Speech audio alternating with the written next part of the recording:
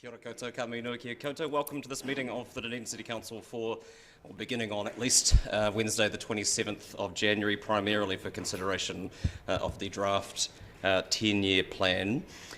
Most of you in this room physically have been here before, and welcome back. Happy New Year. Welcome to council colleagues, to staff, to the media and to members of the public in the gallery if there are any. Most of you are familiar with this room, but in case anybody is following along at home and intends on making a physical appearance later, toilets are to be found through this door on my right. In case of fire, please leave the building via the stairs and assemble in front of the Civic Centre. If you can't go that way, please exit via the corridor behind the Edinburgh Room and through the Glenroy Auditorium, assembling on Harrop Street. If neither of these are accessible, staff will have figured out an alternative route, hopefully by then, and you can follow them across the air bridge to the Civic Centre. In case of an earthquake, please remain in the building. It is safer. We've invested significant amounts of money to make that so. Move away from the windows and any equipment and furniture which may topple. Take shelter under solid furniture, which we have plenty of, such as tables, and hold on.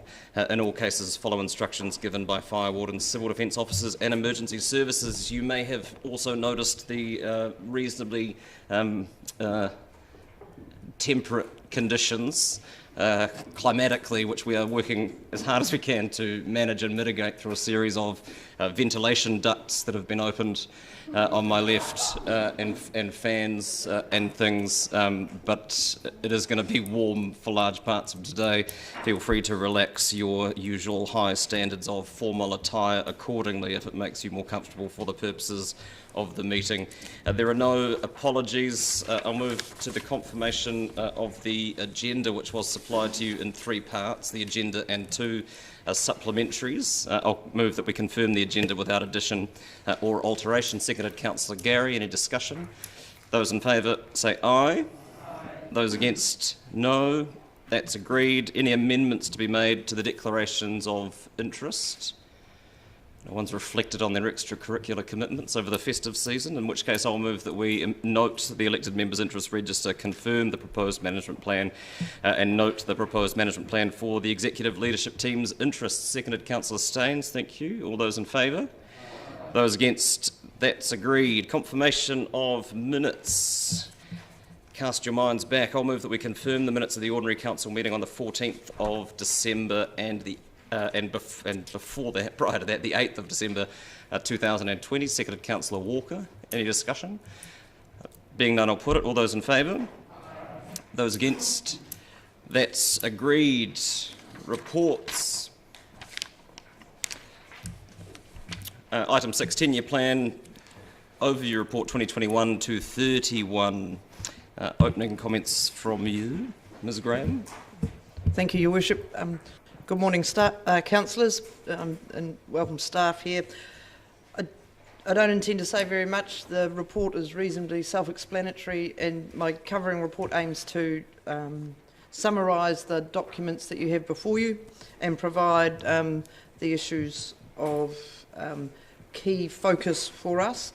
I would draw your attention to the plan we have for quality improvement. That is something that will run alongside what we're doing with these draft budgets, and note that there's still a fair amount of work that needs to be done before May as we continue looking for an additional $4 million savings compared to what is already with you, and those haven't yet been identified. We also are suggesting that we need to align the review of the strategic framework, the levels of service and various other things in a way that means that we can focus what we're trying to deliver in a coordinated and consistent way, and there's still more work to be done in that space. So these are very much iterative budgets for you to consider and then for the community to provide us feedback on, and staff have still got quite a lot of work to do between now and May. The capital budget is ambitious, and there's still quite a bit more fine-tuning to do in that, because at its current level our ability to deliver $151 million, for example, in the first year will be tested, so there is still work to be done in that space. There are staff here, group managers and general managers, who are able to answer questions, and we can call on other staff who are viewing remotely if you have questions that we can't answer. Thank you, and I'll try and keep people on track with page numbers. It's not the easiest agenda to navigate. We're in part 2 on page 4, and I'll try and remember to do that at the start of each item. Questions? Councillor Barker.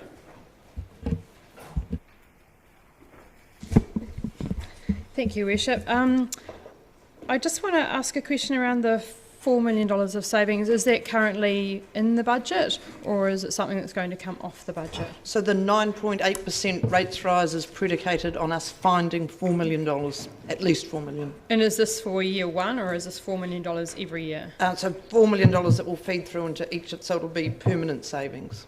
Okay, so it would be like $400,000 a year over 10 years? No, or $4 million in year every one. Year? $4 million in year one that then carries through to each of the 9 years. Okay, thank you. What's my next question? We're just asking a question about the expenditure on the zero carbon and sustainability in South Dunedin future projects, where it says that there's 6 FTEs. I just wonder, is that for a setup for a period of time, or are those 6 FTEs due to become permanent over the 10 years? My understanding is they will be permanent. My next question is around the reduction of $2.29 million, including the removal of budget for Dunedin Railways. I just wondered when we might expect the report from DCHL on the summer project around Dunedin Railways. My understanding is around March, but it might be April depending on when I met with the CE of DCHL last week, and we discussed it, but I can confirm timing with her once the trial's finished. Thank you. Sorry, just picking up on that, but certainly in advance of deliberations at the May meeting. Absolutely. Thank you. And my last question is just around on page 23 of the budget. It mentions that there's no dividends from DCHL for at least 10 years, and I wondered when we might be expecting a dividend from them. Is there any forecasting on that? At this stage, we don't have any plans in the budget for a dividend, but that is a conversation I think this council needs to have with the companies, and I think over the next year or two we need to look at our expectations from them and whether no dividends continues to be sustainable. Thank you.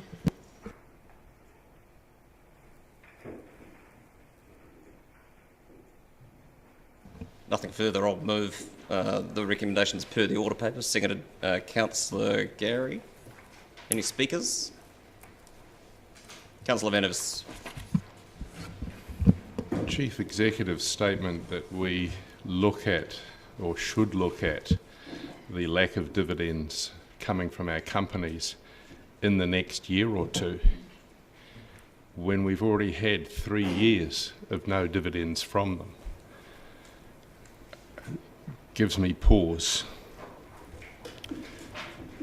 One of the major issues that we have as a council is an extraordinarily large investment in our companies.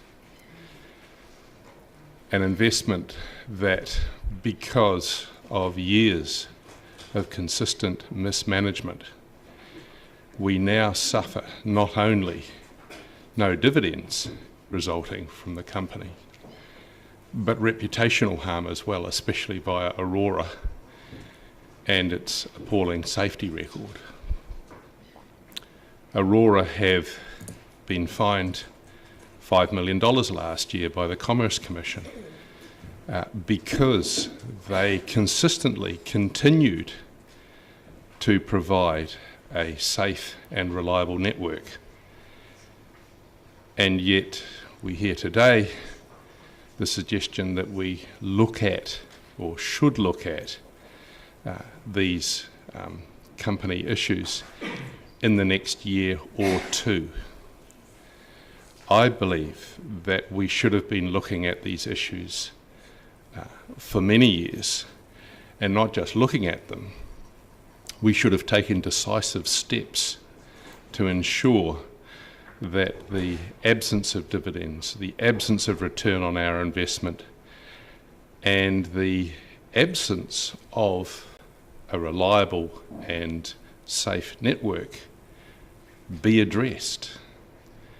We are the elected representatives for the Dunedin people who have for generations invested in our companies, and yet we have done effectively nothing in the last few years to address the very deep, fundamental and damaging problems that our companies have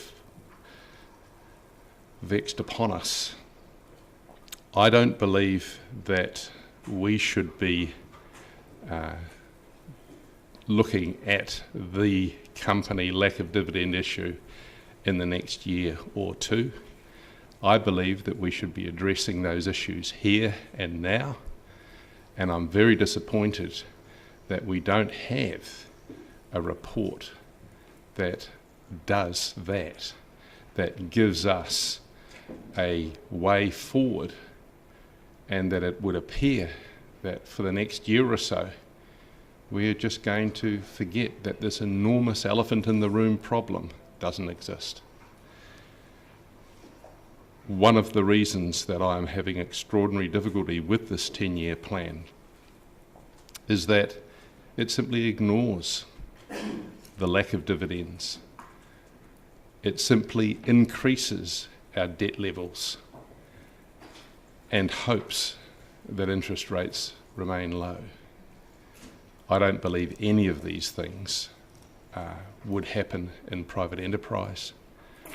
I don't believe that any other organisation that I know of would tolerate such an extraordinary investment of public funds that you're getting no return from, and that there seems to be no real improvement in the management of. Managing our council companies is our responsibility in terms of oversight. The SOIs that we have routinely shoved backwards and forwards between us and the companies, the statements of intent, have done little to do anything in terms of company performance, and I'm thinking particularly of Aurora and Delta in that regard.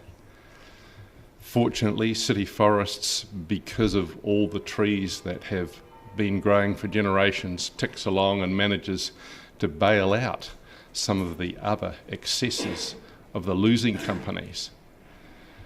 But we need to, in this 10-year plan, in fact, we've needed to every year for many years now, absolutely address what are we going to do with the council companies. And given the tinkering that's gone on, given some of the structural changes, the division of Delta and Aurora into two separate companies, and the opportunity that that gives us to actually sell Your 5 minutes is up, Councillor, if you could wrap up. That we should actually sell companies that we have had no dividend from for a long time and have no anticipation of getting them, and let someone who actually can run them properly run them, because we have failed. That is what I believe we need to do. Councillor O'Malley. Thank you, Worship. I think I've been on council 6 weeks when the Aurora thing hit, so I can safely say that I don't feel that I've been on any councils responsible where that ended up. And councillors who have been on the council for a very long time are the ones who were in the room when that was happening. I believe we're facing a budget that reflects what happened at Aurora in our own three waters and transport systems.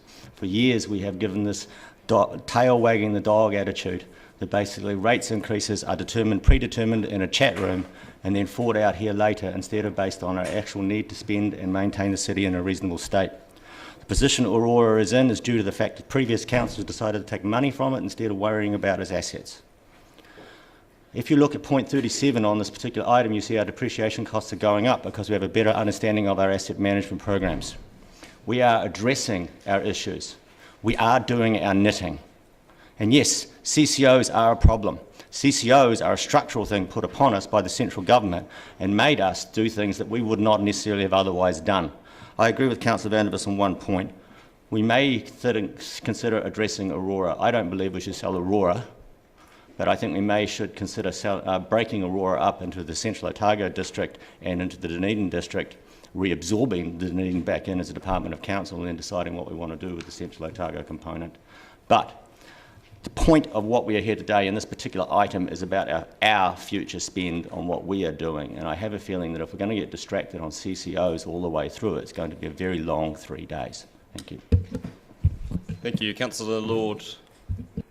Yeah, look, I actually can agree with part of what Councillor Vandervis said and part of what Councillor O'Malley said, but I agree that we are at risk if we do not spend more money on A, CapEx, and B, operation and expenditure. We are going to go backwards. The one thing I did want to know, and I'm not sure if it's possible, if we can get some independent confirmation. There was a statement that Councillor Vandervis made that I don't think was technically correct, and he said that Aurora had an appalling safety record. Now, I don't believe they do have an appalling safety record. I believe they had one of the best records, and the reason that they got a $5 million fine was because they breached some benchmarks, safety and SAIDI, I can't remember exactly what they mean, but undisputed hours of operation, and I believe that those fines were because they were actually going out of their way replacing extra poles to try and catch up on a problem which was identified, as Councillor O'Malley says, in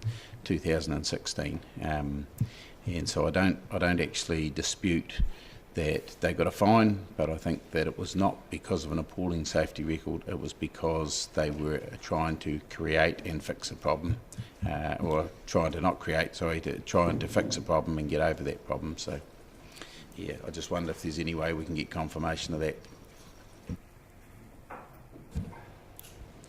No further speakers, I'll put it. All those in favour? Aye. Those against? No. That's agreed. Item 7, the Financial Strategy, Part 2, page 24.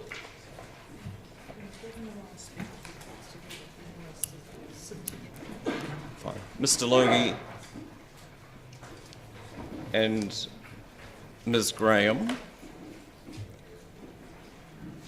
for the purposes of logistics, will remain in the same seat for the duration of the meeting. Any opening comments from you, Mr. Logie? None from you? Questions, councillors?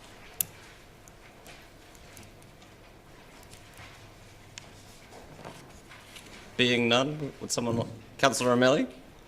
I don't know if it fits here or not, but there has been some commentary about people on fixed income's ability to pay rates increases. Is it possible, I don't want to move a motion or anything to ask this question, but is it possible that, not for this long-term plan, but for the next long-term plan as we go forward, we could look at what the impact of rates relief would be on people with fixed incomes? Because I believe we are trying to do something ambitious. And there is one group that may be caught out in that, and I'm just wondering how we'll be able to deal with that group. I don't know if that, it's a strategic decision, so I wonder if it fits in this item.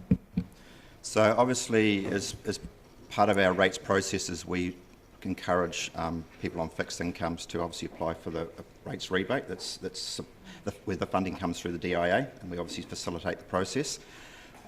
Whether this is a Dunedin-based problem or a New Zealand-wide problem in terms of that fixed income is really a discussion between councils and central government. I mean, that's part of the issue. I'm not sure what mechanism we could use internally to allow us to do that, or what levers are available within the rating legislation. And I guess that is my question, is do we have any ability to do it or not, or could we get back an answer to that question later potentially? We could look at if there is a tool for doing that and see what other councils potentially do. We may not be able to get that information in time for this meeting. Not looking for this meeting, I'm thinking in 3 years from now.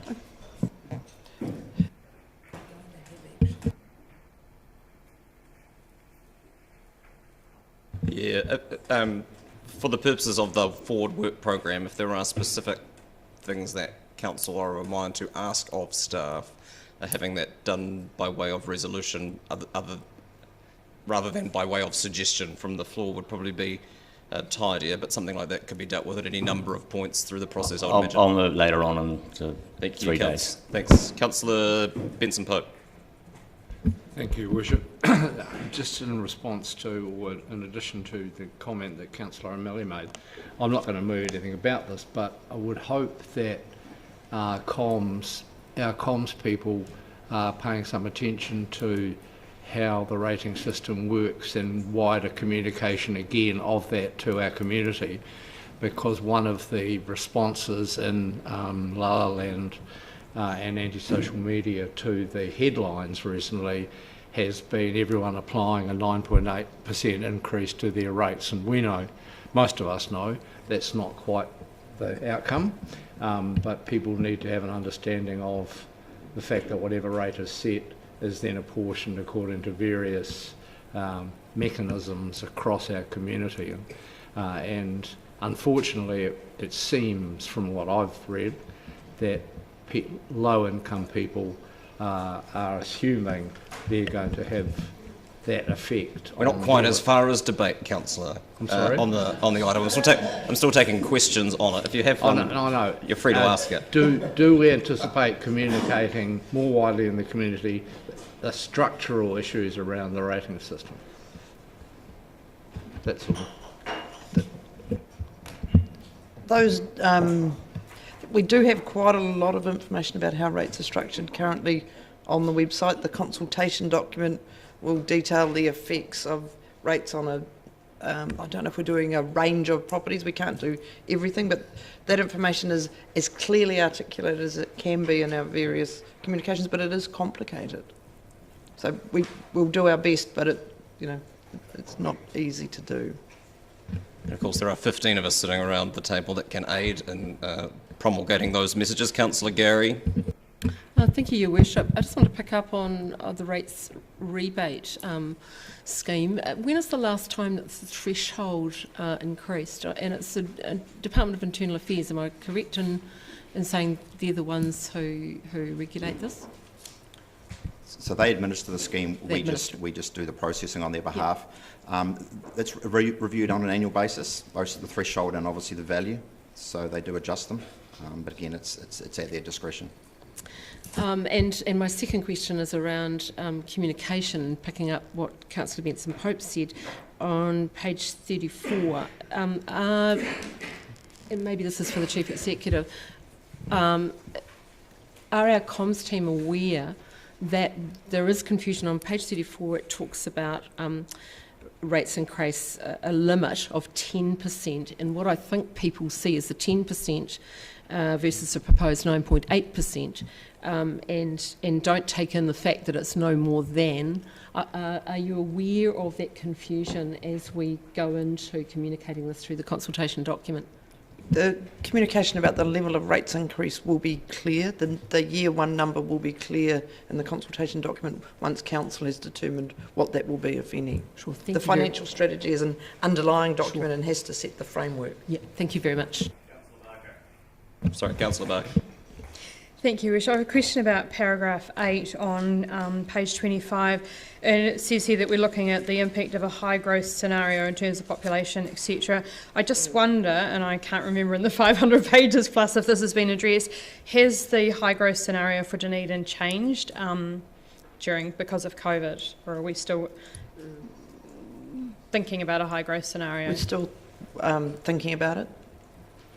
Medium, high, and then back to medium is my understanding, and then it tapers off in the final 2 or 3 years of the 10-year. Yeah, because I'm thinking that obviously migration, etc., impacts on that, and I wonder whether there's any change in the forecast. And I haven't got that document right in front of me. It's in the significant forecasting assumptions. Yeah. So that's the paper it's in, I think, which is the next one. Oh, awesome. Thank you.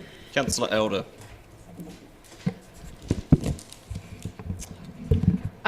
We approved setting a debt limit of 250% as a percentage of revenue, and I was just wondering, looking around the country, are other councils looking at this mechanism for setting rates? Is it? Can you explain that a wee bit more? That was, Councillor, that was well canvassed in the paper that came before Council to approve the change in how we set our debt limit, and the table showed that was common, particularly among metropolitan councils. I was just wanting to clarify that. That's fine. Do you have further questions? Yeah, no. Councillor Houlihan. Thank you. I also highlighted the point on number 8 around the high growth. So can I just clarify, under our preparation for growth in our city, my understanding was we've moved from a low to a medium, Is that correct? And if we are expecting a high growth scenario, is there issues with that for our infrastructure? I haven't, as I said, the I significant forecasting I would assumptions address that as have far all as, of that. as part of the significant forecasting assumptions paper, which canvasses all of those things and the attendant risks. It's the next one in the agenda. Oh, right, okay. Sorry, do you have further questions? Thank you.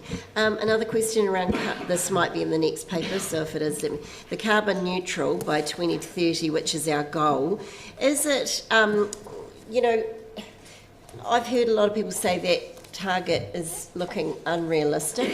Is it any benefit for us to be in line with the, you know, time frames that the government's doing? Is there any I'm not sure if it's a question. benefit to us? I'm not sure it's a question for the financial strategy, Councillor. Okay, it's just that it's in here under 8 and I just highlighted it as, because it's been highlighted as a significant impact on our 10-year plan. And, well, okay, I've got a financial question. Carbon neutral by 2030. Have we got... I just looked through all of this. I mean, I have to say I can't take in everything because it is quite a lot to read, but I've tried to take in what I can. But is there figures that point... Because I know it said there's a report coming, so do we have to wait for those figures? I just don't know. You know, as a ratepayer, I'd be asking... Councillor, can you I'm just focus on wanting to a know question costings. and then Like, staff may be able to answer it or not? well, I'm trying to get to the question. The carbon neutral issue is, as a ratepayer, I'd like to know what does that mean for me? You know, what is the cost to me as a ratepayer if I was a ratepayer, which I am. So what, you know, that's what I'm asking in the financial strategy. How does that impact on the... I see we have some figures, but there was a note in here saying that we're going to get a report further. Is that the case? We have 3 days set down for this meeting. It's a ceiling, not a target. And I think questions for what impact things might have on individual budgets or overall budgets or on the significant forecasting assumptions should be dealt with at the relevant times. This is... we're taking questions on the financial strategy, which is the framework for how we fund the things that we subsequently decide that we want to do. So do you have any questions on the financial strategy? Okay, sorry, I thought that was a financial question, but that's okay, thank you. And maybe a financial question, but not necessarily a strategic one. Councillor Raddick. Yes, the debt limit was at a previous percentage of, well, was never considered as a percentage of income in the past, but what is the increase that projected to take place over the next 10 years of our debt as a percentage of income from what it is now to what it is going to be? So Well, if I refer where it will councillors, end up. if I refer councillors to page 36, there is a graph that shows the revenue and the line and then the associated debt limits. So the revenue line is the black line, and then the blue bar graph shows the debt on an annual basis. Yes, so as a percentage of revenue now, our debt limit? Yes. It was estimated in the paper that I referred to earlier when we made this decision last year, so the councillor is free to Yeah, I was find looking that for if the you- percentage increase. It's relatively low now, but Yeah, and it has been canvassed in previous meetings when they Yes. worked it out as a current level of revenue, and so you're free to go back and find that if that would be Yes, helpful. it's okay. Further questions of the Can I financial just strategy? suggest that also, Yes. if the councillors look at page 18, in the overview report, there is actually a financial strategy table that shows the debt rolling through the 10 years and what the percentage of revenue is. So that's the first. on the spreadsheet. Yep. All right, thank you. Have a look at that. And the second question. In the previous long-term plan financial strategy was rate increases of no more than 8% in year 1 and 5% on average years 2 to 10. And here we have an increase of to 10% and 6% as being our, or 6.5 as being our limits. So could that at any stage be increased as councillors decide? The financial strategy is determined by council, Yes. so it can be changed by council at any point that the financial strategy is being reviewed. And similarly, in any year, the annual plan could be, the percentage could be increased. I think a change to the financial strategy would probably be an amendment to the 10-year plan, so I don't know if you would be able to do it as part of an annual planning process. You could, but it would trigger an amendment, but you could still do it. Yeah, so it could be changed in any year. So the only limit to the amount of debt that we could take on is the 250% of revenue. Is that right? Again, the debt limit's determined by council. The council in November decided to go with the 250%, but again, that's still a decision for council. But yeah, I thought there were statutory requirements. We couldn't make that 500%, for instance. The statutory requirement in the finance strategy is to have a debt limit. What that debt limit is a decision for council. Right. Thank you. Councillor Wiley. Thank you. Mr Logie, when we look at our financial strategy, I take it aligns with all the other councils around the country, and are other councils doing anything differently to essentially look at how they raise money or cover their expenses than what we're considering? So the sector only has so many levers with which it can gain income from. So, I mean, that's quite well publicised across the sector by lots of commentators around the things that are impeding councils from doing what they need to do. When we look at our current financial climate and the low interest rates, is there a need or is there a possibility of going through a bond raising, or is that something councils generally don't do? So just remind council that we borrow directly from Dunedin City Treasury, and Treasury are the ones that go and source the money from various markets. So they have lots of mechanisms through which they can borrow money. One of them is obviously we've talked about previously about the council and the CCOs joining LGFA. So again, as we progress that provides us another source of funding.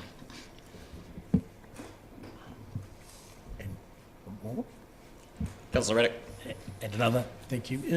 I noticed in this paper there's no discussion, no mention of repayment of debt, paying debt down over the long term or at any time. Is there a background plan for that? Again, the financial strategy sets the limits, and then it's the approval of the 10-year plan that determines how the money flows. So obviously, if there's a capital program that's at a certain level, then that will require a certain level of funding.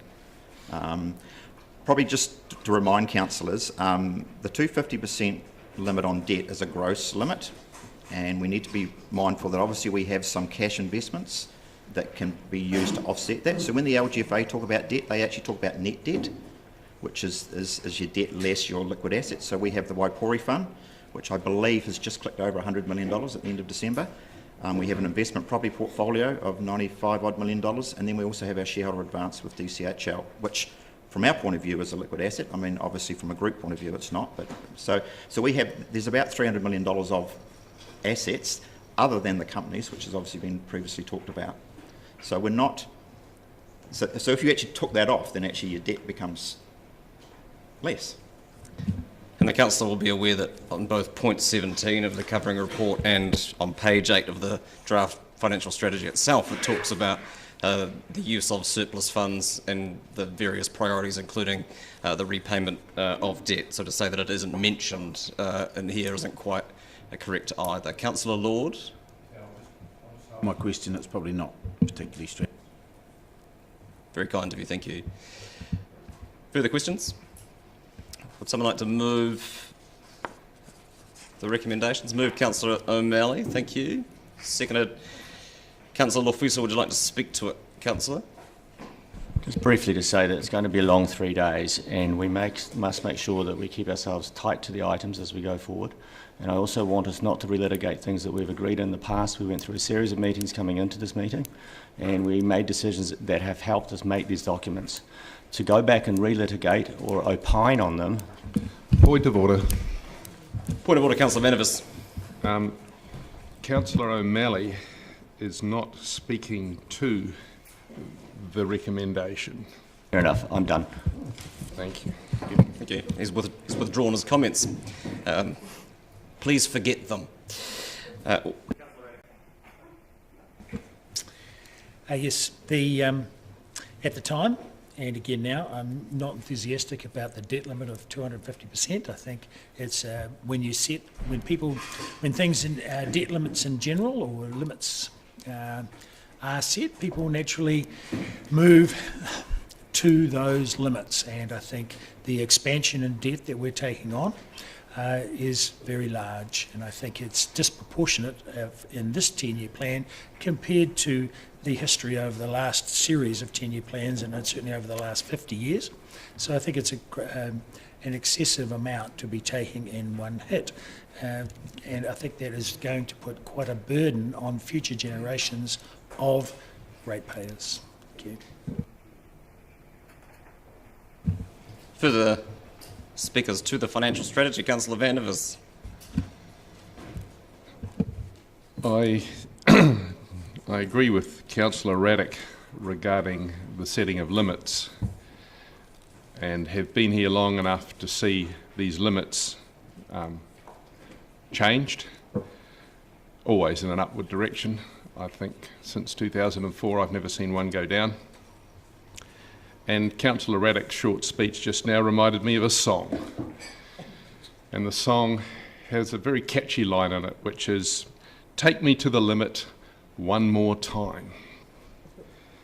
This draft financial strategy, if you look at the graph on page 36, and if you see what is intended, basically we have just agreed to double the DCC debt limit ceiling of 350 million to 698 million. And if you look at the proposed graph in this draft financial strategy, that basically is where we are tending to go.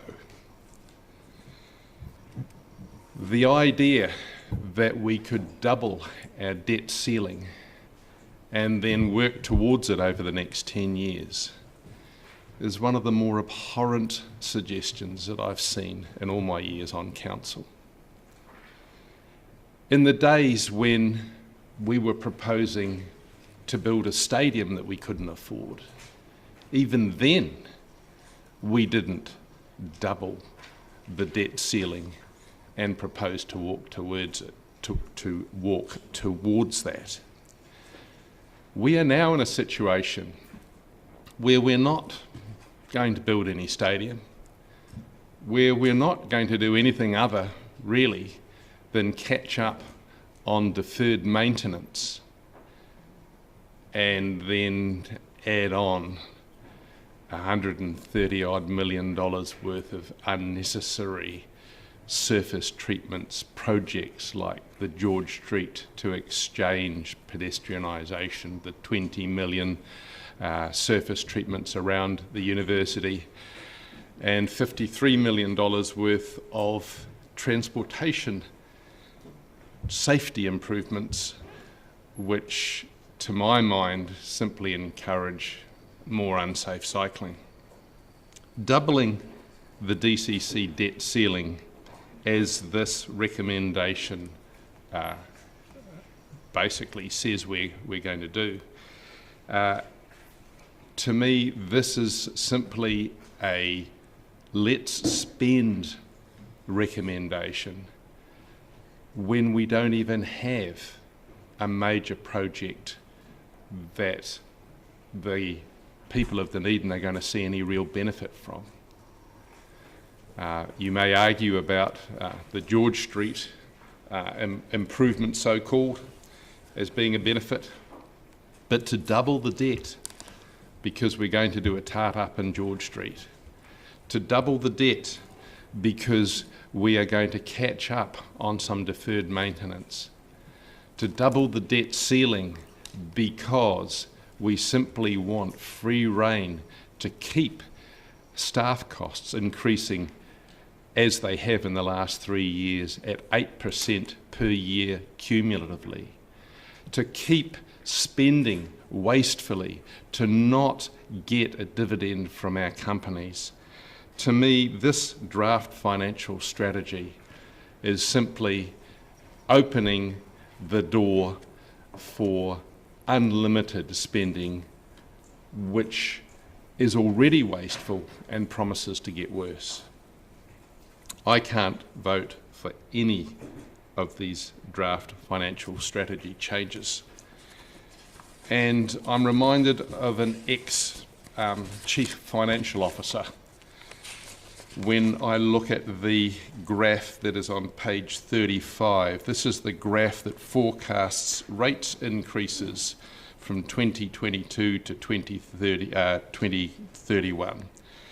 And it shows basically a almost 10% rates increase, then declining over the next 10 years. Previous CFO Ethel Stevens talked about the famous umbrella graph. An umbrella graph is one where costs are going up in the short term, but on the long term they're going down. This is the tail end, if you like, of the umbrella graph. It's 5 minutes, Councillor.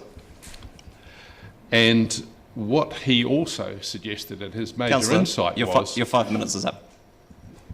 You will not give me a wrap up in the middle of a sentence, Your Worship. Well, it didn't appear that you were wrapping up, but you can finish the sentence. Thank you. Councillor Ethel Stevens' insight was that this umbrella graph was always a moving feast. It always moved forward so that you were always going to be increasing and the downside was never going to happen. Thank you. Thank you. I'm not sure Mr. Stevens was ever an elected member. Councillor Gary. I never said he was, Your Worship. Yes, you called him Councillor Ethel Stevens just now. I just thought that was worth correcting. Councillor Gary. Thank you, Your Worship. After listening to some of the comments by my colleagues, I feel moved to talk about a comparison with other councils, and we've canvassed that well in other decisions around the financial strategy. Our decision around the debt limits is in line with other councils. What we're proposing to do is in line with our GFA practices. And I believe we are being prudent in relation to our debt, given the assets we have. All of us are ratepayers. Nobody likes to pay more rates. But what we have is an extraordinary amount of work to be done. And as I was reading through all of my papers, I became reminded of just the volume. And if ever we wondered about what we have to achieve and what this financial strategy has to deliver, then you only had to listen to yesterday's news and today's news around Wellington and sewage in the streets.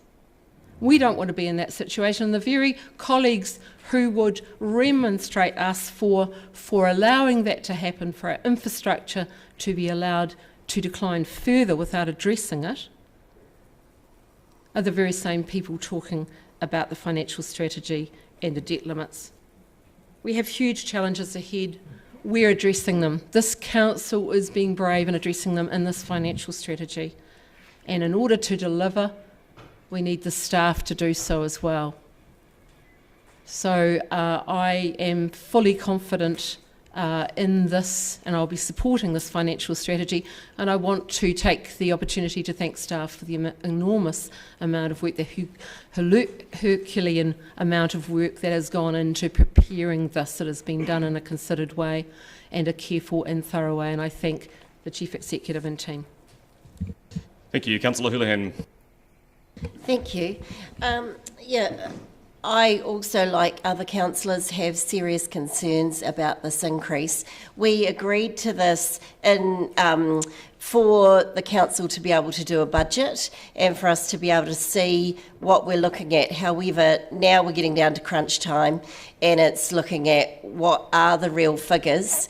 And I would have a concern if we increased our budgets by 250%. But just I want to talk about a few of the things that we are paying for in that. And I'm the first to say I really want us to increase our and fix our infrastructure. A lot of it is old around our city. Also, we've got a lot of land that's being held up and needs to be developed because we've got a housing shortage. All of that can be improved if we do infrastructure. In these budgets, we're going to allow for some of that infrastructure, and I think that's absolutely fantastic, and I fully support it. However, I have a concern, and it's not our fault as a council, it's the government has come out with these new reforms for three waters. Now, what happens is if we go about repairing a lot of our infrastructure, setting aside this money to do these projects, and we're really good, we do the right thing, and other councils don't have enough money, they can't do it. What's going to happen when this gets taken over? How will we deal with that? Will we be left with this debt? There's a lot of questions that aren't answered, and I have serious concerns about that. And I want us to commit the money to infrastructure, but I am concerned that if we commit this money, what will happen?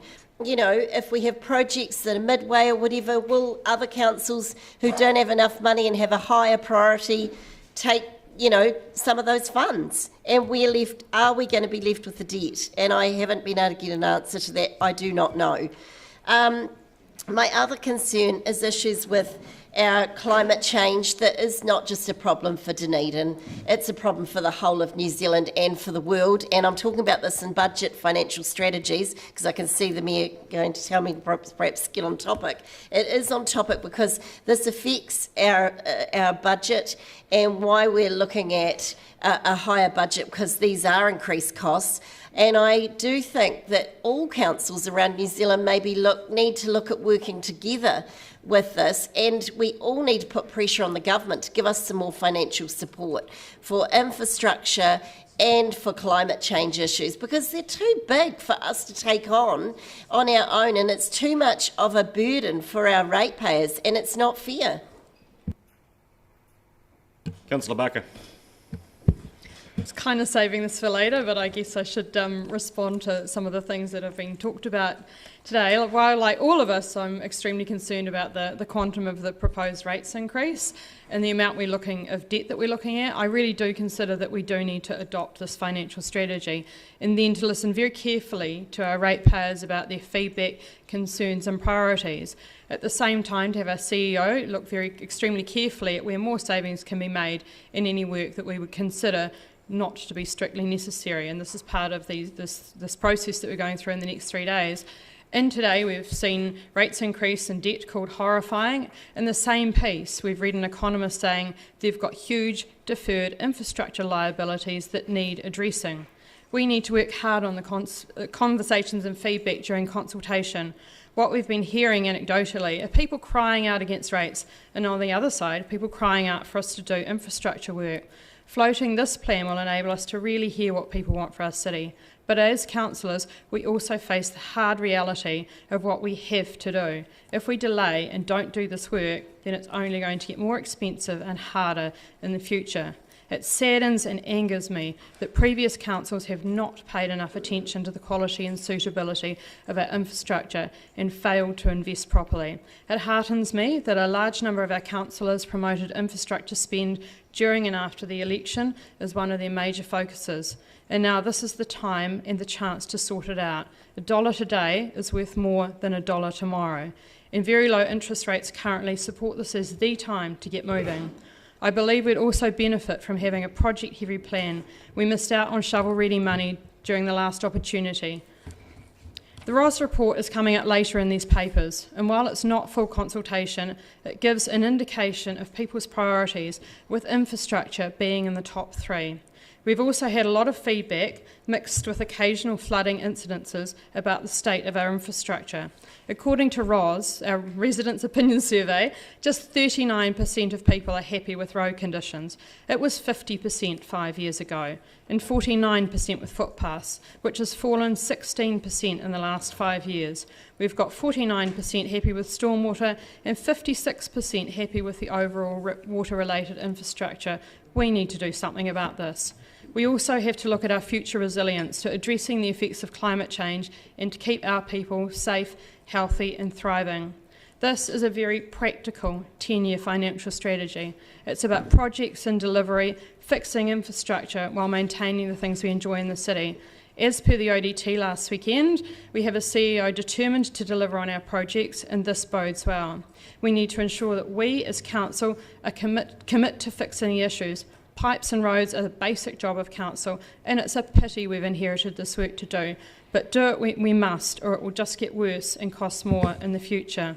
This financial strategy gives us the room to do it. Thank you. Councillor Elder. Thank you. We've all seen the effects of what underinvestment in maintenance, renewals and growth have, how it's impacted Aurora. We too need to invest in our infrastructure for maintenance, renewals and growth. You look at Wellington, and indeed Councillor Gary referred to this, where in the main street of Wellington we have raw sewage spilling out into the harbour. But wait, in Surrey Street we have the same thing. In Green Island we have flooding. In South Dunedin we have flooding. We need to do something about this. Maintenance and renewals and growth are really, really important things to invest in. We have a waste stream and a waste system that needs an overhaul.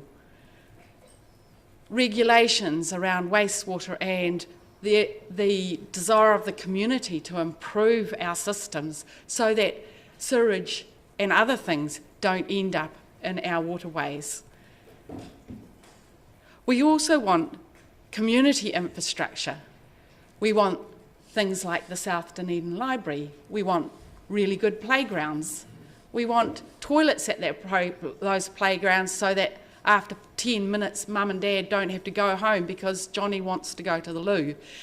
So as a community, we have aspirations that we need to look at and we need to consider together, actually. And I like the statement around the engagement plan about it being about us. And so we will go out to the community and say, what do we want? What are our aspirations? We have a growing city with a housing problem. That's something we really do have to deal with. So I'm looking forward to the feedback that the community give us on what these aspirations are and what we are capable and indeed, I think, aspire to do. So thank you very much. Thank you. I'm affording councillors some latitude in speaking to their financial strategy in the hopes that subsequently they won't feel the need to rehash the arguments that they have just made. Councillor Walker. Kind of you, thank you. Councillor Lord. Yeah, I will continue to talk and I won't take the offer to sit down. The one thing I think about when we talk about the debt and the projected debt increases, Councillor Vandervis said that even when the stadium was built that there was not a huge increase in debt. And I think if you go back and actually look, there was quite a significant increase in debt. But I think what's important that you look over the 10 years of this strategy, we're actually going to have a capital expenditure alone, CapEx, of $1.5 billion. That's what's projected in this plan, which is about 5 stadiums. So I think that looking at that figure and along with all the operational expenditure and all the things we have to keep the city running and to keep it running at a high level, and take your point about the umbrella model, but this is not the end of the world when you look at that size of infrastructure spend or capital expenditure. Councillor Wiley. Thank you, Mr Mayor. This is about approving a draft financial strategy for consultation as part of the 10-year plan 21 to 31. So this is about actually opening it up and sharing this information with the residents of Dunedin. And I think Mr Logie and the team have done a very good job in presenting the story, the financial story. And I would encourage every resident in the city, and especially some of our friends on Facebook that want to pummel us in every which way, to actually go through this document and read it. And if they don't understand it, ask questions of councillors or fire them into the staff, because this really does tell a snapshot of what we're looking at for 10 years. This is about setting our city up for 2030, 2040, 2050 and beyond. It's not about what are we going to do tomorrow and that's it. It's a 10-year plan, not an annual plan. It's about improving our city across the board, no matter what environment you live in, whether it's socially, whether it's infrastructure, whether it's the nice to haves. The bottom line is we have to invest in the city. We've got a building boom coming on. That's going to be the greatest building boom in this city since the gold rush of the 1860s. Council has to play its part, and I think this is the key. It's for consultation. I welcome any of our critics to come to the table and present. I also encourage anyone who has any other thoughts or suggestions of what could be done differently. Come and speak to us face to face. Don't pummel us behind your keyboard. Let's do this effectively as a city, because this is about our future, not our current. Further speakers? Wasn't trying to put people off. Councillor Staines. Earlier it was mentioned that there were a couple of older councillors or longer serving councillors, and I happen to be one of those. And I thought, while I'm stretching the limits that the Mayor has here on speaking to the financial strategy, I think it's important that everyone around this table understands how we got to a point where we have to spend money on our infrastructure.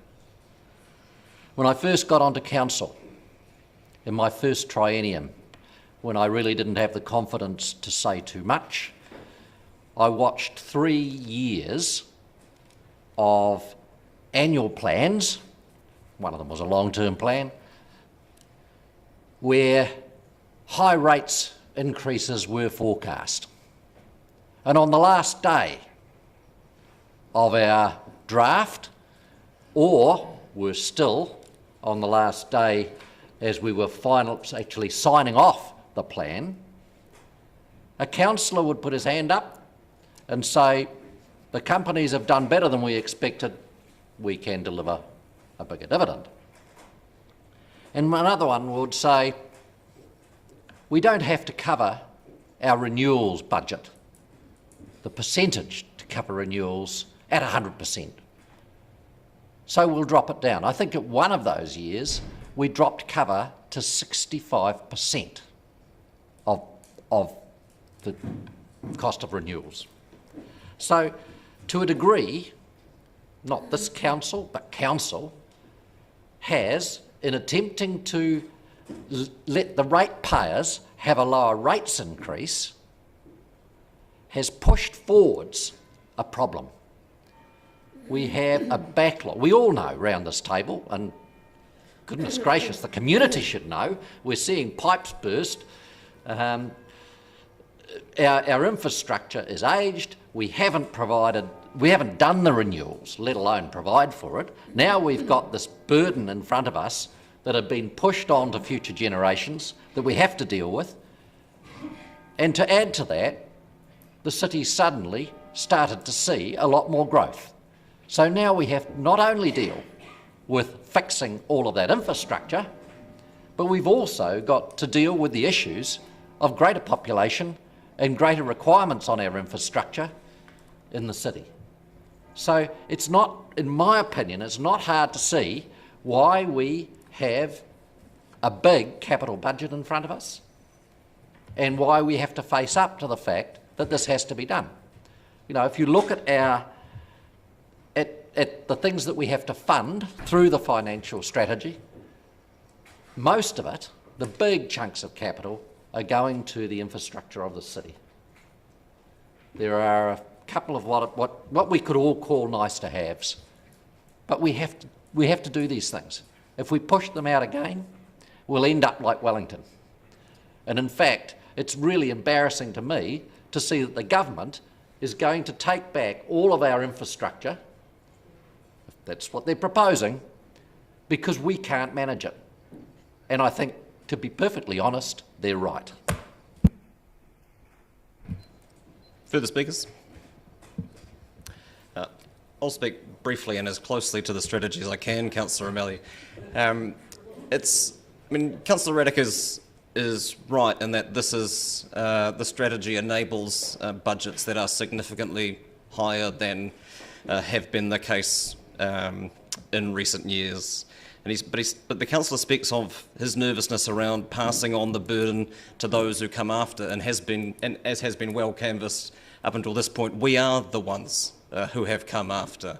And I think it would be irresponsible of us to continue to long finger that deferred maintenance, the same deferred maintenance that we are frequently reminded of around this table and around our community, and now have set aside $900 million over the next 10 years to do that work. We're in the unenviable position of having to both catch up on the work that hasn't been done up until this point and also fulfil our obligations to those who do come after us in terms of investing in what the city needs in the future. And it's been suggested that there's nothing in the budgets that we'll discuss over the next 3 years that justifies a financial strategy that enables us to spend and to borrow as much as has been proposed by staff. Staff responding, by the way, to the work that we have set them and prepared a budget over the next 10 years to deliver on the ambitions and the aspirations that council have set them. And I wonder what it is that we wouldn't do out of those things, whether we wouldn't increase our stormwater capacity, whether we shouldn't work on flood alleviation in low-lying communities, whether we shouldn't be investing in infrastructure that supports growth and the development of housing, whether we shouldn't be investing in the social well-being of our community and in climate action. And yes, there is new capital in the 10-year budgets, about a third of the capital spend, and Councillor van der Vis has highlighted the projects that he personally doesn't support, but that new capital budget does also include an aquatic centre in Mosgiel, which I assume still has broad political support. South Dunedin Library and Community Complex is included in our new capital spend. So it's a little more than catching up on some deferred maintenance and tarting up of George Street to make up $1.5 billion, an ambitious capital program over the next 10 years that we wouldn't be able to do without a strategy that enabled us to do that. So thank you. I just want to thank Mr. Logie and his team for responding to what we have asked them to do in terms of preparing a financial strategy that gives us the opportunity, and not just over the next 3 days, but over the next 3 months, to work through with our community what our priorities are and what we can realistically deliver for our community over the next 10 years. Councillor O'Malley. Thank you, Worship. I will try also to be as brief as I can. I do believe I won the brevity prize for the opening speech. This is the strategy, and I do remind everybody that's what we're discussing at the moment. And the reason that we set the debt limit the way we set it is we wanted to give the CEO the capacity to fill out a budget that would meet all of the needs of the city. We didn't want to have a situation where we had constrained the decision-making processes by an arbitrary number that we had decided would be appealing to us to stand on the stage of the next election. We will also be covering these points in greater detail as we go through the next 3 days, so I'm not going to dwell on them. I'm only going to sit here and reply, basically. I want to start with Councillor Gary's comments. We are indeed projected to have the debt levels in line with other cities of our size. And that's what we have to make sure we're doing. We have to always make sure that we are in line. If we are out of line, we have to ask why. If our debt is too low, you have to ask why. I had an unusual conversation with members of the Reserve Bank board when they came down here. 3 of them said to me, your rates are too low. You are not capable of running your city with your rates at that level. Most of these rates, and you know why? Because most of these rates increases are due to infrastructure renewals and maintenance. Yes, we have the tarting up of George Street, which apparently has already drawn in 4 major New Zealand retailers to George Street, as we saw in the ODT's announcement yesterday. And I want to point out how useless that kind of thing is, because I was at a place called Napier as I've had my first trip around New Zealand since I've come back. And I went down near Main Street, and it's a shambles. It's a one-way street given over to pedestrianisation, and frankly, the tumbleweed, I had to just get rid of it. Because on a Thursday afternoon, it was packed with people. Packed. One-way street, 10 kilometres an hour. Napier. Went to Palmerston North, went to the Len Lye Museum. 50,000 people building a brand new museum to modern art. tarting up their streets, I guess. And Three Waters reform, I think it is a relevant thing to bring up maybe in the strategic, because it does reflect where the central government is stepping in, because cities and towns around the country have for 100 years deferred what is under the ground, and now they find themselves in a fiscal problem. But I do remind all of you, if the central government pays for it, it's just coming out of this pocket as opposed to this pocket if we pay for it, because it's not magic fairyland. If the central government pays for it, it comes out of your general taxes.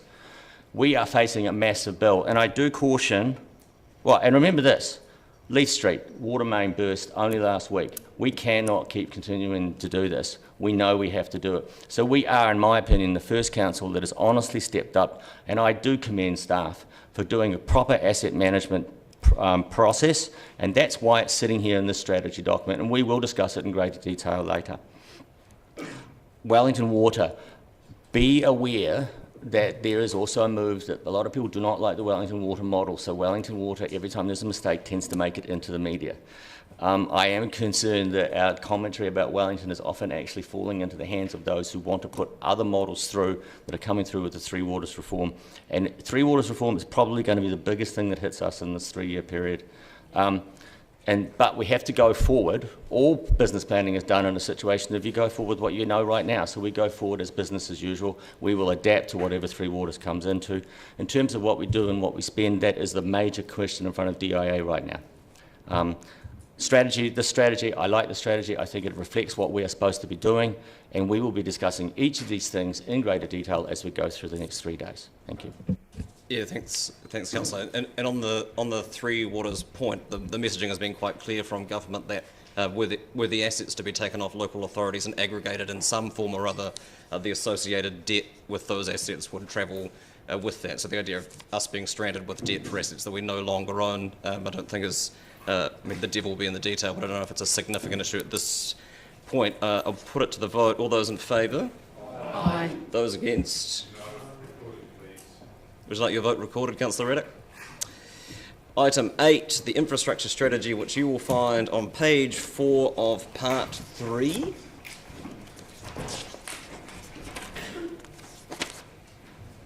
Give people a moment, not the least of which is Mr. Drew.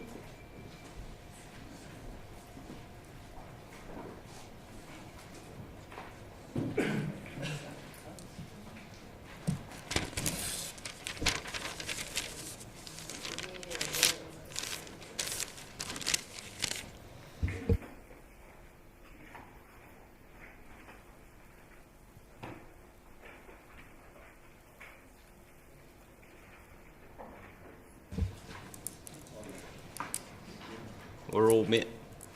Welcome. Councillor Barker. Oh, sorry.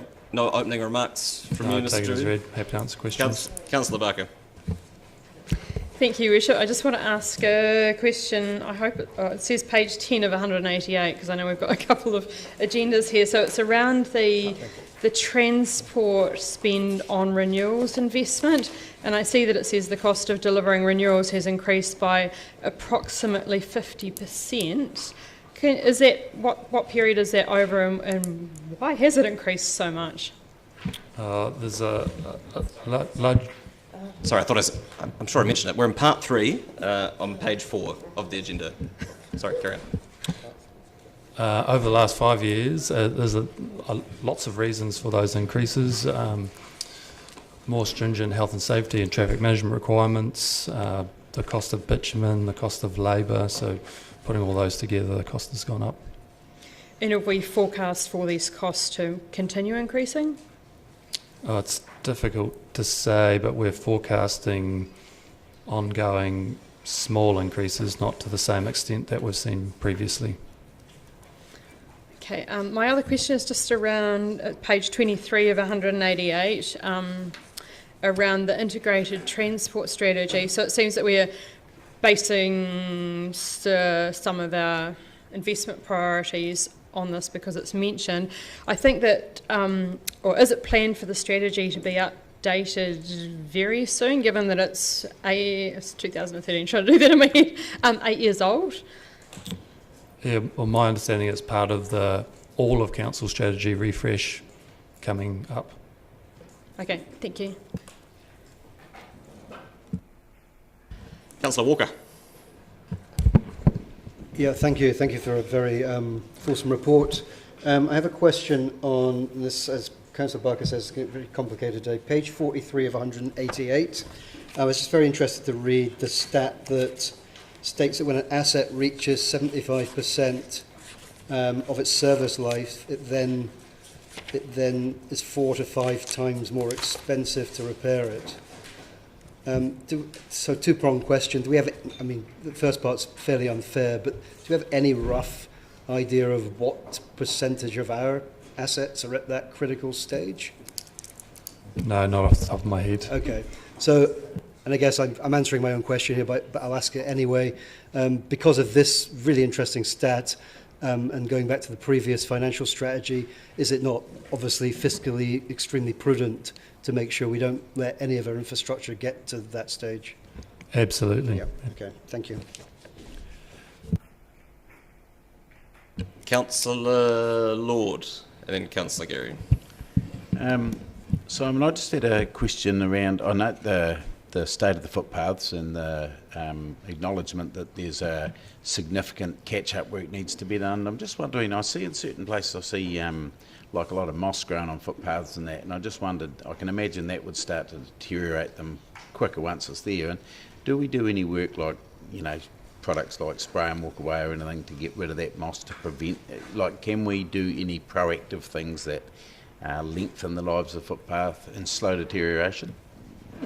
Yeah, we do some, councillor. So if moss is growing, it's water blasted, and there are sprays that we put down. So there are things that are done when we know of problems, and so we know Ravensbourne's a particular issue, so that has a higher sweep through that area for problems such as moss. I guess if I ask the question another way, do you think we're doing the maximum we can to prolong life of, well, footpaths and roads for that matter as well? Could we be doing more in that space, or you think we're okay? So we try to balance the available resource that we have across the entire network, and I think we've got about the right balance. Councillor Gary. Thank you, Your Worship. Mr Drew, on page 52 of 188, item 6.5.5, my question is around the strategy and decisions to finish projects we've started. And I'm particularly talking about the Peninsula Connection project, and it may be that my questions are more appropriately addressed in the draft budget. But given it's the poster project, you know, this is articulated in terms of safety and resilience and mode choice, and the money to finish and complete the overall project is not in the budget. What is the strategy? How does the strategy address completing what we've started? Because this is a project that does speak to the vision of previous councils. I guess staff enact what council determined, so we will build and invest in whatever is decided here today.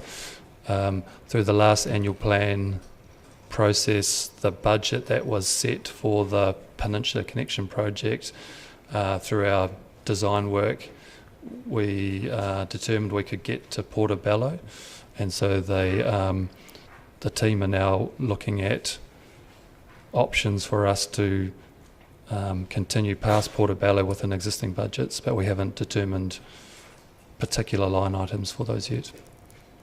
I might leave my detailed questioning for the budget.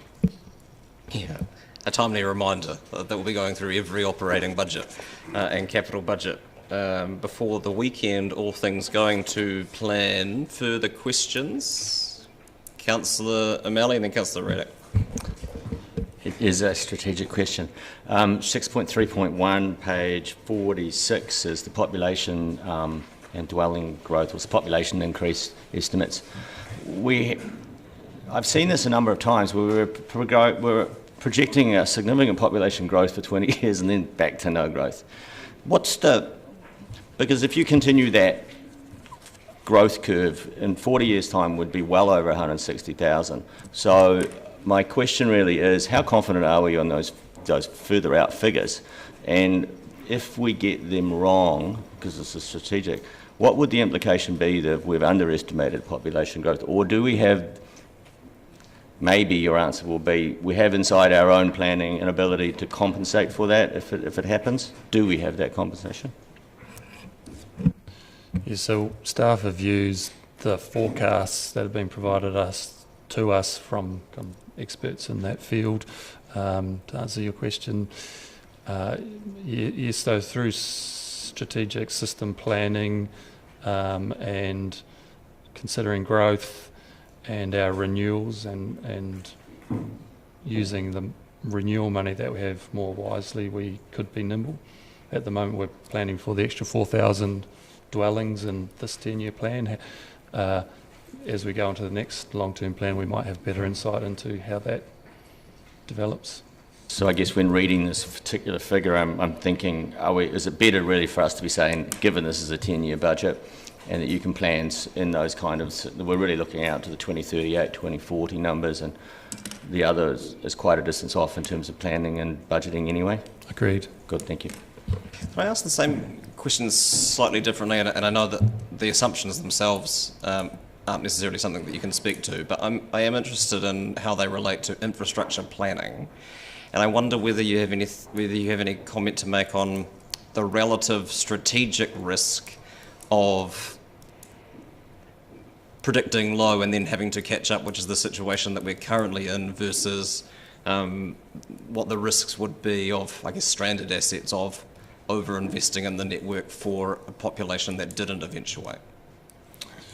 Yeah, it's a good point. It's difficult for me to talk to it on a citywide basis, so different parts of the city will be different. So different parts of the city can enable more development with less infrastructure requirement than others, and part of the 2GP is about creating a compact city. So lots of the infrastructure already in the city is of sufficient capacity. It's as you move out to the extremes where the cost of infrastructure becomes higher.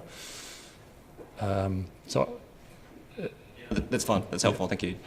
Councillor Raddick. Yes. Mr. Page 54, 6.6.2, transport. Travel time reliability is one of the priority service levels. How is that tracking across the city currently? Yes, so as you'll see in the level of service paper coming up, so we're within the targets, and we now have really good data to track that. So it's the Bluetooth network that's been talked about in previous council meetings. Yes. How far back does that go historically, the tracking mechanism? So the Bluetooth data is relatively new, within the last 12 to 18 months. Previously it was people timing cars. Yeah. So we don't have a graph of how it's tracking over the last 5 or 50 years, for instance? Not to my knowledge. But we may be able to produce that, I'm not sure. I'd have to get back to you on that one. Thank you. And accessibility, the ease to which people can reach key destinations and the transport networks available to them. So do we have any mechanism for tracking that ease? Have we got any metrics on that? Yep, so that's in our level service targets. Again, that's a question for the levels of service papers, probably best answered there as opposed to the infrastructure strategy. Do you have further questions, Councillor? Thank you, no, that's it. Thanks. Thank you. Councillor Houlihan. Thank you. On page 44 and 43, it talks about the tertiary precinct and central CBD being done together. Is that correct? Does it? No, that's not correct. Yeah, that's what I wondered. No. I didn't think that was right either. That's a mistake. It says here, opportunities exist to combine these types of renewals activities, and they're large enough to dollar value that, where is it? It just talks about how, did it both, it's saying that they should be In addition, certain renewals are considered as part of the major projects, namely the Central City upgrade and the tertiary precinct. Both projects require significant transport and Three Waters renewal, so delivering them together creates efficiency and minimises disruption. Yeah, so what the intent of that sentence is combining the Three Waters and the transport renewals together, not the two projects together. Oh, I see. So the renewal of the pipes and things, Yeah, you mean? Yeah. So replacing the pavement after you've dug up the pipe, as opposed to doing the pavement and then coming back 2 years later and doing the pipe. Oh, I see. Can you talk about how bad the pipes are? Have you got, I assume there's some idea, you know, in the north end? Because I know, like, is it quite an issue there? North East Valley? Yeah, no, around the tertiary precinct. Councillor, I wonder if specific questions about the state of the network might be best addressed through the various capital and operating budgets questions. Maybe. Okay. I've got another question then. Could I ask if once we've done this work in the tertiary precinct, and I assume we're replacing pipes that are older and things, will that mean we have more capacity for more student flats? Because at the moment, it's the reason why I'm asking it. At the moment, it's limited by the as much infrastructure that we can take. My understanding is the water and the wastewater networks are largely okay. It's the stormwater network that could have capacity upgrades, but the detail of that area is being looked at the moment, so we're not at the end of that process. Okay, so it's a possibility? Possibility, yep. Right, because wouldn't it make sense when we replace pipes to try to have more capacity in them, yeah. Agreed, yep. Right, so if we don't do that, would that be because we're worried Tahuna couldn't take the increase? Is that the concern there? Not at Tahuna. It's largely the capacity issues at Tahuna are wet weather flows, and the renewals projects address that through minimising the amount of stormwater that gets into the wastewater pipes. I see. That's the capacity issues at Tahuna. Some of the wastewater capacity issues in other parts of the network are around the size of the pipes. But generally the issues with wastewater are the condition of the pipes. So if we replace those pipes in the tertiary precinct, is there any issue around, so that surely must mean we'll have a bigger capacity? That's what I'm trying to get at. Potentially, but I'm not across the detail of that area in particular. Okay, thank you. Councillor Marker. I just want to follow up on what Councillor Houlihan has asked, just given some information we've got later in the paper, which is that the University of Otago, their growth projections are for 25% by 2040, an extra 5,000 students, which if we were to put them 5 per flat, is 1,000 more dwellings. So I just wondered, I mean, this is obviously new information that's come in, and given that we've got a low population projection between 2028 and 2048, if this is a new consideration that's coming in? Not new. So as we go through a renewals process or our hydraulic models that provide the information about how big the pipes need to be are linked to the density of the area. So that information goes into the black box and yeah, I guess this was more of an overall, I'm not talking necessarily about pipes, it's just about the infrastructure down at the tertiary precinct roads, building capability and capacity, etc. I don't know if this is the right place to ask that question. Yeah.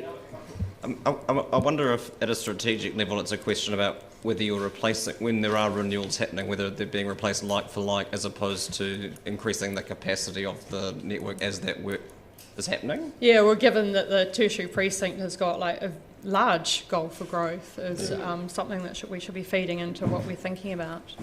The students do want to live close to the university, unfortunately. That's right. So as we go through and renew, we're also considering growth of the city. Councillor Elder. Thank you. One of the questions I did have at the beginning, referring to Sophie's, Councillor Barker's question, is there's a 50% increase in the cost to do things that that we normally do, and I was just wondering what percentage of our costings is that? I mean, overall, that's a huge increase in costings. I wouldn't be able to tell you off the top of my head. Evan's shaking his head as well. Okay, it's just, for me, that was an interesting, I'll talk to Gavin later. The other thing is, with the South Dunedin Futures work, and I see we've got 35 million in the budget, and there are, what I believe is one of the really important priorities if we're going to deal with this going forward into the future with climate change. Where's that work at, and in the priority of things? Councillor, I think there's plenty of time over the course of the meeting to ask questions about specific projects as we work through the budgets. I'd ask people to focus on the strategic document that we're currently asking questions of. Do you have any further questions about the infrastructure strategy? No. No further questions. Would someone like to move the recommendations? Moved Councillor O'Malley, thank you. Seconded Councillor Gary. Would you like to speak to it, Councillor? Yes. Effectively, this is the strategy component of it, so I'm going to speak entirely to that. The integrated transport strategy, as Councillor Barker pointed out, is 8 years old and is probably will get and is up for renewal. I've just confirmed with the head of Three Waters that there is a Three Waters strategic document, but again, I think we probably, as we're going through the strategic document renewals, need to really start considering that in terms of relations to population growth. In terms of the population growth figure itself, I have witnessed the formation of that figure, and effectively, if you look at the tail end of it, it's the old figure glommed onto the end of the new figure. So, to some extent, I don't have a huge amount of confidence beyond 2028, 2030 into 2040 as to where our population will be. And I think that as we develop these strategic documents, we need to make sure that we can deal with zero growth, medium growth and high growth, and basically balance out that issue of stranded asset versus lack of supply and for the demand that may hit later. Generally, though, I want to compliment the staff from the infrastructure for what I think has been a major step up in the last 3 or 4 years in terms of understanding our assets, understanding where we're going and forward planning. And again, that is largely why we're going to see such big increases in spending. Thank you. Further speakers? Councillor Manders. We've been told today that the 50% cost increase over the 5 years for infrastructure has been driven by increases in labour costs, bitumen and safety and compliance. I'm surprised to hear that bitumen has gone up because in the last 5 years oil prices have gone down, diesel in particular, and diesel is one of the major infrastructure costs, and that is a significant factor that has actually gone down. The other cost increases, labour and safety and compliance, are essentially results of an increasing and burgeoning bureaucracy, in my view. And the compliance and safety issues in particular have become often more expensive than doing the job itself. So there are some opportunities, I believe, to address those very wasteful increases in costs. Mr. Drew said that there are different infrastructure costs and drivers in different parts of the city, and of course that's quite obvious. But he also said that as you move further out, it becomes more expensive.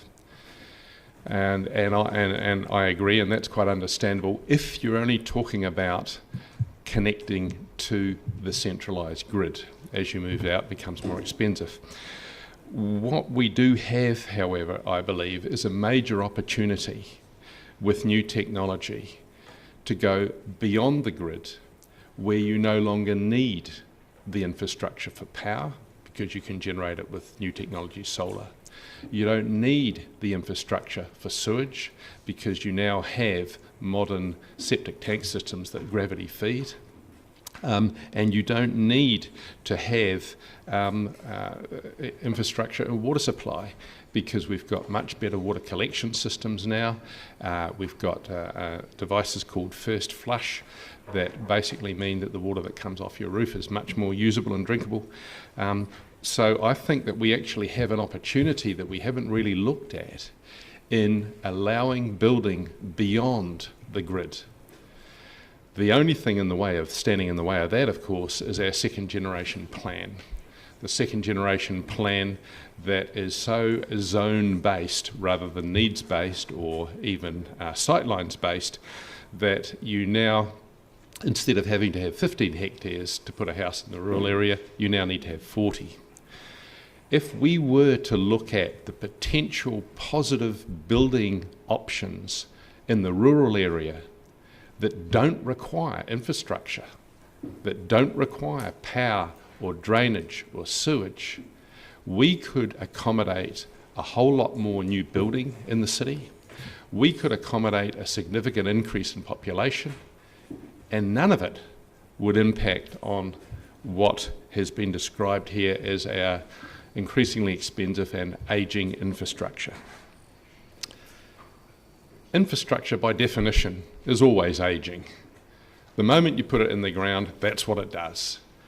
And to claim that we have to have rates increases and increase our debt ceiling to deal with ageing infrastructure, to me, is misleading. If you have a zero rates rise and no increase in debt at all, the rates that people are already paying should easily cover the cost of infrastructure, which is always ageing. I also point out that if you look at London's infrastructure as an example, a lot of the pipes there are hundreds of years old and still performing well. In fact, some of their main sewers were built by the Romans and still absolutely usable. The big cast iron pipes that people are worried about rusting under the ground here in Dunedin, running through George Street, if you look at Daryl Robinson's detailed report, block by block, on the infrastructure down George Street, you'll realise that a lot of it, although it's definitely ageing, a lot of it is actually aged very well, like some of us around the table, and it will continue to actually be useful with a bit of maintenance for a very, very long time. So I don't accept that we have to massively increase spending just to maintain the infrastructure that we have. And I will not vote for the approval of the draft infrastructure strategy, which does just that. Thank you, Councillor. And as always, your endorsement of our infrastructure networks is welcome. Councillor Walker. Thank you. Yeah, I'm almost tempted to quote Python and say, what have the Romans ever done for us? But I won't. I just want to start, I'll be very brief actually, I just want to follow up on what Councillor O'Malley said by thanking Mr. Drew and all of his team for the immense work they've done on this document, which, as we all know, is obviously very closely aligned to the financial strategy. And as we also know, the financial strategy is obliged to consider affordability for ratepayers and the DCC as a whole. Never, as we know, an easy balancing act. I'm sure all of you guys who put these documents together know that better than us. But I do believe that this document shows that the DCC has endeavoured to balance those ever-competing tensions of affordability, maintaining our assets and investing, most importantly, in our future, not only for now, but for many, many decades to come. While, of course, juggling those annoying but very important fiscal challenges of ever-increasing costs and delivering large and much, much needed capital projects for the city, many of which I have no doubt we will talk about today and in the following days to come. Thank you. Councillor Barker. I just want to respond to a point that Councillor Vandervis brought up when he called compliance and safety wasteful on behalf of all the people, the families who've had people who've died due to health and safety accidents. When I look at an article that came out last year, it says construction industry deaths at a 10-year high. We have to look after compliance and safety. We have to look after people working on projects that we put forward. I really take issue with calling it wasteful. Thank you. Councillor Houlihan. Thank you. Yes, the moral of the story is that perhaps we should have got the Romans to do our infrastructure. Aqueducts and Roman roads have lasted for thousands of years, but we didn't. So that's the end of the story, really, is that the Romans didn't do our roads and our infrastructure, and because of that, they now need replaced. So in hindsight, perhaps we should have brought them over, but that didn't happen. So what I think is that it is essential we fix our infrastructure. We've got a growing city, possibly a high density population, which I don't think we're going to be equipped for, which worries me, but that's another story, is that our infrastructure needs to meet, as Councillor Barker mentioned, the increase in students that want to come to our city. We're a student town, we're known for it, our university has a great reputation, and if we can't house those students here because we haven't got the infrastructure, that's no good. We have people who want to come and live here, and I think once these things hopefully resolve with COVID, people will pour in our doors, I believe, into New Zealand because we have a reputation for being a very safe country. Hopefully, cross our fingers that stays that way. But I think Dunedin will benefit from that, and I think we will see an increase in population. And of course, new people need infrastructure for new builds. I talk to developers all the time who are beside themselves trying to build new properties. At the moment, that is being hindered by our lack of infrastructure. I'll be voting in support of this because, unlike some councillors have said, we need new infrastructure, we need it repaired, we need it updated. It was needed to be done years ago, and as one of the councillors previously said, unfortunately it wasn't. Other councillors and councils didn't do it, and now it's up to us, and this is something I will be voting for. I think some things can go from the budget, but this has to stay. We've got to fix our infrastructure. Councillor Reddick. Yes, I think a significant amount of work has been done on this infrastructure strategy, and as it clearly signals on page 4, the purpose of the strategy is to identify the issues and identify the options, and I think the infrastructure team have done a very good job of doing that, and I certainly approve their overall strategy.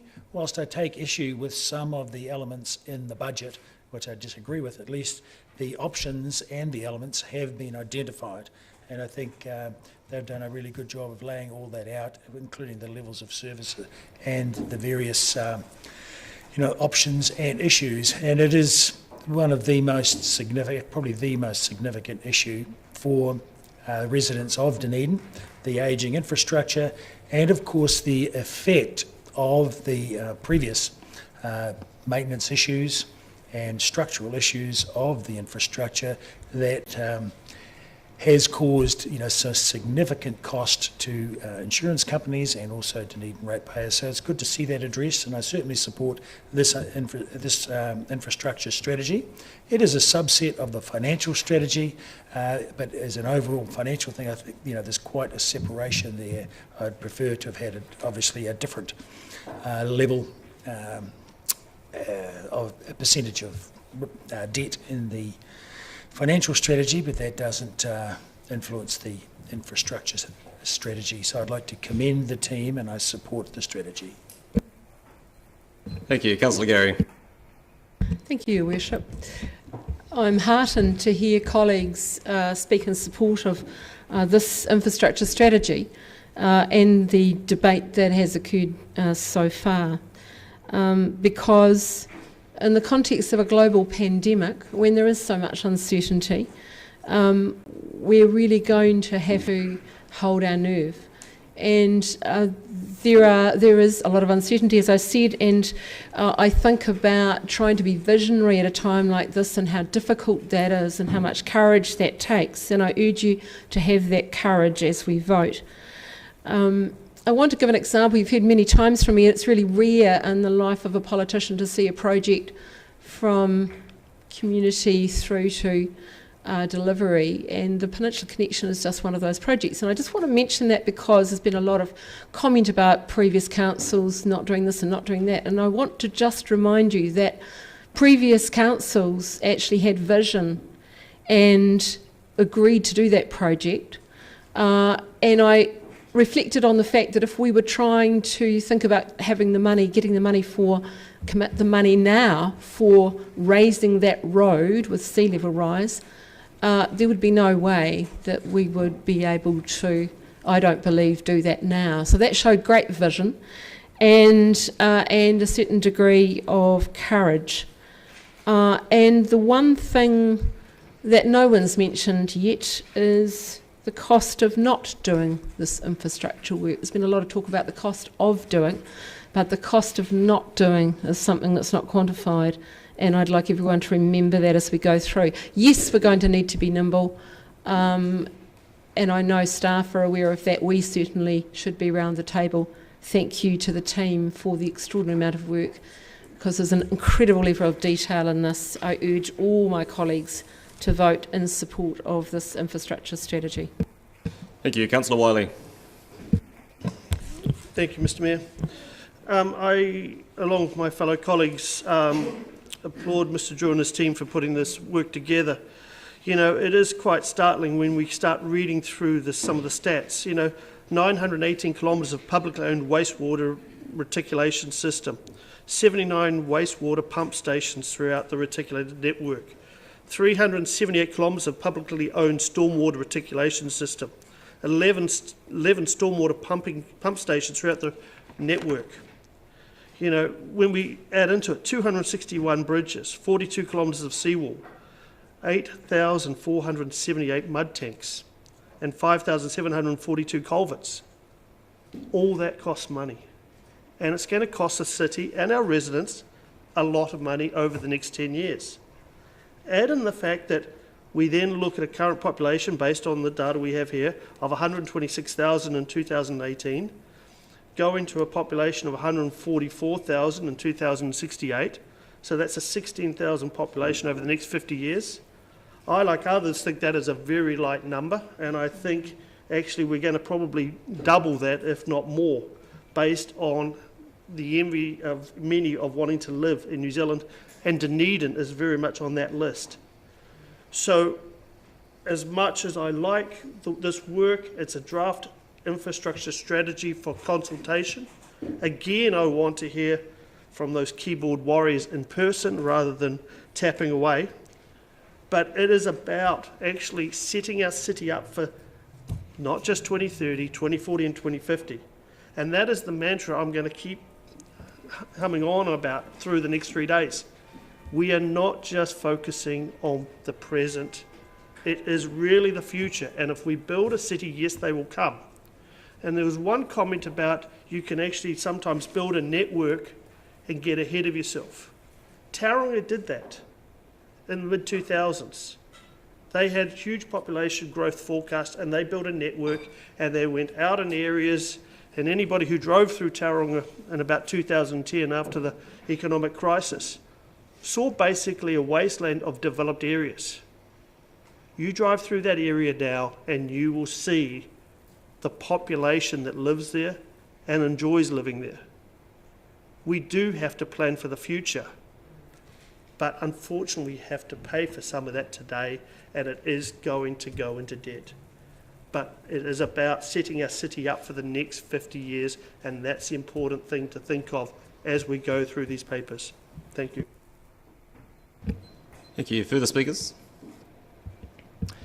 And I just want to add one comment in response, really, to some of the commentary Councillor Vandervis has made. And this is the infrastructure strategy and the financial strategy are linked insofar as this sets out in a reasonably detailed way, which is incredibly helpful, the work that we need to do, and the financial strategy sets out how we go about funding the work that we need to do. And Councillor Vandervis has for a long time been a critic of deferred maintenance, both at this council and in the companies that we own, and quite rightly. And I find it extraordinary now to be told that our infrastructure networks are in such a condition that the deferred maintenance can be caught up, they can be maintained on a day-to-day basis, and they can facilitate growth and demand on the network caused by a growing population within the current rates revenue received by this body, which is currently around $200 million a year, will grow to around $250 million in the out years of this 10-year plan. That somehow that is adequate to maintain and future-proof our infrastructure networks, as well as absolutely everything else that we do on top of that, would be laughable if it wasn't so dangerous to promulgate that. And I appreciate the argument that the population growth isn't an issue because we can live in some sort of survivalist fantasy where everybody can live on a self-sufficient section, and therefore no additional person coming in to live in the city will add a single gram of additional pressure onto the networks that we currently have. But it is exactly that.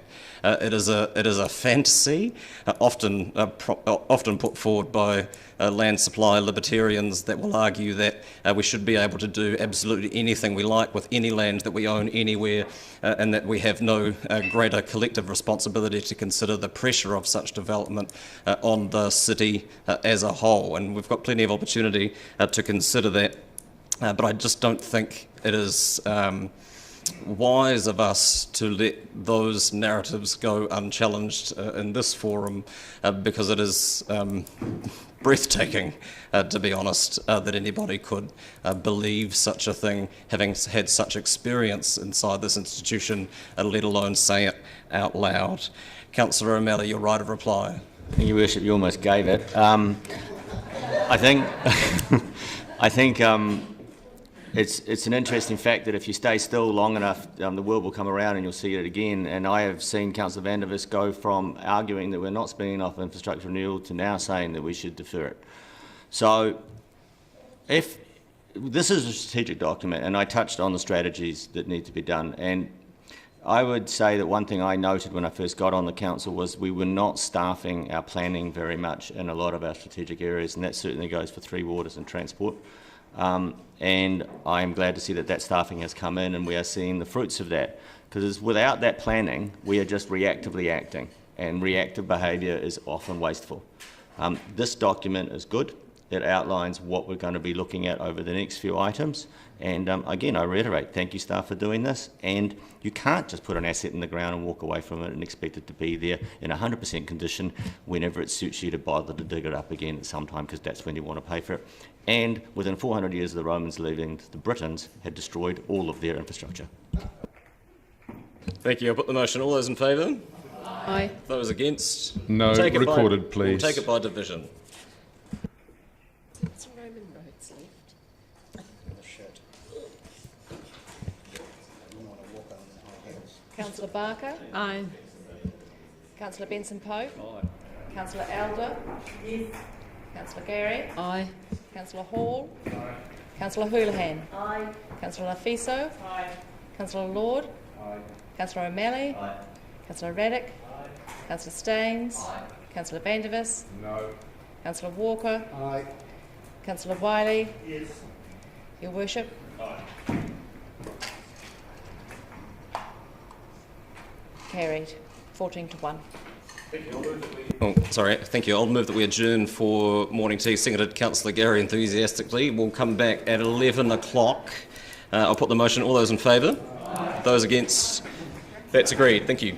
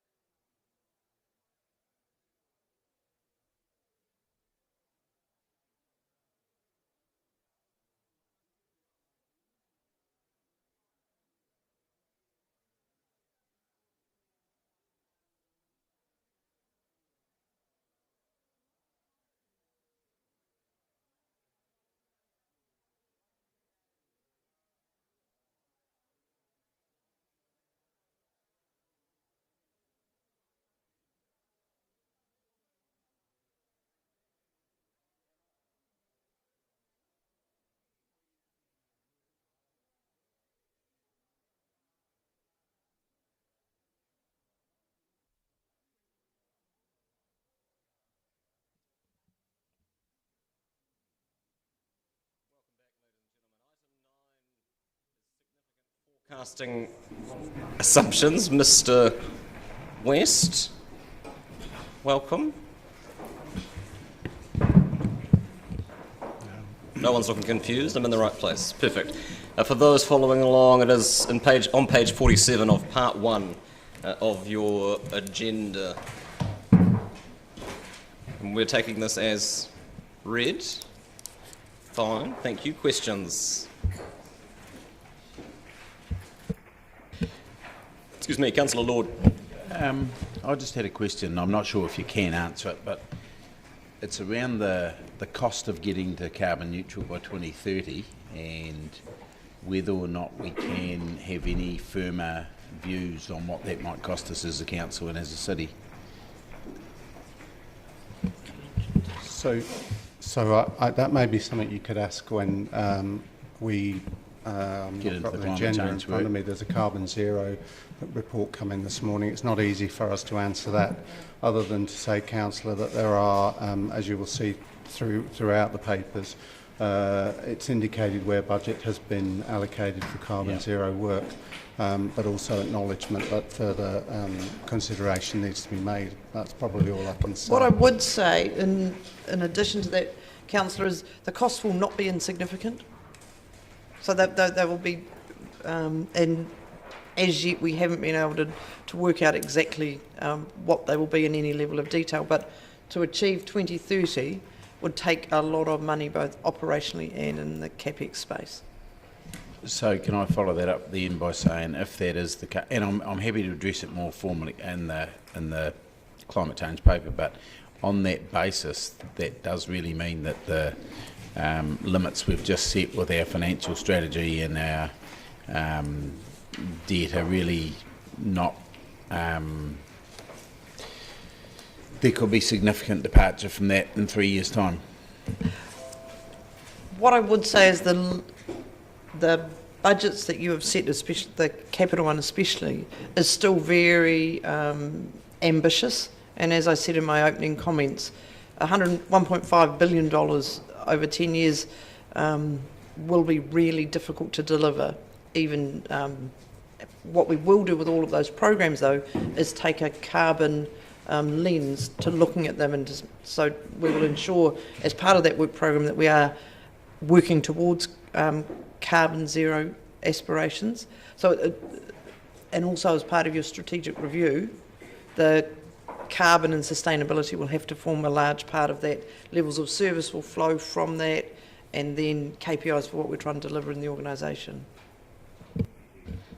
But it's true that the budgets and the financial strategy that support them are prepared on the basis of what we currently know, and there will be significant things, not just zero carbon, but Three Waters reform and resource management reform and others that we're aware are on the horizon, but don't have enough detail to impact on our budgets at this point, that will evolve over the next 12 months, 3 years. Yeah.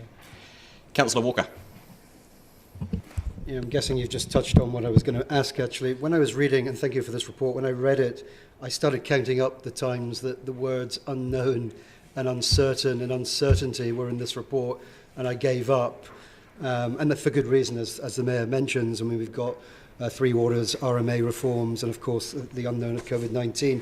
So I guess my question is, in the context of this, how difficult was this to do, and how reliable can this be? I mean, that's...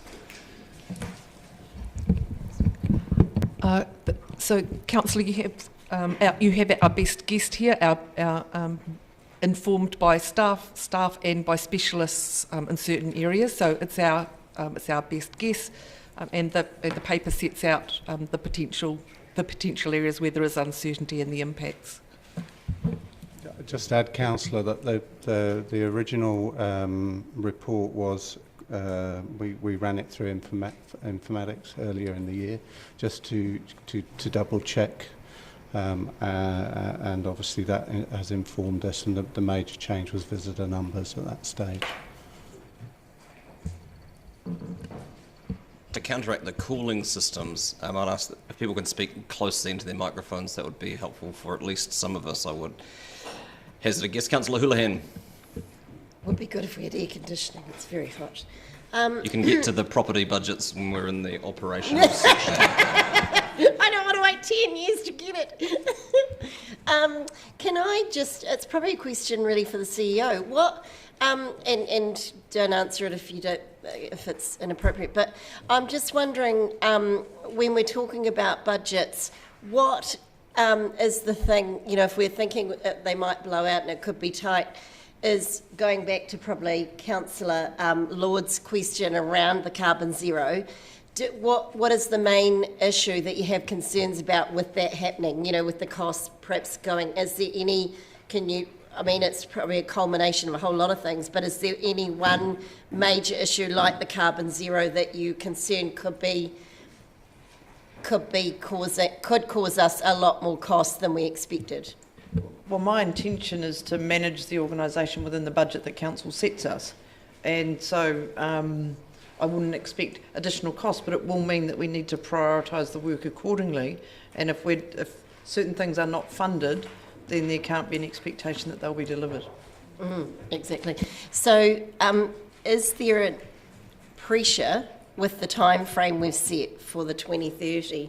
Does that put pressure on those budgets? 2030 is an aspirational target. That's what I thought. And I think my sense is that it was set so that we started doing the work, because if it had been a 2040 target, we still probably wouldn't have started the thinking. And so we will, as part of, as I said, that broader review, look at what it means, and we may have to come back to council and say, here is what we can do before 2030 within the budgets that you have set us, and then you'll make decisions about whether or not that's adequate or not. But that will there's still a little bit more work to be done before we know what that is. But you can be sure that the organisation generally, when we are looking at projects, be they economic, social, capital works, are taking all of those council priorities into consideration in the development of those projects. Thank you. Councillor Gary.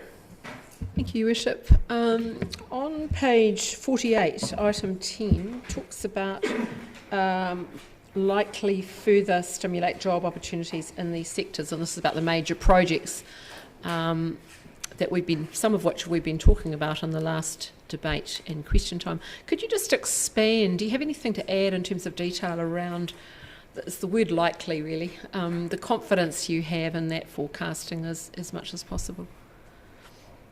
Sorry, if people can refer to pages I did. Or bullet points, it's fine. Sorry. Page 48, item 10. Thanks.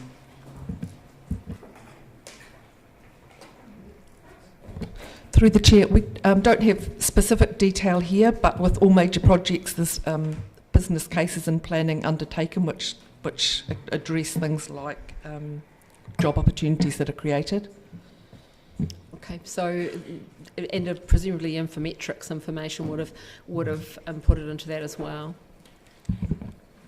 I mean, as it says in the report, Councillor, the economic indicators seem to be fairly robust. So on that sense, it's probably one of the more predictable pieces. That's helpful. Thank you. Thank you. Councillor Lofiso. Tēnā koe, Your Worship, tēnā korua. Can you just speak briefly, please, to how the Treaty Indicator Working Group is going to... is there a mechanism for how the Treaty Indicator Working Group is going to be all over this, or monitoring it, or... Thanks. So we are working, if I may, through the Chair, working with mana whenua at the moment, and Jeanette is starting that work, and so there's a group of key folk from mana whenua first who are helping us set what they think should be the direction for this work, and then we will look at how we implement it, and Jeanette is taking the lead on that with mana whenua. Thank you. Councillor Raddick. Thank you. A couple of questions about community outcome indicators on page 49 of 531. Point 14A, replace urban development capacity with the number of new residential building consents issued in the past 12 months. When you produce the assumptions, I suppose, and projections going forward, will you also include that the number of residential building consents issued in each of a set of previous years. So, for instance, the last 10 years' figures, so that we can see how the trend is going. I guess that falls to the issue that's raised in a few of the reports and covered by the CEO, that we want to look at how we report back to Council on a more regular basis. And I think part of that needs to be around the longer term trends, so that Council get a better understanding of what's happening over the longer period, rather than just what's happened in previous years. Exactly, that's what I'm asking, yes. Yeah. So I would say that yes, we would certainly be looking at that, yeah. Great, thank you. And part B, and of my question and of the community outcome indicators. So we're going to remove water quality using land, air, water, Aotearoa measures from the waterways. So as there's no aggregate, are we going to have any kind of measurement of the water quality of coming into Dunedin City? Because we've got quite a big area, and further to that, what areas do we actually control that affect us? It's quite a complex thing, really, quite a big question. Yeah. So I'll just point out to you... Is this the Lakes one? Yeah. Which is an ORC measure. Yeah, it's an ORC measure, so that's another reason for not putting it in our community outcomes. But you'll note, Councillor, that there still is a satisfaction with the way that DCC manages the city's water and related infrastructure. So that allows us to continue to monitor that. So I'll just add, we're just regularising something that isn't ours to measure or control. So the quality of lakes and rivers is purely an ORC function. The drinking water stuff is still fully covered in the outcomes. Yes, and I suppose my question is, I mean, we do measure resident satisfaction with their drinking water. However, that is also affected by the quality of water coming into us. So to me, it's a useful, some kind of measurement of that is useful in terms of, what we're dealing with in terms of inputs and also measuring outputs of what we're giving to the residents. So I'm nervous about this turning into a discussion, particularly when there is a subsequent paper dealing specifically with the levels of service that addresses this. So if you have further questions... My question was, is there a proposal, is there a plan to have some kind of measurement of the input? Not at this stage, it's not in this report, no, but there is further discussion around water quality measures and reporting in levels of service. And I think you can be reasonably certain that the folk who manage our catchment areas, which feed into the drinking water, are all over that. And again, as part of what we report on and what we don't, that will be part of that. But whether that level of detail comes here, I'm not sure. Yeah, I was only asking if there was a measurement plan. Thank you. Councillor Manvers. In terms of assumptions, I had to look a wee way to find that we have an interest rate assumption of 2.85%.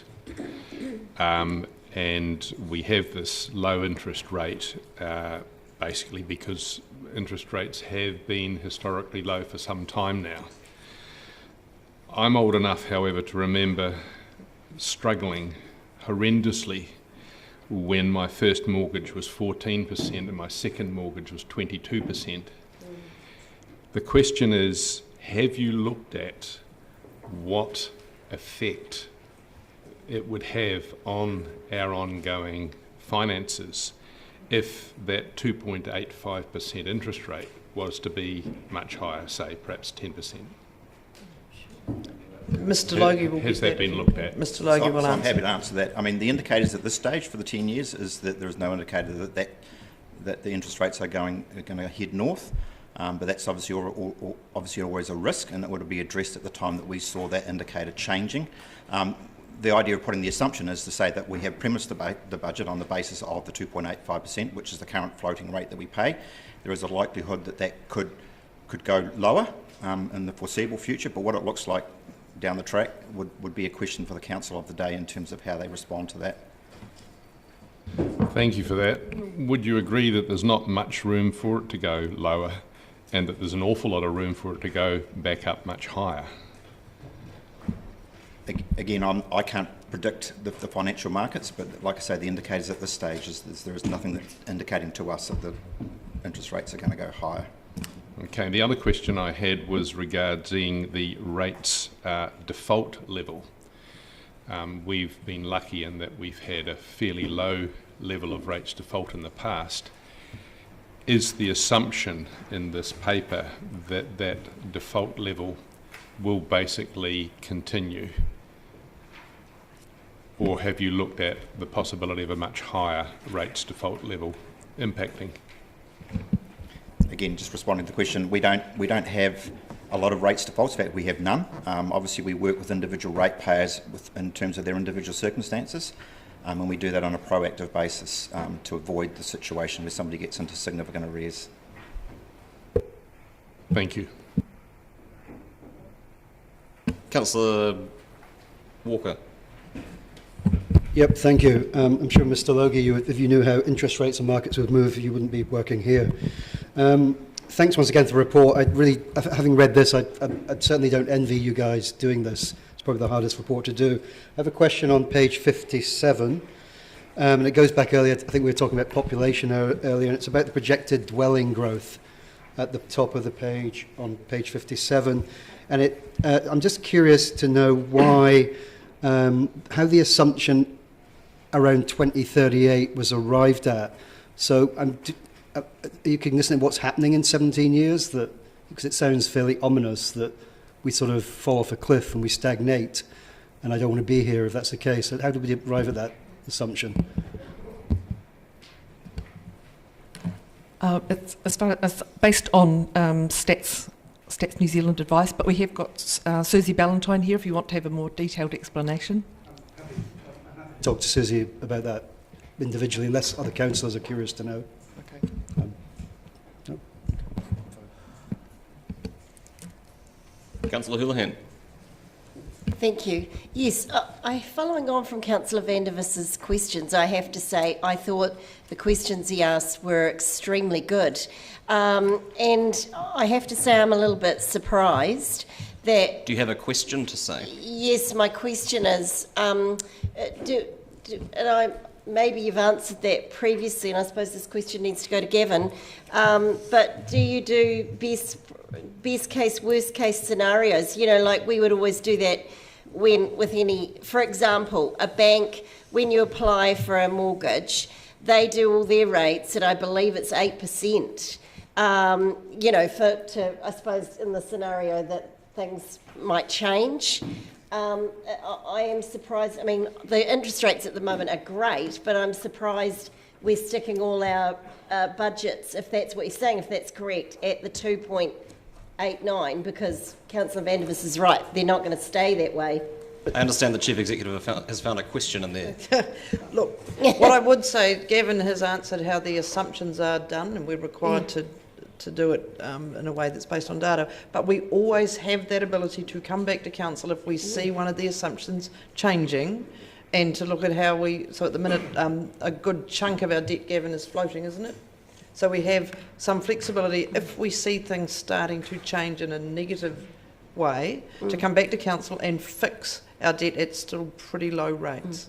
But I mean, just for normal business, I know the council, everybody says council's not a business, but similar to a business, is that best case, worst case scenarios, it is quite good to see that, you know what I mean? Like say, if interest rates went to this is what would happen. Because over a 10-year period, my question is, are we planning on doing that? Because it's proven that rates go in cycles. So, you know, the property market goes in cycles. It's very likely it will go up over in a 10-year period from what it is now.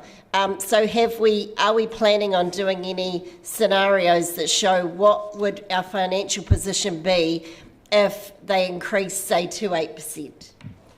No. For example. So the answer is no, but just bearing in mind, this is a budget premised on a set of assumptions. If those assumptions change, then obviously the budget would change, and then we would react at the point in time. Also remember that our borrowing is done through Dunedin City Treasury, and they do have hedging in place for a chunk of the debt based on a Treasury policy that's approved by Council. So all those mechanisms are in place, but obviously if things change, and lots of things can change, not just the interest rates, and obviously we would respond at the time. I certainly don't want to be rude in any way, but would it not be prudent to do that now? So we've got the worst case, best, and I mean, Councillor, 8%. I think your question's been answered. It may not be So we're satisfactory. not going to do it. Is that okay? The answer from Mr. Logie was no. All right. Based on the current, what was being prepared for us is based on the current assumptions, and should the assumptions change, Right. other proposals will be made. Okay, thank you. Councillor Barker. Thank you, Worship. I guess my questions are possibly a little bit more detailed. I'm looking on page 44 around the assumptions around tourism, and I just want to understand the figures a little bit more. It was my understanding that we had around maybe 2 million visitors a year to Dunedin, and I just want to understand why it's got 24,408. I said page 54, didn't I? Oh, sorry. Dyslexic.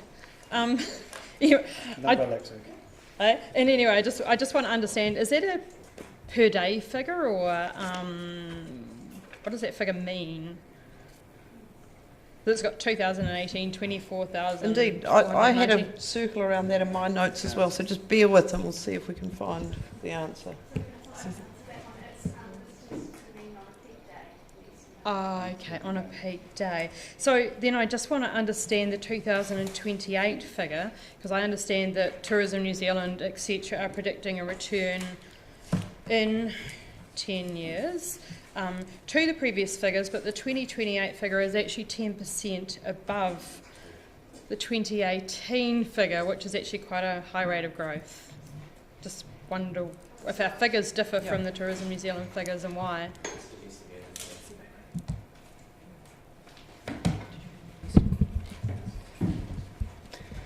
So, Councillor, the source of this information is from Infometrics. So we had done some estimates of projections for visitors going forward pre-COVID, and then Infometrics reviewed that in light of a changing situation, and this is what they recommended in terms of what they expect in terms of visitors to Dunedin on a peak day. So they've predicted that there would be another, that Dunedin would have a 10% higher than what?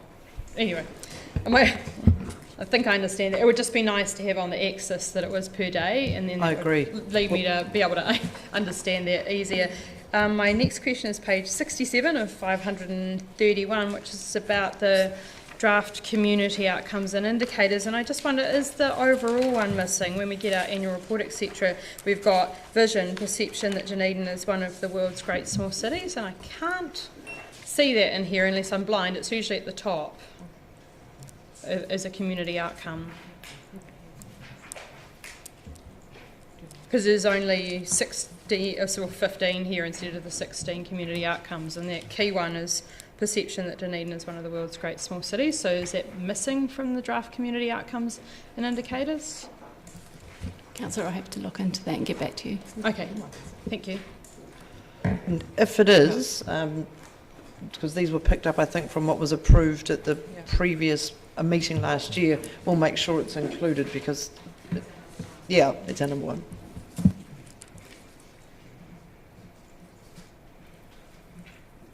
Thank you. Councillor Venavis. We've heard that the low interest rates that have persisted for a while are expected to persist, and so we've gone ahead on the 2.85 basis.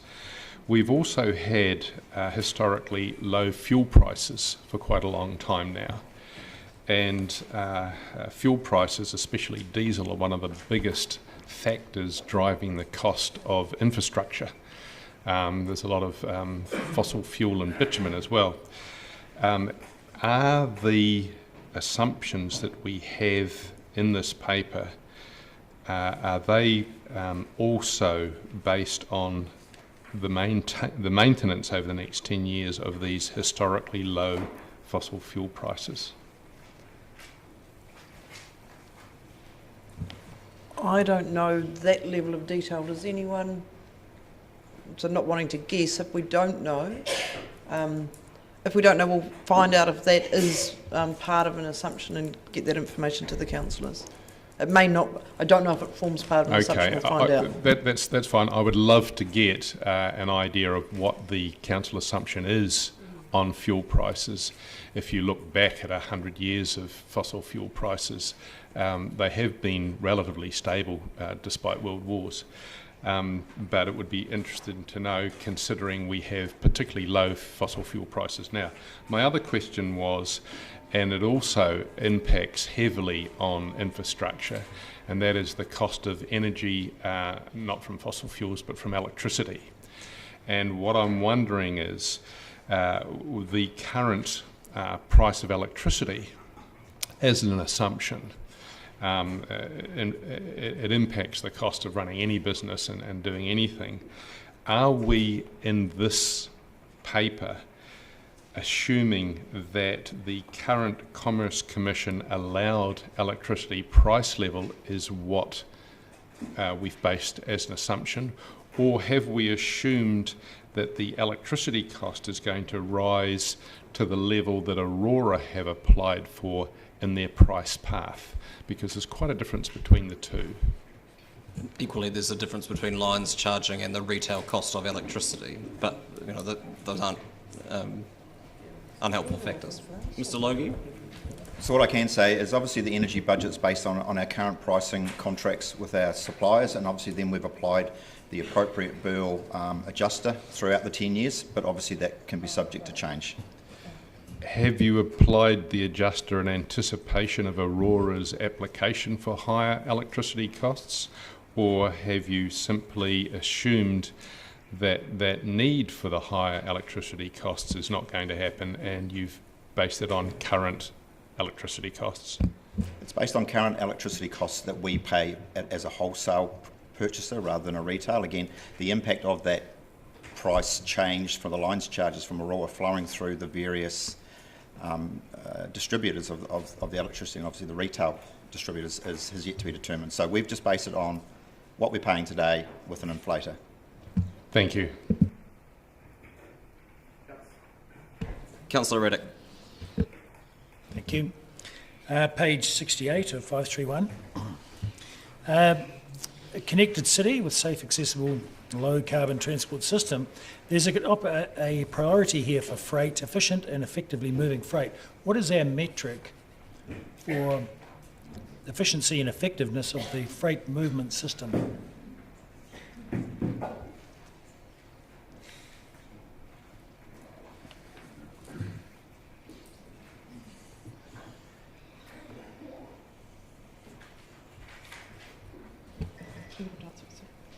In terms of our indicators, it isn't directly measured, but I'm sure we can check with Transport about how they actually do measure that. But in terms of our community indicators, it's not. There's no measure. Thank you. So there isn't.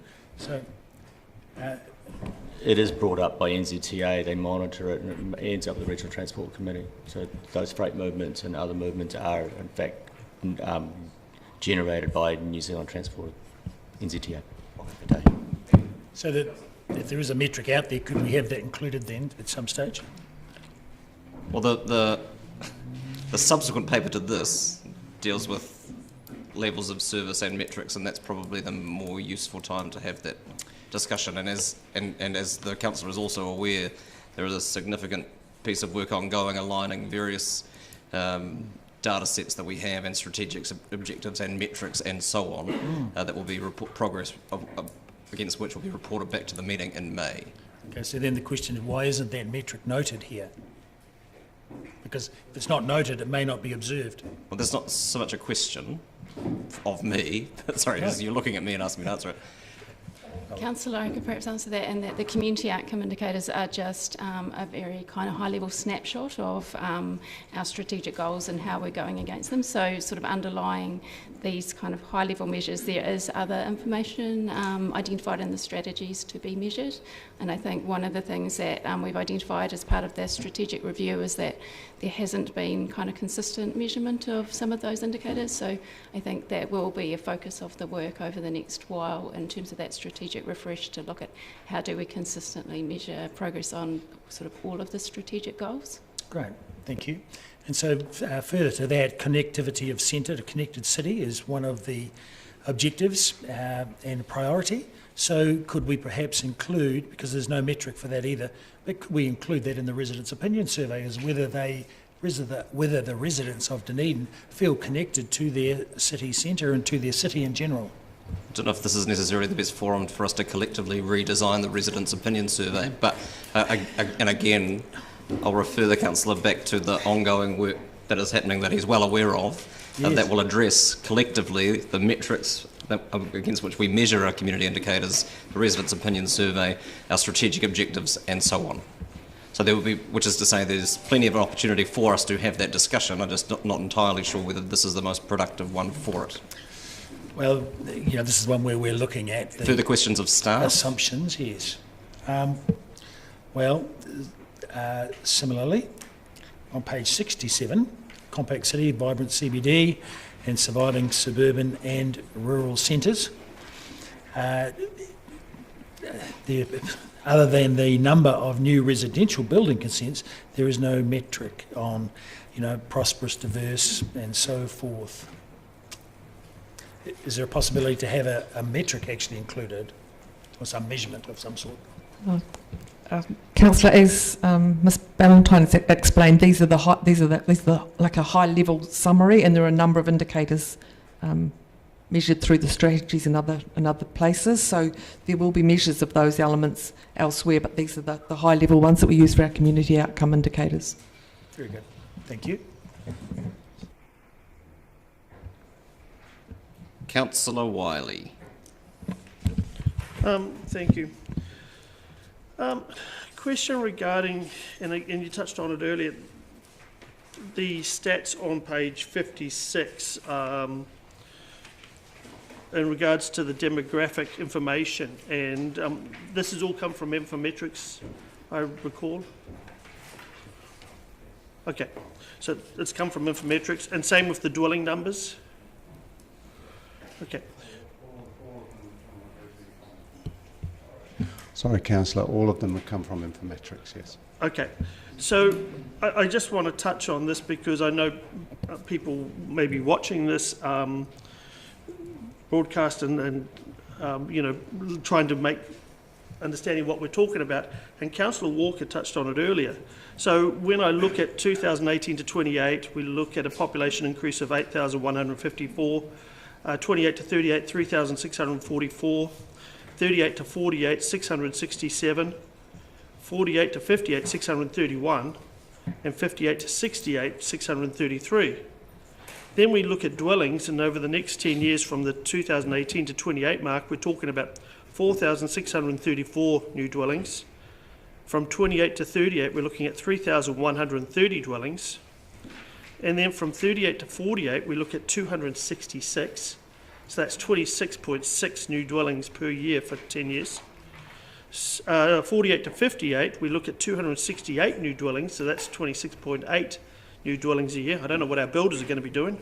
And from 58 to 68, 269 new dwellings. You know, and again, when I look at the rest of the reports and the assumptions, I'm trying to marry up these numbers and say, okay, they don't really gel. Councillor, aside from the workout your abacus has received, do you have a specific question of staff to answer about what has been presented here? Can we be confident in these numbers? So, Councillor, I think one of the things that we've identified in terms of these assumptions is that there's a medium to high degree of uncertainty about the future in terms of growth, population growth and dwelling growth. And I think in previous 10-year plans that's been more around low to medium, but with COVID I think there's a significant degree of uncertainty about how the future will unfold now. So when I then look at on page 55, there's a comment regarding impacts of COVID-19 on the Dunedin economy. It says over the next 15 years, Coast to Otago expected to have a $3.3 billion of construction projects valued at $20 million or over, almost all of which will be located in Dunedin. Current forecasts suggest the work is 90% public sector driven, with the new Dunedin Hospital expecting to make up 42% of spend and the remainder coming from investment in infrastructure and education. So I'm trying to, I see that assumption there, and I think the next 20 years is actually quite clear. I'm really worried about the assumptions not really aligning, or as someone just indicated earlier this morning, talking about it looks like they've just graphed the next 20 years and then gone back to the old line and moved on from there. And I'm sort of then trying to resonate that with the rest of our spend that we're trying to put together. Councillor, what is the question of staff? They've already pointed out that there's a high degree of uncertainty in the assumptions that you're mentioning, which seems to align with your thinking. But what is the subsequent question? Are there other areas in this document that I should be looking at, or we should be referencing to see those same sort of correlations? So my recall, Councillor, was that the report with all of the background information was presented on the 25th of August, which was passed by Council. So all of the underlying assumptions around growth were shown and presented on the 25th of August. I'm happy to recirculate that if that's useful. I will go back and review that, but I'm also in the context of the rest of the information we have here in our package for the 10-year plan that I look at. Councillor, I think it's clear in a range of the documents that we say there is a degree of uncertainty in a lot of what we're doing. And we've flagged that already, and that there's a bit of work to be done between now and May to try and make things as certain as we can for you at deliberations. But it is the underlying assumptions point to the level of uncertainty in a large range of things that influence what we're trying to deliver and how we go about funding them. Councillor Houlihan. Thank you. On page 56, number 3, growth and urban development, it's got here that the level of uncertainty is low, and I've put a question mark there wondering whether that should be high. Are you referring to the box where it's assessing the level of uncertainty around the NPS? Around, it says here, the uncertainty around, I'm wondering if, because it says our anticipated growth is probably going to be high, but we've got that our level of uncertainty is low. I'm just questioning whether that should be changed to high. So which box are you in? Number 3. 3 is about the assumptions around the NPS. The National Policy Statement. Yeah. But are we able to meet that, though? That's what I mean. Like, is our risk low of meeting that or high? The staff assessment is that it's low. Right. I see it's low, but okay, you have with that. Can I have a clarification from Gavin? Just, I think you answered it before, but just to clarify, you've put inflation on all our costs, have you, for over those 10 years?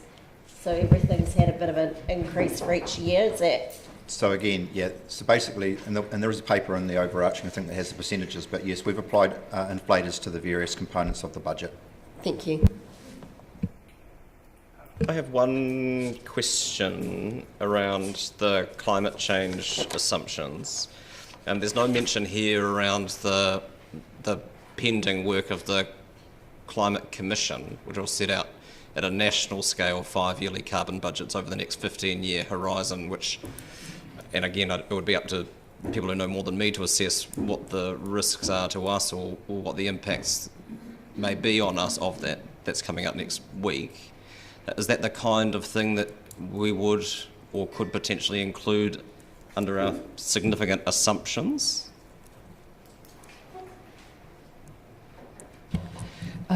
Yes, we can certainly include that in the next version. We would look to consider whether we included it. That's fine.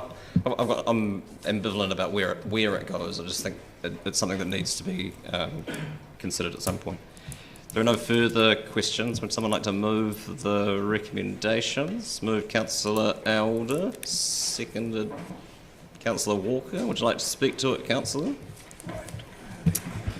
Yes, Chair, I would love to speak to it. If you look at page 55 and you go down to the bottom of impacts of COVID-19 on the Dunedin economy, on the left hand side, it says, over the next 15 years, coastal Otago is expected to have 8.3 billion construction projects, but most of it's located at Dunedin. So we're looking at a huge construction boom, not just from the hospital, but all the other things that are happening around, including our own infrastructure. We look on the right-hand side and we look at effects of uncertainty, and we look at our youth unemployment in particular, and employment and unemployment in other areas because of the effects of COVID-19, and also the effects of the changing job scene.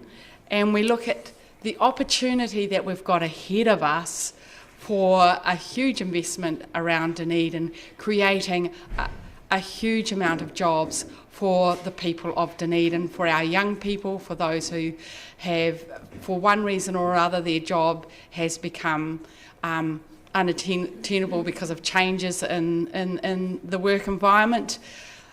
I believe that this amount of money invested in our city will make a huge difference, and so I'm really positive about the work that's being done, and I really want to congratulate especially the infrastructure and procurement people in the sense of consolidating contracts with Downer and Fulton Hogan, which means this amount of investment means they will be investing in the training of young people.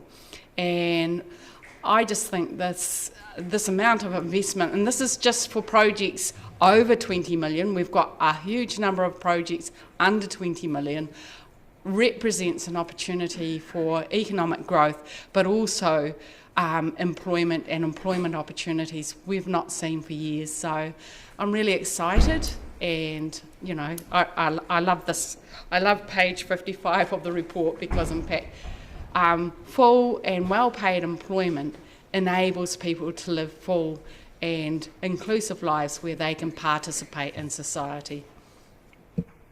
Thank you. Councillor Redick. Yes. This report is about the forecasting assumptions and community outcome indicators that are used in the construction of the long-term plan. And so, to me, there are significant gaps in that. And so the three in particular that I have mentioned is the level of disconnect with the town. So I think there should be a metric for the level of connection to the city amongst the populace, because that's a significant community outcome that people are desirous of having. And I hear a great many complaints from people about the level of disconnect. Similarly, the perception of economic vibrancy is, whilst it is a perception, it could easily be measured in the residents' opinion survey, and that is a significant factor in people's perception of this city. And lastly, the efficiency and effectiveness of the transport network is very important to the economic vitality of the city.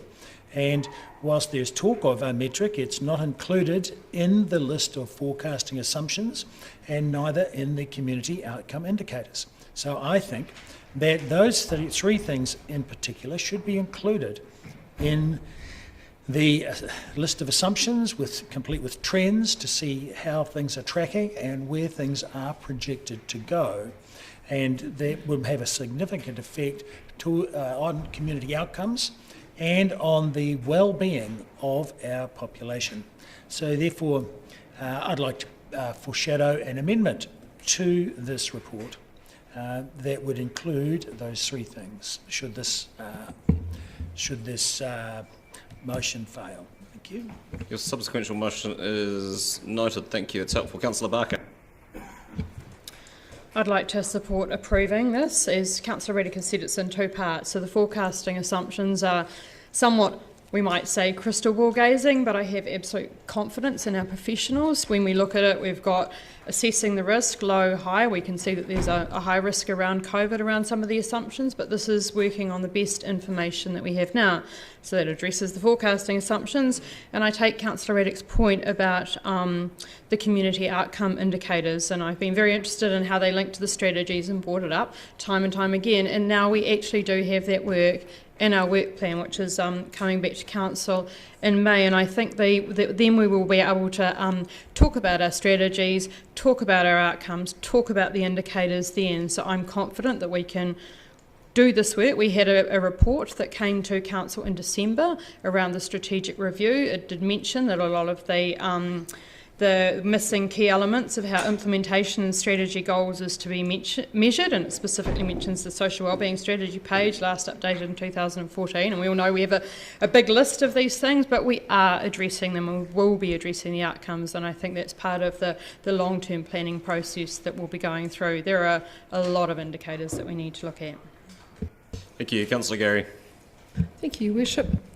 This is a report at a high level on assumptions and community outcomes. And my comment is very brief. I was really heartened to see in this report, and I thank Ms Ballantyne for her thorough work. I was very heartened to see that in a time of great uncertainty, in the context of a global pandemic, and other factors that follow on from that, we are seeing opportunities. So out of crisis comes opportunities, and this report reflects that, and I'm very comfortable to support the report and the motion. Thank you. Councillor Manders. It's heartening for me to hear from Councillor Gary acknowledgement that this is a time of great uncertainty. Staff have agreed in this report that there is a degree of uncertainty, and that COVID has probably still yet to produce results that we are going to have to deal with. I'm very pleased that we have this detailed assumptions report in front of us, because your assumptions are the basis on which you build a whole lot of other kinds of decisions. And if those assumptions are wrong, you can find yourself in all kinds of trouble. The assumption that there is some uncertainty due to COVID, I think, is still probably underestimated. We haven't seen the real flow-on effects of unemployment yet because of the government's subsidy scheme. We haven't seen the number of, in Dunedin specifically, cruise businesses related closing at a rate that we might have thought. And if there is to be no resumption of overseas tourism, we can expect some real trouble there as well. I think it's quite reasonable that we continue to expect the 2.85% interest rate, but we should note that this is actually a bit of an optimistic assumption, given that the banks are always going to charge you something, and if there's going to be a major change in interest rates, the only way they can change is to go up. The idea that our rates default level is going to stay at near zero is also one which I think COVID throws into doubt. I think it's quite reasonable of the DCC in terms of assumptions to expect no further dividends from our companies, given the state they're in, so I don't have a problem with that. I am a wee bit concerned that there is the assumption that all our contracting and all our businesses will still carry on with the historically low fuel prices we currently enjoy. And I'm particularly concerned that we haven't factored in the anticipated, in fact, unavoidable increase in electricity prices that must flow from the Aurora's application to the Commerce Commission. The currently allowed price levels we've been given very clear indications that they're going to increase. So I believe that these assumptions should include a significant increase in electricity prices going forward, and that doesn't just impact on our contractors and the cost of doing business here, but it also obviously impacts at a retail level on ratepayers' ability to pay. So that's a compounding one. So all in all, all these assumptions essentially take advantage of low current fuel prices, low current interest rates, and high current rates payments. If we increase the rates by near 10%, I believe the ability to pay is going to be compromised. COVID is going to further compromise that.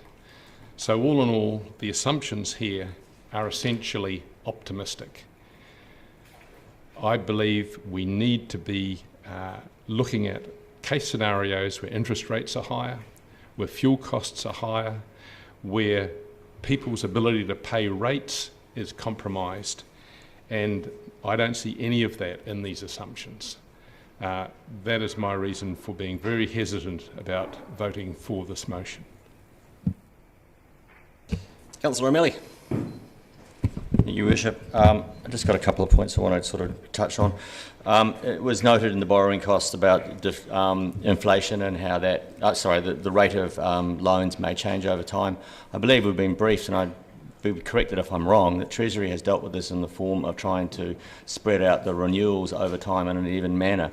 So in that way, if there is any changes in the interest rates, we could potentially group our debt earlier ahead of those perceived interest changes. So we have been set up structurally in the best way we can to deal with an uncertainty of interest in the future, because you can't really tell what's happening in the future.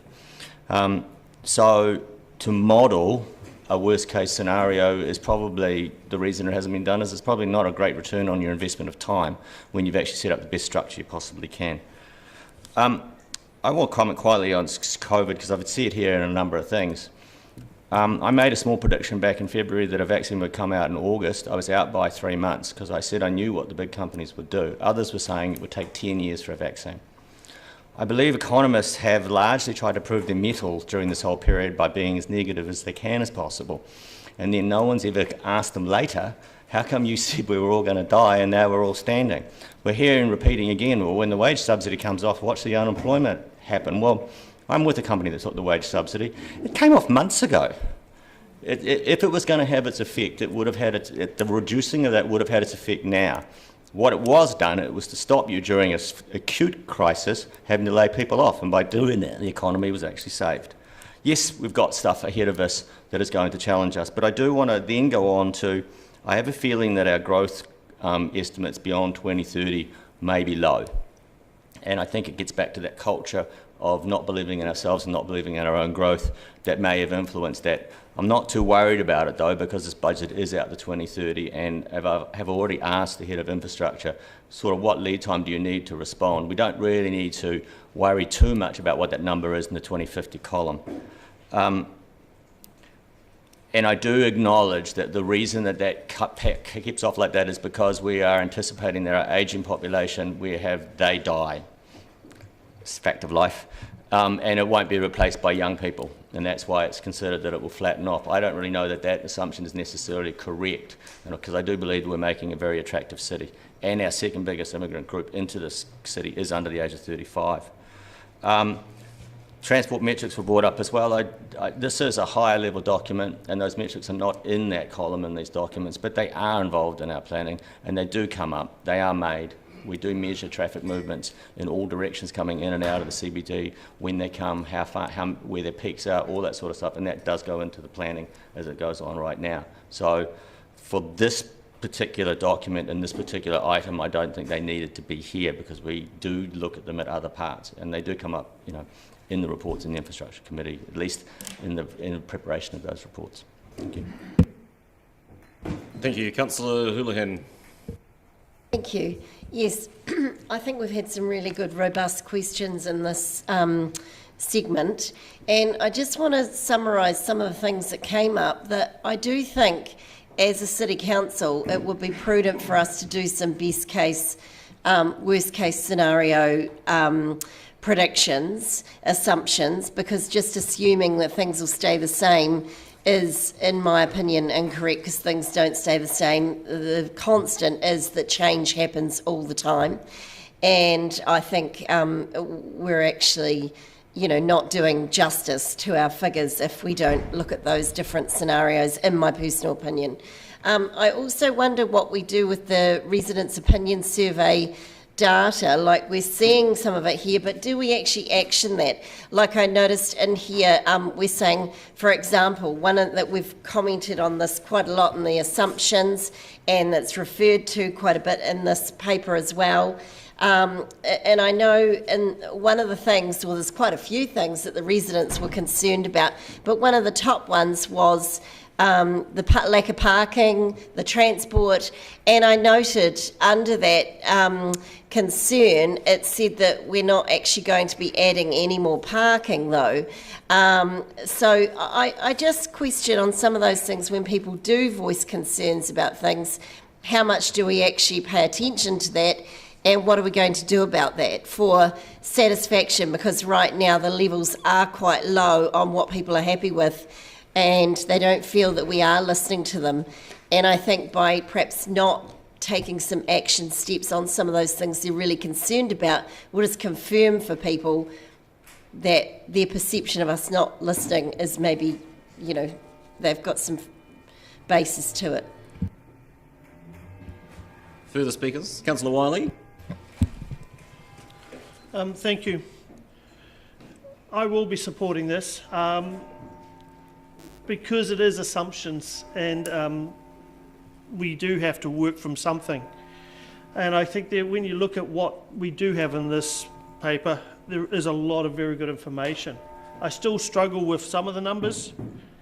And again, going back to the August 25th meeting, which I've delved back into, and I can see that where some of the numbers have come from in the charts that were presented at that meeting. I also note there was quite a difference between a medium and a high dwelling scenario, and I think I am struggling with what we have presented here, but I think the key is I'm comfortable with what we have presented to us for the next 20 years, and I think that is the most important part, is we're setting the city up on the right path from the information we are receiving. Thank you.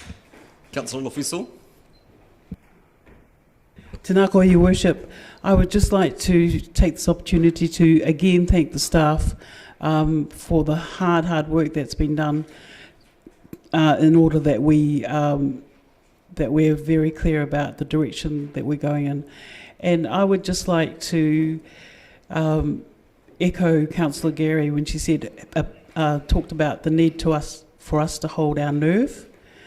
I think that these forecasting assumptions and community outcomes indicators go hand in hand with the financial and infrastructure strategies, so that for residents who are wanting the detail, they will have that in the 10-year plan. As far as comments about dissatisfaction or satisfaction, I think there needs to be made a distinction between the voting public and everyone else. There are so many sectors of the community that don't have time to complain vociferously on email or on Facebook. They're just too busy trying to survive. And so the reason that I asked about the treaty indicator group is because my concern is for Māori and Pasifika and refugees and poor Pākehā people, because they don't necessarily get to have a say. So this perception that the public is dissatisfied needs to be put to rest, because we're only talking about a small segment of people who actually responded in the residents' opinion survey. And we must always consider not only the voting public and loudmouthed people who are always going to be berating us, but also the people who are just too damn busy and don't even have the basics of life to live. Thank you. Further speakers? I'll speak to this briefly. Councillor Houlihan has suggested that we should be doing, these are significant forecasting assumptions, and each of these assumptions is assessed in terms of its unpredictability, if you like, based on the information, as everything else is in our draft budgets, based on the information that we currently have. And so the suggestion that we should be wargaming alternative bad news scenarios at this point, I don't think is necessarily the best use of staff's time, given that these are things that are monitored and situations that we keep an eye on, and as the situation at a macro level changes, the assumptions change, and therefore that will filter through to our significant forecasting assumptions. To a large extent, this is an exercise in aggregation in that we've asked a bunch of people with a range of expertise to put these together, and staff have aggregated those.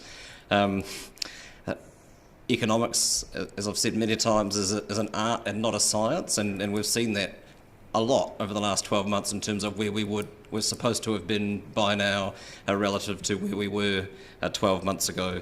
And Councillor Vandervis further has said that our significant forecasting assumptions are overly optimistic and that we should be more pessimistic.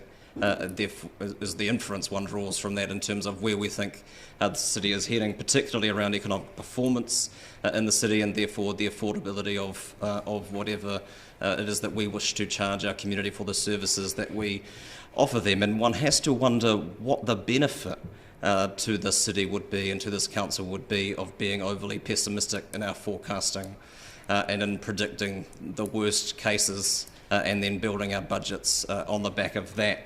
Unless, of course, it's designed to cause panic within the organisation around the budgets that we are putting together over the next 3 days and over the next 3 months for some grander ideological push to slash council spending and to stop council projects, and therefore, as a result, for individuals to pay less tax, which we've seen plenty of over the generations. And going back to our infrastructure strategy and our financial strategy, we are currently paying the price for that over the next 10 years, and to further exacerbate that by continuing as loudly and as often as possible to talk down the economic prospects of our city and of our community, I can't see how that does anyone any good in the short, medium or long term.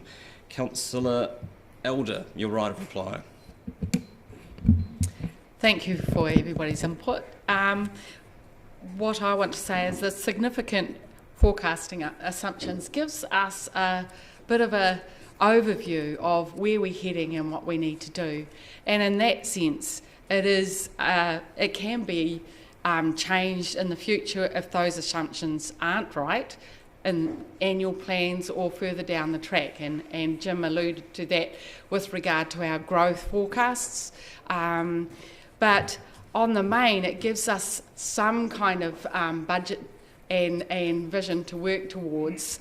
And I believe basically over the next 10 years, we have the opportunity to actually invest, and outside people are investing, Labour's investing in our hospital rebuild to grow the city to another level. And I believe that the forecasting assumptions gives us the background to actually plan ahead. So, and that's what it's about. So I support these.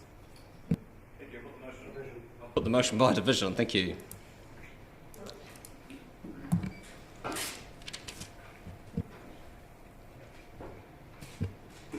Councillor Barker? Aye.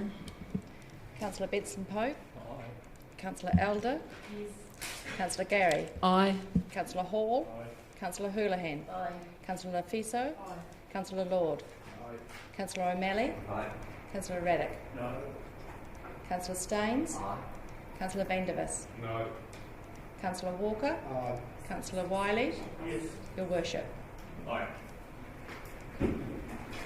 The vote is carried 13-2. Thank you. Item 11 is the Residents' Opinion Survey, which has been well traversed up until this point.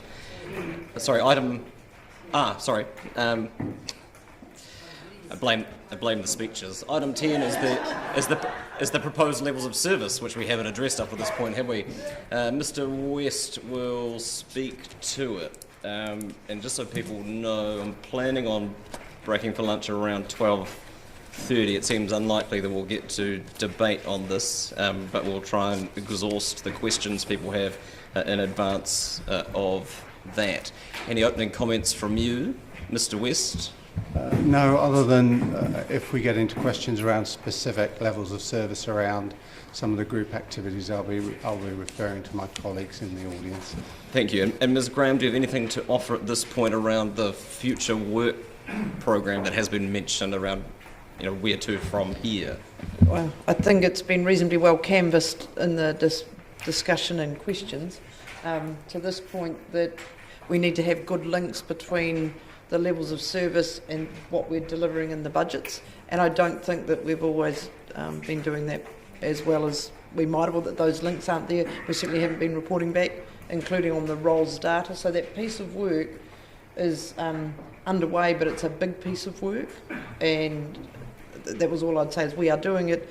We can make changes now to the proposed levels of service, but that broader piece of work will need to be done before those changes link to budgets and to the strategic framework. Thank you. Questions? Councillor Barker.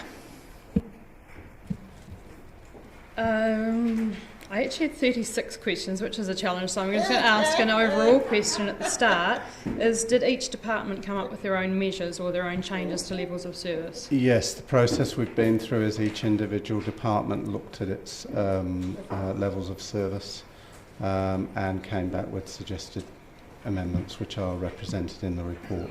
And if I could add to that, I think that is part of the challenge that we have and speaks to why there is some inconsistency, because we've taken a departmental approach as opposed to an organisational approach, and the review will be taken organisational approach to it to ensure we get some consistency of measures so that we don't have 68% satisfaction for visitation somewhere and 95 somewhere else. For example, why you choose the ROS for some measures and why you choose an internal measure in other areas. So we didn't have time to do an all-of-council refresh, but that will be part of that next phase. Okay, so my second question was around, is there the ability to lay this report on the table, or are we required to make a decision on it today? We need to have levels of service as part of the underlying documents when we go out to consultation. So, and our ability to get a consistent approach we can't do before February. End of February would be the last time I would have thought that we have the underlying document, because it has to be available for consultation. I'm questioning about whether I ask my 34 points or whether I really can't support the changes, so I'm concerned about, I guess we should have some advice from the Mayor about whether we're going to go through this point by point, or... I will say that any amendments that people want to make at this point would need to be done by way of formal resolution. So if you had 34 proposed amendments, that is at this point how we would progress it. If the desire is for the changes to be made in advance of the consultation document going out, but the Chief Executive is... My proposed amendments are that I don't like the proposals from the departments on the levels of service. I think they're moving away from satisfaction, etc., that we've moved, that we've got, this is, I guess, for the speech, but I just want to explain the context of my unhappiness. So is there an option to keep the levels of service as they are? Yes. Well, I mean, that would be an option to maintain the status quo effectively. There would be one or two we would want to add in of the new ones, I would have thought, but the existing ones. Okay, so maybe my question could be, which of the levels of service do you consider to be the most levels of service changes? Do you consider to be the most important ones that we should? That's probably something that would require more than a moment's thought. I'm happy to, if it's the will of the meeting. It doesn't need to sit on the table, but we can pick this item up later in the meeting if that would be helpful. Just defer it. To give staff the opportunity to. Because there's some around delivering capital projects, which obviously we would like to see done within a certain time period, but some of the others are around satisfaction, which is trends, etc. So. I'm going to move that we adjourn the meeting for a couple of minutes just so I can confer with the Chief Executive and try and find a way forward through this. Seconded, Councillor Gary. All those in favour? Aye. Those against? That's agreed. Thank you.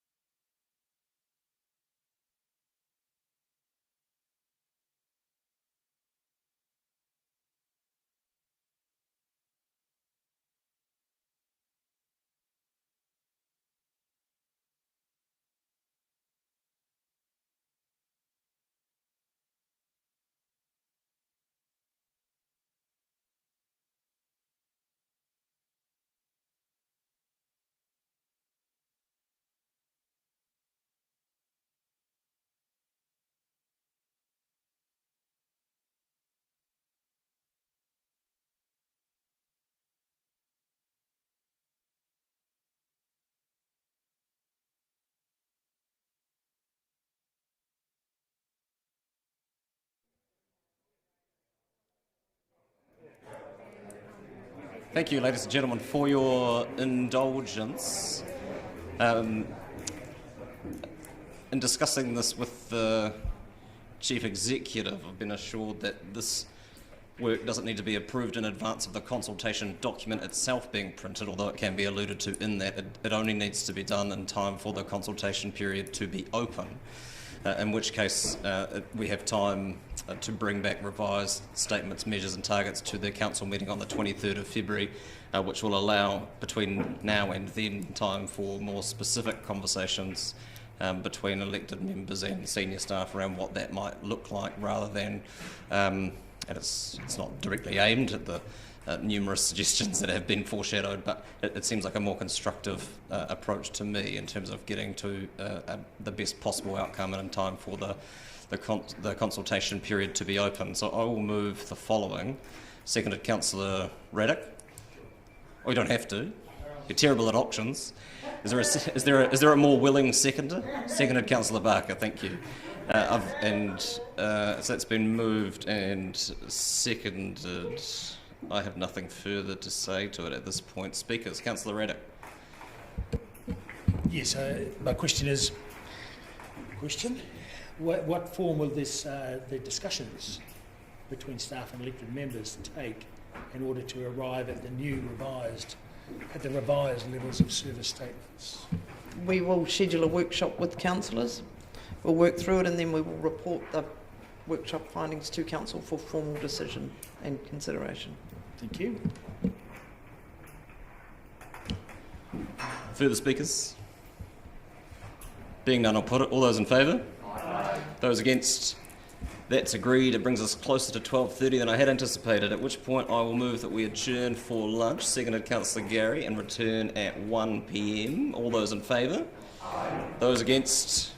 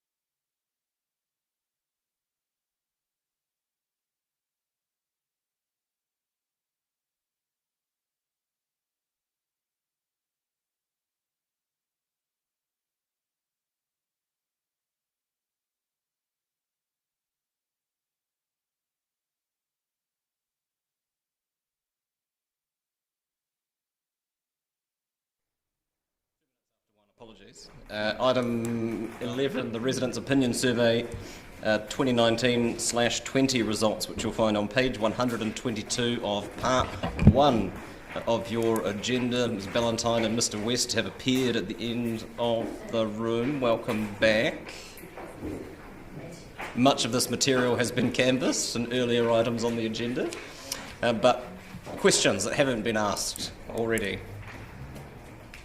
Councillor Barker. Thank you, Bishop. I just have two questions. Just looking at how important ROS is to the Residents' Opinion Survey is to us, I just wonder that there's such. It seems to me that it's quite a small amount of people that are canvassed for their views. I just wonder if we increased the number of people that we were having, would that lower the margin of error, and what would the cost be? So, Councillor, my understanding in terms of statistical sampling is that increasing the sample size beyond a certain point isn't necessarily. It might reduce the margin of error by a small degree, but I think just in general that the sample size for the Residents' Opinion Survey for the annual results, is a good number. I think if you wanted to kind of break it down into more detail by month or quarter or into sort of different demographic groups, then potentially looking at a bigger sample size would be important. Okay, my second question is just when we look at page 123, number 16, the residents' overall satisfaction, when we see that 54% is the overall satisfaction measure, do we compare and benchmark with other cities to understand what this result means? No. No, we don't. So do other cities run their own residents' opinion surveys, and could we get that information to benchmark? I would be guessing as to whether they do and whether they're comparative. I don't know, but we could certainly look into that. What I would say is we need to, as part of that broader review of strategies, levels of service, all of that, we need to decide what it is that we want ROS to do. So why we're conducting ROS. If it's to benchmark with other councils, we'd need to make sure that there was something that we could, that we designed ours in a way that would allow that. But my sense is ROS feeds into the annual report, our levels of service, all of those things, so it's more for us to compare and look at year on year ourselves. Yeah, I guess I was asking that question because of the comparison is like people might go 54% as a result that sucks, but 54% in the context of all of the other TLAs might actually be excellent. Yeah, we also do the quality of life survey, which is a survey that compares how many, Susie, 8 cities? Yes, there's usually around 8 or 9 different councils that participate. So that is a measure where we can compare our performance as a city, albeit with slightly different questions. Thank you. Councillor Benson-Pope. Thank you. I just want to ask a question or ask if you have any comment to make about the cohorts on page 125, the top 4 cohorts, because I know they're not the same people, but the number one group, the 19% want more parking, and 17% want to be more environmentally friendly, and you'd have to say, even though they're different people, I assume that is a pretty significant contradiction, that those things are not mutually compatible. And the same with the next 2, people who want the traffic to flow more freely, but and another group the same size more or less who don't want any roadworks or road cones. And obviously that doesn't work. So how do we manage these internal contradictions in a survey that's pretty loose? Councillor, I don't think that's a question staff can answer. I think managing the internal contradictions is entirely a question of your colleagues. All right. Would the staff members like to make any comment about the issue that I've illustrated with those 4 responses? No, they would not.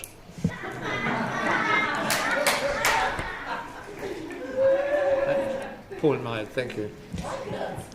Councillor Houlihan. you like me to answer? No, I'd like you to ask a All question. right.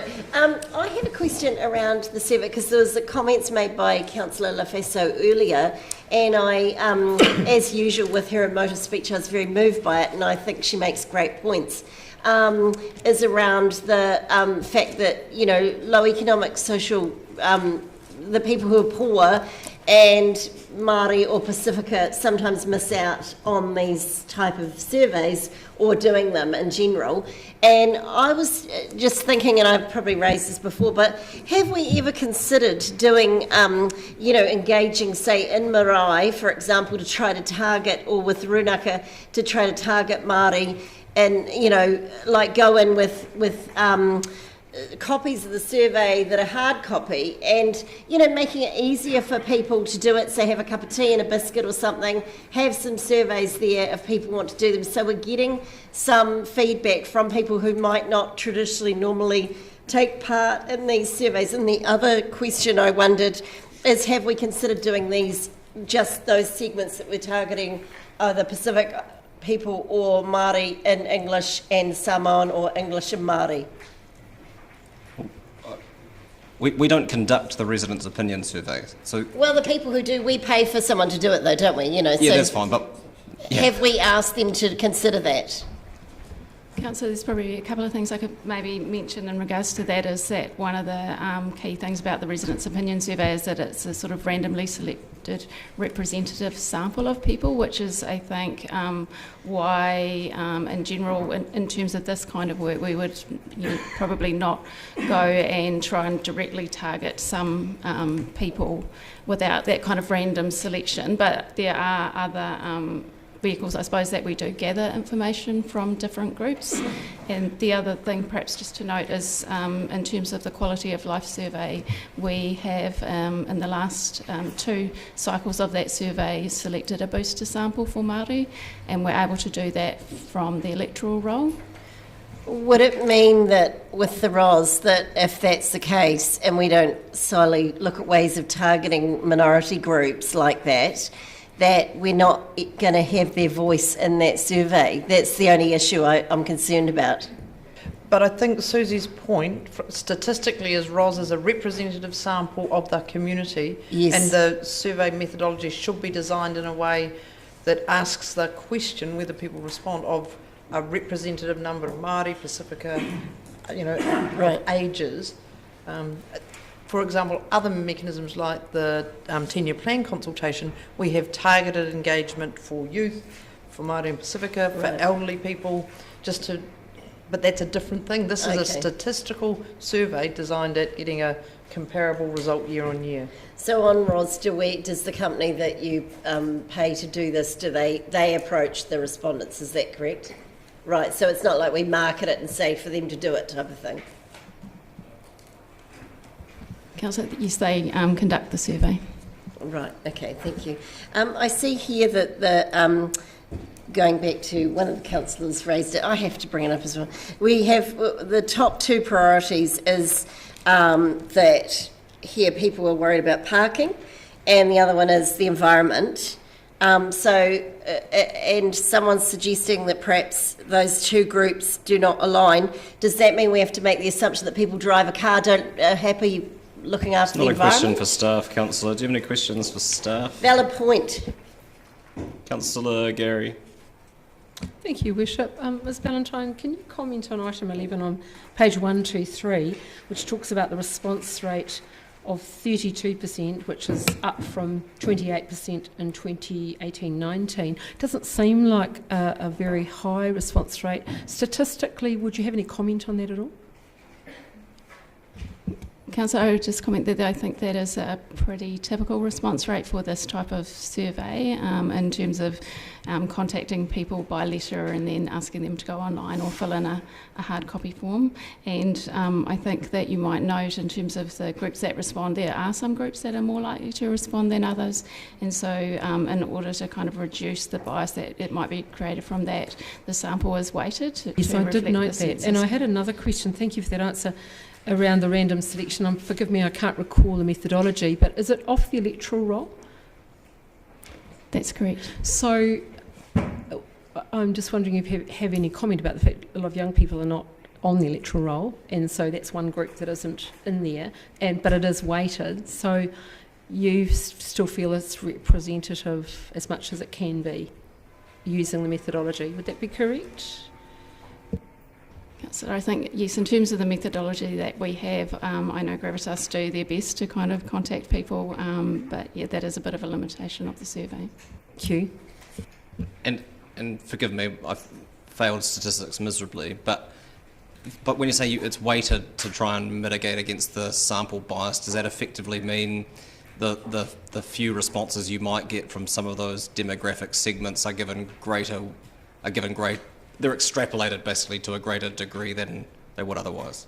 That's correct. Great, thank you. Better than 37% I deserved. Councillor Raddick. So, just to repeat the point, for clarification, the random selection and the weighting to remove bias of self-selection or self-answering, this survey is across all demographics. You'd think it'd be pretty fair. So, Councillor, at the back of the Gravitas report, there's actually a table which shows the kind of demographic profile of the people who responded to the survey, and then it compares that against the Dunedin population from the census. So it shows that younger people are much less likely to respond and older people more likely, and also fewer Māori people responded relative to their proportion in the population. But they weight that to make up, to address that balance. That's correct. So my point being that this survey is a pretty fair representation of Dunedin residents. It's not a question, Councillor. Well, is that, do you agree? But anyway, that's a yes, near enough. Page 16. Well, it wasn't. I don't think staff responded to your comment. Do you think it's a fair representation of Dunedin demographics? Yes. My question was, you know. Yeah, we heard your comment, but you've turned into a question. I was asking the question just for clarification. Anyway, moving on. Next question, page 123.16. Residents' overall satisfaction increased slightly, yet on many of the major indicators, the dissatisfaction increased. So satisfaction decreased on many major indicators, yet overall we have an improvement from 52 to 54%. How do you explain that? I think it's a separate question in the ROS which asks for overall satisfaction versus the detail. Right. So then there may be a mismatch. So it's taken as an answer to that overall question. Yeah. Right. Thank you. And page 125, point number 27. Answers in terms of priority, 1, 3 and 4, more parking, fix the roads and footpaths and better traffic flow. So given that there's 19, 16 and 15% of people, would it be fair to add those together to make 50% of people would like improvements in the road transport network? No, I don't think it works that way. I don't think you can just add the three together. You can't just add any of them up. Thank you. That. Yeah, it was a lovely try, wasn't it? Councillor Lawfisel. Tēnā koe, Your Worship. Thank you so much. But I think my question is, following up on Councillor Houlihan's response to my speech earlier, I just want to ask the Chief Executive, is it your understanding that my speech, talking about the resident opinion survey, was not to improve the survey as such as the balance of finding other means of approaching people who don't vote or who don't participate in such surveys? I'm just driving at that to make a point or to see that that was appreciated by the staff. I don't want to meddle with the survey. I just want us as politicians and staff to be aware that there's a whole lot of people that are satisfied and that are just busy, as well as people who don't have the means to participate in these exercises. The clarification is taken. Thank you. Councillor Lord. Yeah, I just, it's not a question that I'm wanting a value judgment on, but I'm trying to establish, like, for example, only 7% of the people mentioned that we should reduce rates, keep rates lower, no rates increases. And I'm just wondering, and I noticed also use wheelie bins instead of bags, better rubbish collection. Only 4% of people have asked for that. And the likes of with Jules talking previously about the three people, the three top, I assume the same people that want more parking also want those other things. So what I'm wondering, if only 4% are calling for a better rubbish service, is that perhaps a guideline to us, and I realise it's going out to consultation, but is that perhaps a guideline to us that it's not a high priority, and if it's going to be a very expensive system, that could be something we could just stick with the status quo? Or is what I would say is that I think it's important to remember that these are people's top two priorities, and so the people, to use your example, people who might want a better waste management system could easily have dealt with that under suggesting that being more environmentally friendly is one of their top two priorities. I just think we've got to be careful about, it's useful to know what they are being asked, and we've just got to be careful about extrapolating that to too much of anything. Yep. Okay. No. Councillor Walker. Yep. Thank you, Your Worship. Reading this document, and thank you, staff, for again diligently working on it. It became very clear to me fairly early on that this is a reflection of a rather loose statistical survey, subject somewhat to bias. And maybe this is a question for the CEO. Does ROS serve its purpose? And if not, how do you see it doing so potentially moving forward? Look, I don't want to offer a view on whether ROS serves its purpose or not. What I would say is I think it's timely with everything else we're looking to do to check whether we are asking the right questions in ROS. There's a benefit in ROS in that we've had data from when 1994 pretty much, very similar questions. So those trends that we've talked about, that you've talked about earlier, we're able to build because we ask similar questions in a similar way that we can then at least assess the trend. I think that we do need to make sure that we're asking questions in the ROS that help drive performance and that help that we check whether we're getting the strategic framework aligned correctly, whether the organisation is aligned to deliver. And there was a comment earlier that what happens to these results if someone says they want more pedestrianisation, is just an example. What do we do about that? Or more parking? How is that fed back into the organisation? And at the minute we don't have a way of doing that, particularly apart from the levels of service. So it's about how we line it all up again. So it's a big piece of work, but it's timely to revisit the effectiveness and the questions, and the number of questions would be my sense. That's a really encouraging response. Thank you. Apologies, Councillor Houlihan. Thank you. Do you know how many other councils use ROS to do surveys for them? So, Councillor, in terms of the Dunedin City Council survey, at the moment our provider is Gravitas, and their research is more in terms of central government agencies and some local government research. A number of other councils do use a range of research providers to do a similar type of residents' opinion survey. And could I ask why we chose this company?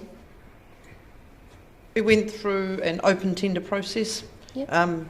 That everyone presented these were the best option we thought for the 5-year tender.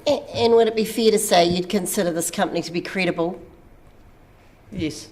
Yes, exactly. And is it fair to say that the survey, like you mentioned before, is random? Is that correct? Yes, it's correct in terms of the sample drawn as a random sample that's sent out. As we mentioned, the response rate is sort of differential across different groups. So would it be fair to say that it would be difficult to get a select group of people that were determined to have a certain answer if it's random?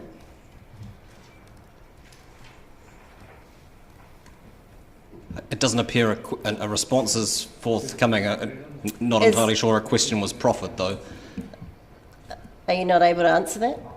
Could you re-ask the... Oh, That question, no. So what I'm trying to, because there was a suggestion that this was a rogue survey perhaps wasn't credible, questioning the credibility. Councillor, I'm going to interrupt you there. I don't recall anybody questioning the integrity of the... whereabouts when has that happened? Councillor Walker said, is it possible that Councillor. I hadn't finished, sorry. Was it possible that a certain group of people got, his wording was around the fact that certain people would look like they'd, answered a certain way. And I'm just trying to clarify if it's possible for that to happen. I don't know what you heard the councillor say, but it doesn't match my listening. But if you have a question... These meetings are taped. I'm happy to go back, rewind it, listen to it again. But what I heard him say was around the inferring...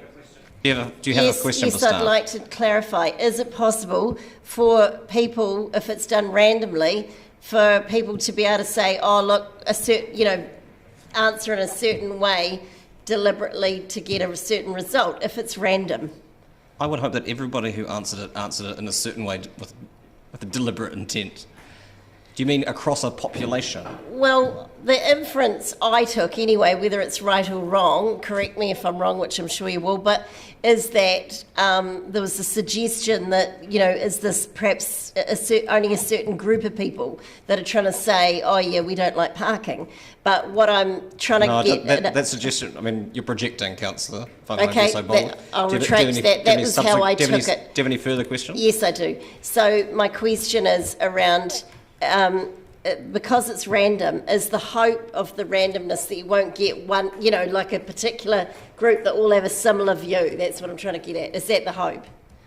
Well, that's always the case with surveys of this nature, yes. Thank you very much. Oh, sorry. I had one more question. Oh, did you? Sorry. So going back to what Mrs. Graham said around what we do with the results is... So what happens now? We've got this back. What are we going to do with it?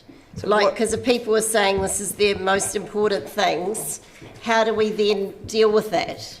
So, as I've said, many of these feed through into the levels of service. We're currently reviewing those, as we did with the previous item. But there's that broader piece of work to make sure everything lines up, because I'm not sure that we have always taken the ROS results on board in a way where we've given effect to some of the concerns or have a mechanism for assessing them. So that's, again, part of that work that we've yet to do. Yeah.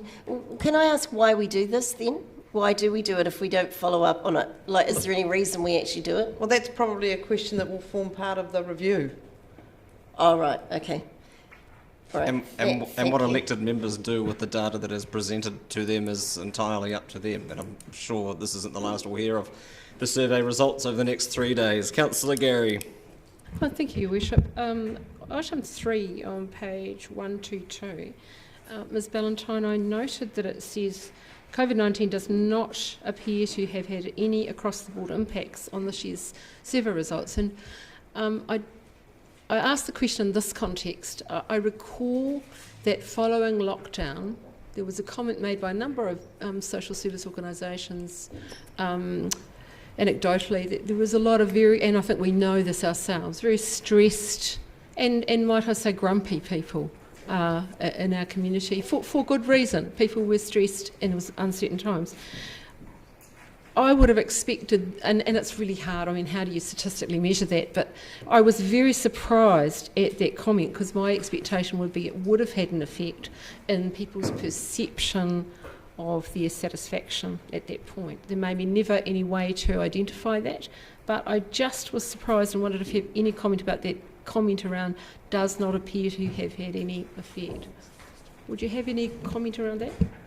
So, Councillor, I would say that that comment is more around that there doesn't seem to be like a uniform effect across all of the measures. So yeah, I think it's potential that things may have shifted to some degree, but it's, as you say, difficult to discern.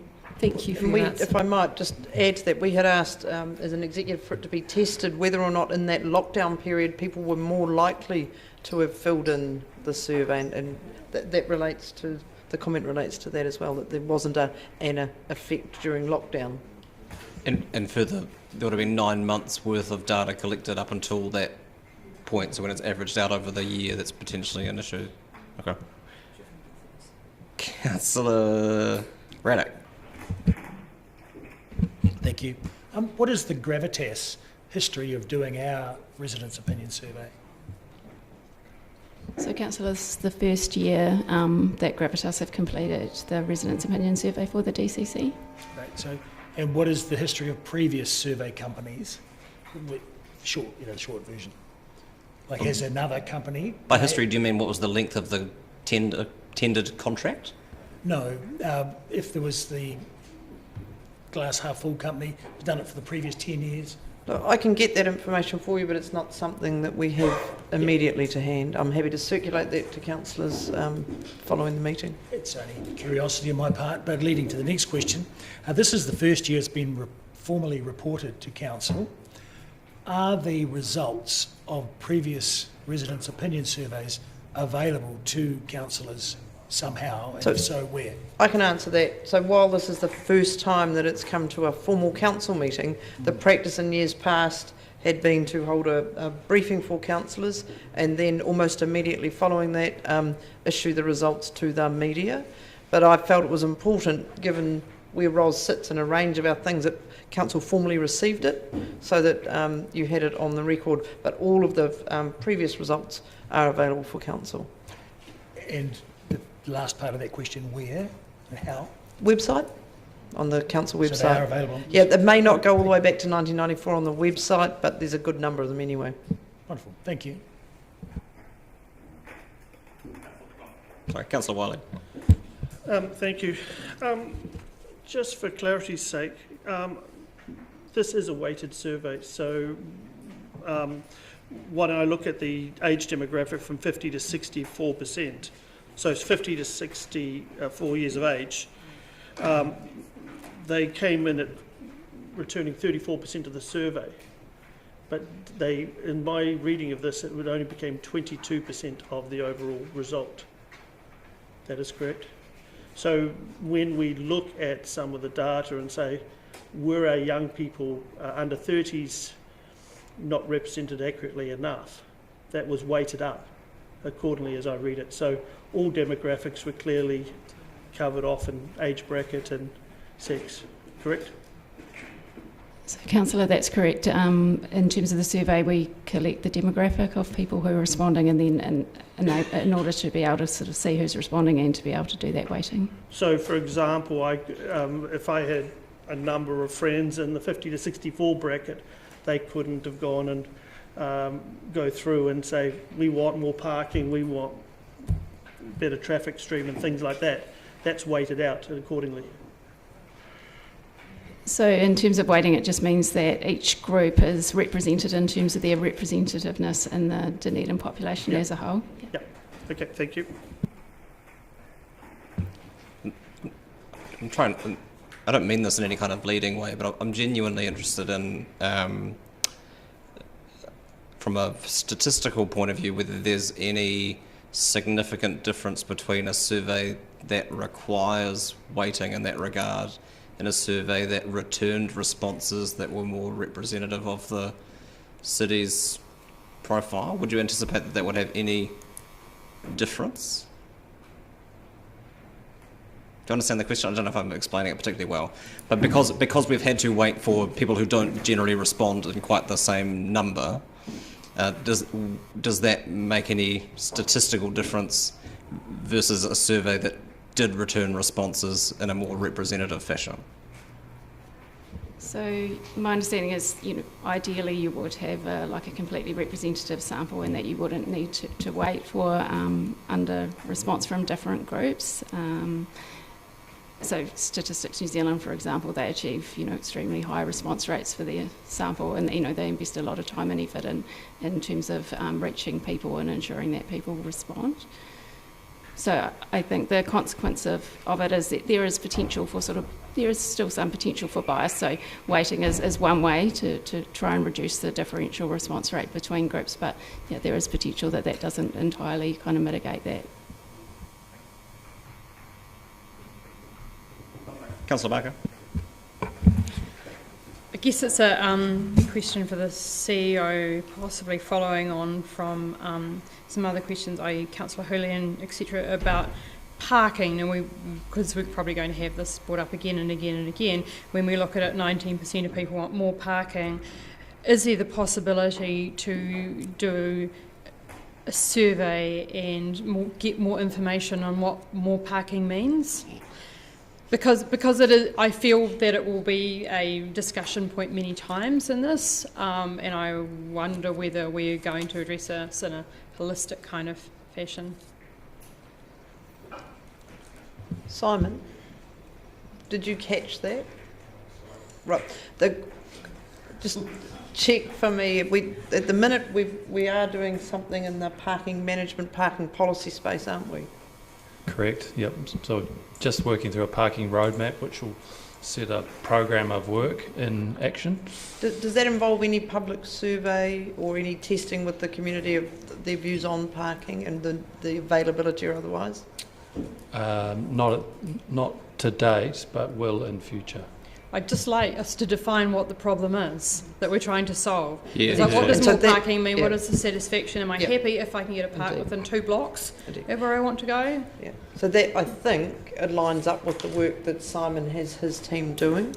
Okay, thank you. And there was some draft level of service things in there about occupancy rates, so trying to understand with better data the available parking spaces at peak times. Okay, thank you.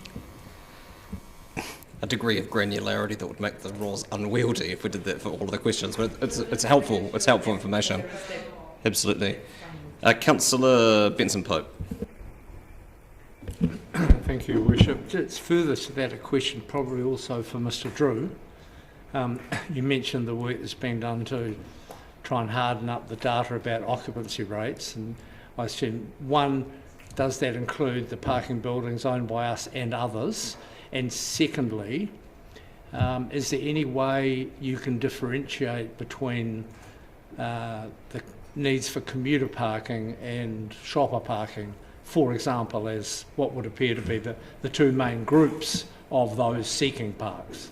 I'm not intentionally trying to cut you off, Mr Drew. I just wonder whether, given that subsequently on the agenda we're dealing specifically with city centre issues through the Shaping Future Dunedin transport work, whether that might be a better place to ask questions and have that discussion then. Well, can I ask for an answer to the first part about the occupancy rates of the building? Sure.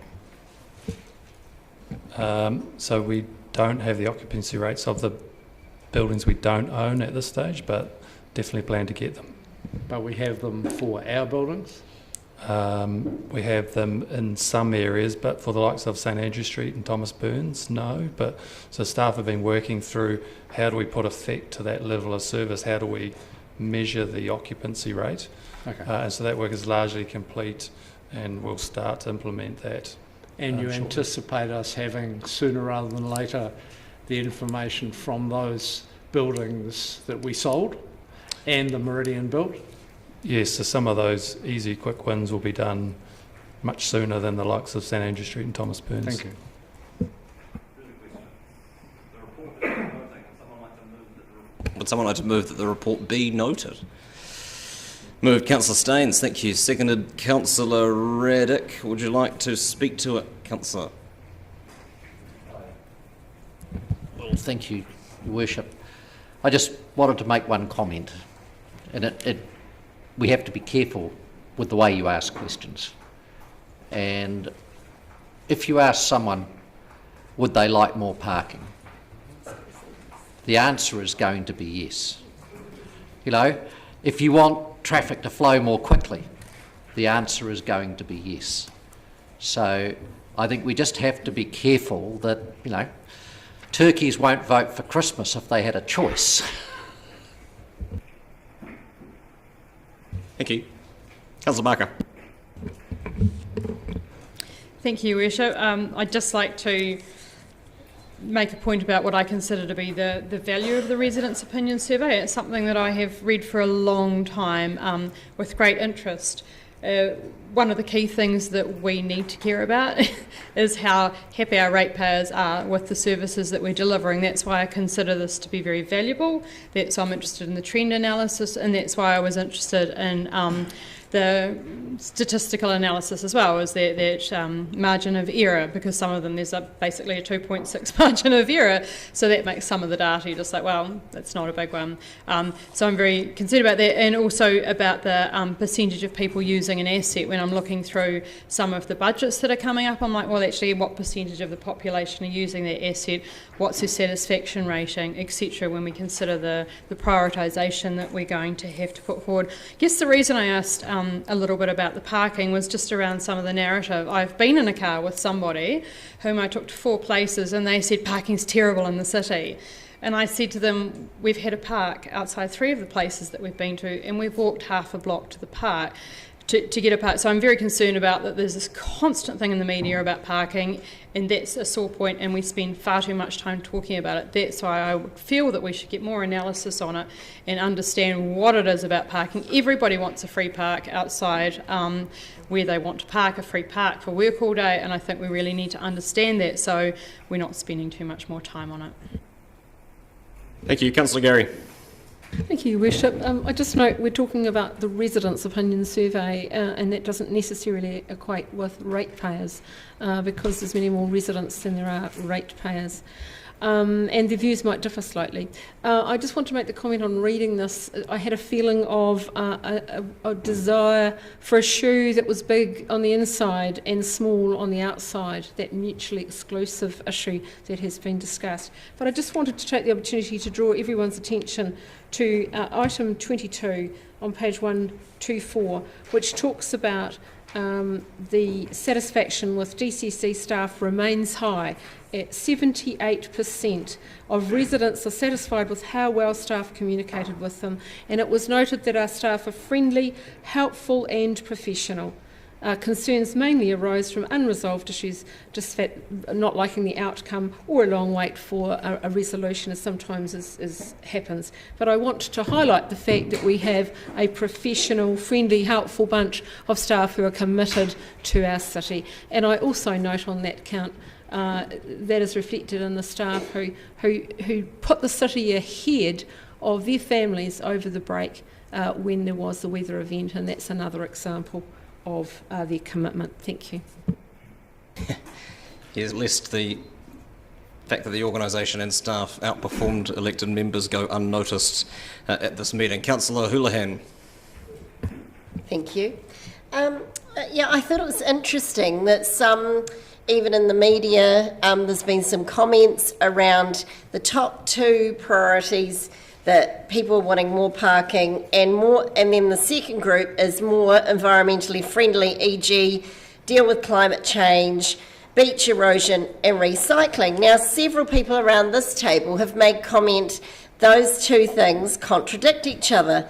Now, I would like to say, is that meaning, and I'm not asking a question here, I'm in a debate, is that by saying that, are they inferring that people who drive a car are not environmentally aware or wanting to solve climate change issues? Because if that is what is inferred by those comments, I take strong objection to that, and I think most of us here at this table should, because all of us, bar 2 people on the council, drive a car.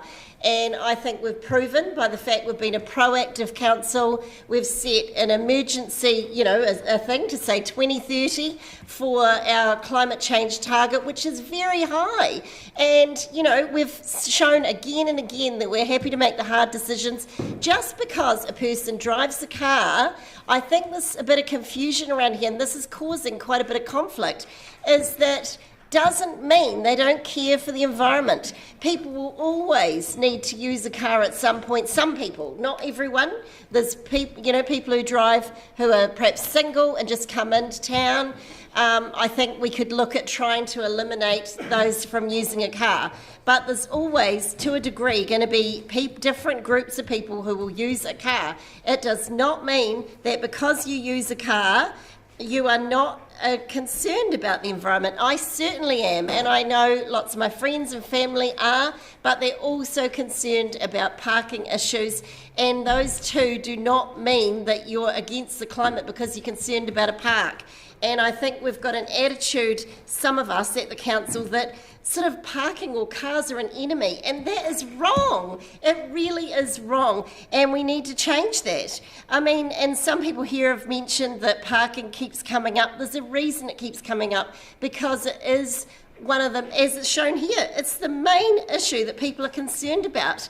And why bother doing a survey if you don't want to take any notice of what the people say? I mean, here we have another example of residents are saying that they felt like we don't consult that well. Now, I disagree with that. I actually think we've started to engage quite well. But what I do think is that maybe there's a perception that, and it says in here somewhere, sorry, I'm not sure the bit, but that council, there's a perception that council doesn't listen perhaps to residents as much. So maybe when you've got the top concern being scoffed at by quite a few councillors, perhaps that's why some people think that the council doesn't listen. All I'm saying is you can still care for your environment and drive a car. It is not a bad thing. It's how we do it and how often we do it. And everybody, I think it's fair to say, most people in our society want to see the climate improve.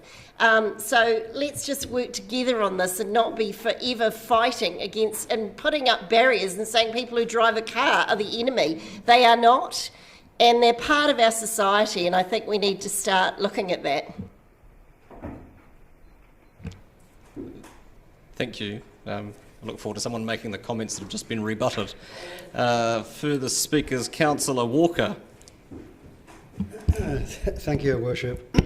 I just want to follow on from Councillor Staines' comment, reparking, and in answer to your point or question, Councillor Barker, reparking. And I think it's worth noting at this point there is no place on the planet that has enough parking. It doesn't exist anywhere. It's, as you say, Turkey's voting for Christmas. Point of order. That is a plainly untrue statement. Point of order? Yeah, point of order. No place on the planet that has enough parking. Why? What's the point of order? Plenty of places on the planet that have enough parking. Well, I'm not going to uphold the point of order. I mean, the councillor can justify his rhetoric however he pleases, but... Yeah, I mean, thank you. And I'll even reword it for you. There is no city in the world where people will say there is enough parking. I'm very confident in that comment. And also, just to clarify, your misquoting of me earlier, Councillor Houlihan, what I said, and the words are written down here, about the survey, it's a loose statistical survey, subject, and this was confirmed by Ms Ballantyne, subject potentially to bias. Thank you. That said, the very nature of any professional survey, obviously, as Mr West pointed out, is to get as good a cross-section of the society in that survey, and I think any professional company will achieve that. My comments specifically related to bias was a little bit of concern, and I think it's shown if you look at the end of the report that there is very little input from our youth, there is very little input from our former refugees, there is very little input from our Asian community, and there is woefully low input from our Maori and Pacifica communities. I think that raises a concern if we're going to base this at the centre of many of the things we do. And on that final point, my question to the CEO, I was really encouraged by the answer you gave to that question. Let's hope moving forward that the ROS becomes something that we can use more diligently and cleverly within our reporting. Thank you. Councillor Reddick.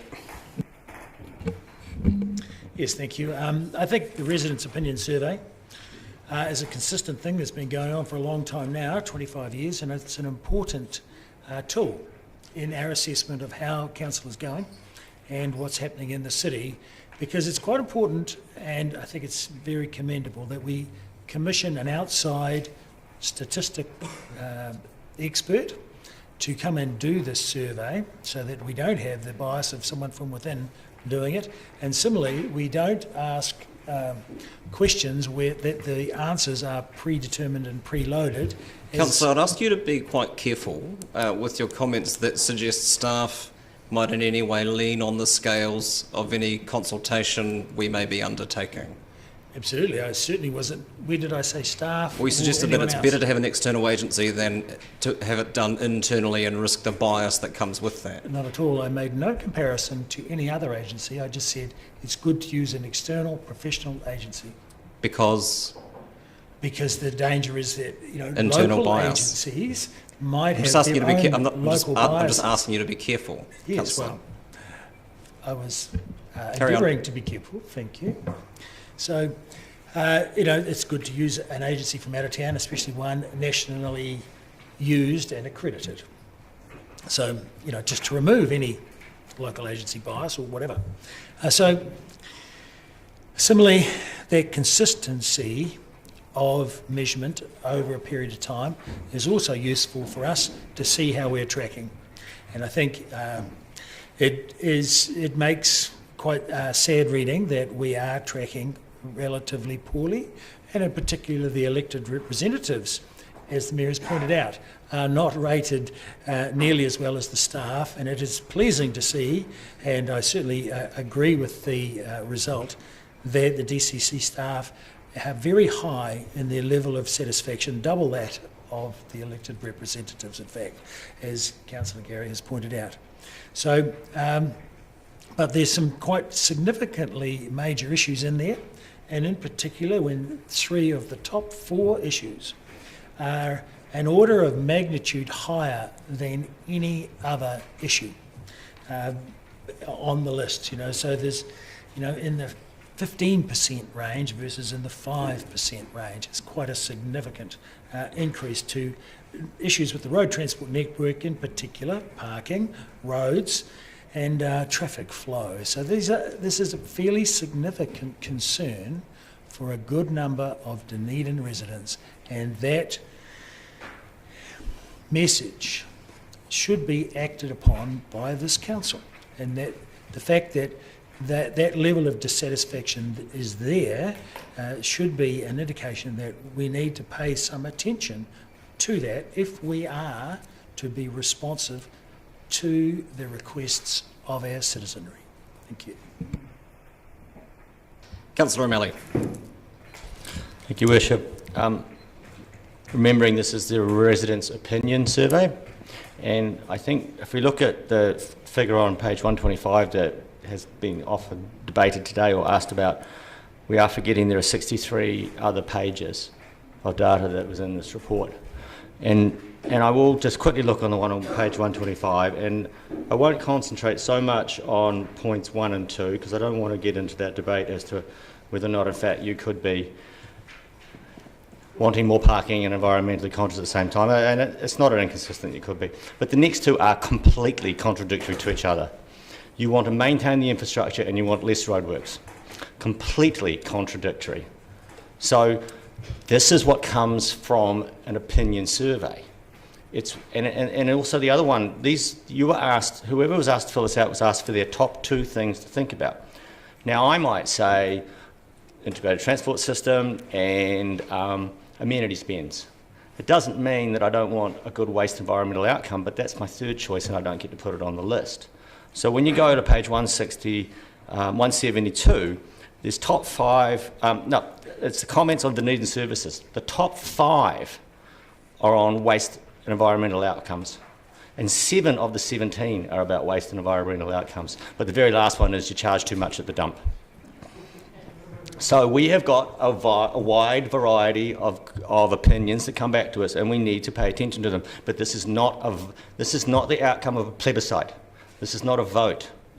These are things that influence our thinking, and we must listen to them. And we do need to address why so many people would put more parking as their top priority when Councillor Barker she told me who that person is and I won't mention their name, can be in a car and told by a person after having been delivered 3 out of 4 times within 5 metres of their target and only have to walk 40 metres for the last one, that there's a problem with parking. Why does that person, why do people have that perception when the reality was that on that day at least, they got the parking within a very short distance of where they wanted to go? I have never, ever, ever, and that includes buying all Christmas presents on Christmas Eve, had to turn back because I couldn't find a park. Never. So how bad is this crisis, really? Yet there it is, sitting there on the top. Now, we go to page 161, and we're worried about the flow of peak traffic and the availability of centre city parking. Two, again, inconsistent activities. If everybody parks in the centre of town, then you are going to have terrible peak flow traffic. And I'm trying to point out that those of us who are trying to make sure that single occupancy vehicle users who have to drive around town, have open roads, are trying to make sure we go and use all of the opportunities in front of us. And one of the things that we cannot pursue is having everybody drive in here on a single car at the same time in the middle of the morning, because we will have gridlock. And we are on the edge of that. And we've got to say, how are we going to address this properly? And we've got to maybe make sure that when we do that addressing of it, we tell it in such a way that we don't get people saying, I'm worried about this. And the reason they're worried about it is because they actually haven't been able to go through the whole logic as to why we're doing what we're doing.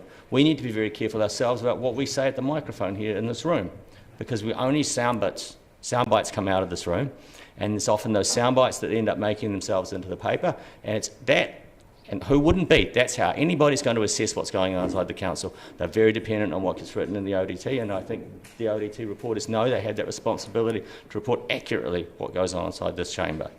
But often as not, we feed them some pretty great choice lines, and we don't really consider about the consequences of that later, and then suddenly we're a dysfunctional council that doesn't know what it's doing, because we have said it ourselves, even though often as not, there's nothing to support it in the documents. Thank you. Thank you. Councillor Elder. Thank you, Chair. I think the residents' opinion survey is a snapshot of what people are concerned about in this city. And I think we do have to listen to it. And we have to understand it. And it tells us about how we might communicate or what we might do. And in fact, if we look at all our plans coming up, there is a lot in the plans for the 10-year plan that actually address some of those issues. I congratulate Sophie on asking a question around let's get an understanding of that parking scenario. And I think, you know, we have to do that. We have to look at people's concerns about peak flow. We have to address people's concerns about the need for public toilets. There's a lot of concerns here that are valid concerns that people feel, and we have to listen to them and have dig deeper into them and look at how in the future we might address them. So, and that could be, and many of those things are in our 10-year plan. And as we go through, I would like to see us look at the residents' opinion survey and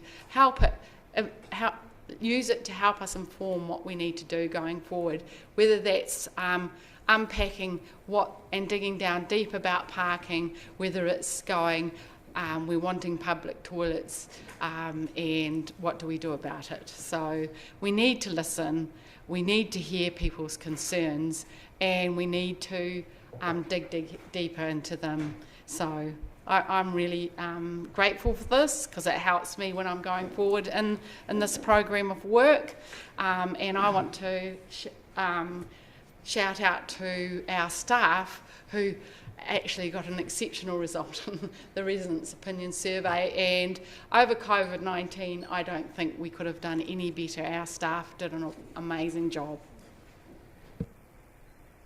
Thank you. Councillor Wiley. Thank you. I was really happy to see this report come to us. As we've heard before, we've never really seen a report like this presented to councillors, and I think it's a good document for reference and going forth on. I think it was really good in the sense of how it's been presented graphically and the detail around it. You know what? a lot of us can look at the results, and if it doesn't meet our agenda, we sort of criticise it and want to go, cherry pick whatever we want out of it. Overall, it is a snapshot from 1,373 respondees. I would have loved to have seen 4,800 results from the survey invitations that were sent out, but at least we're 32% compared to 28% in 2018-19.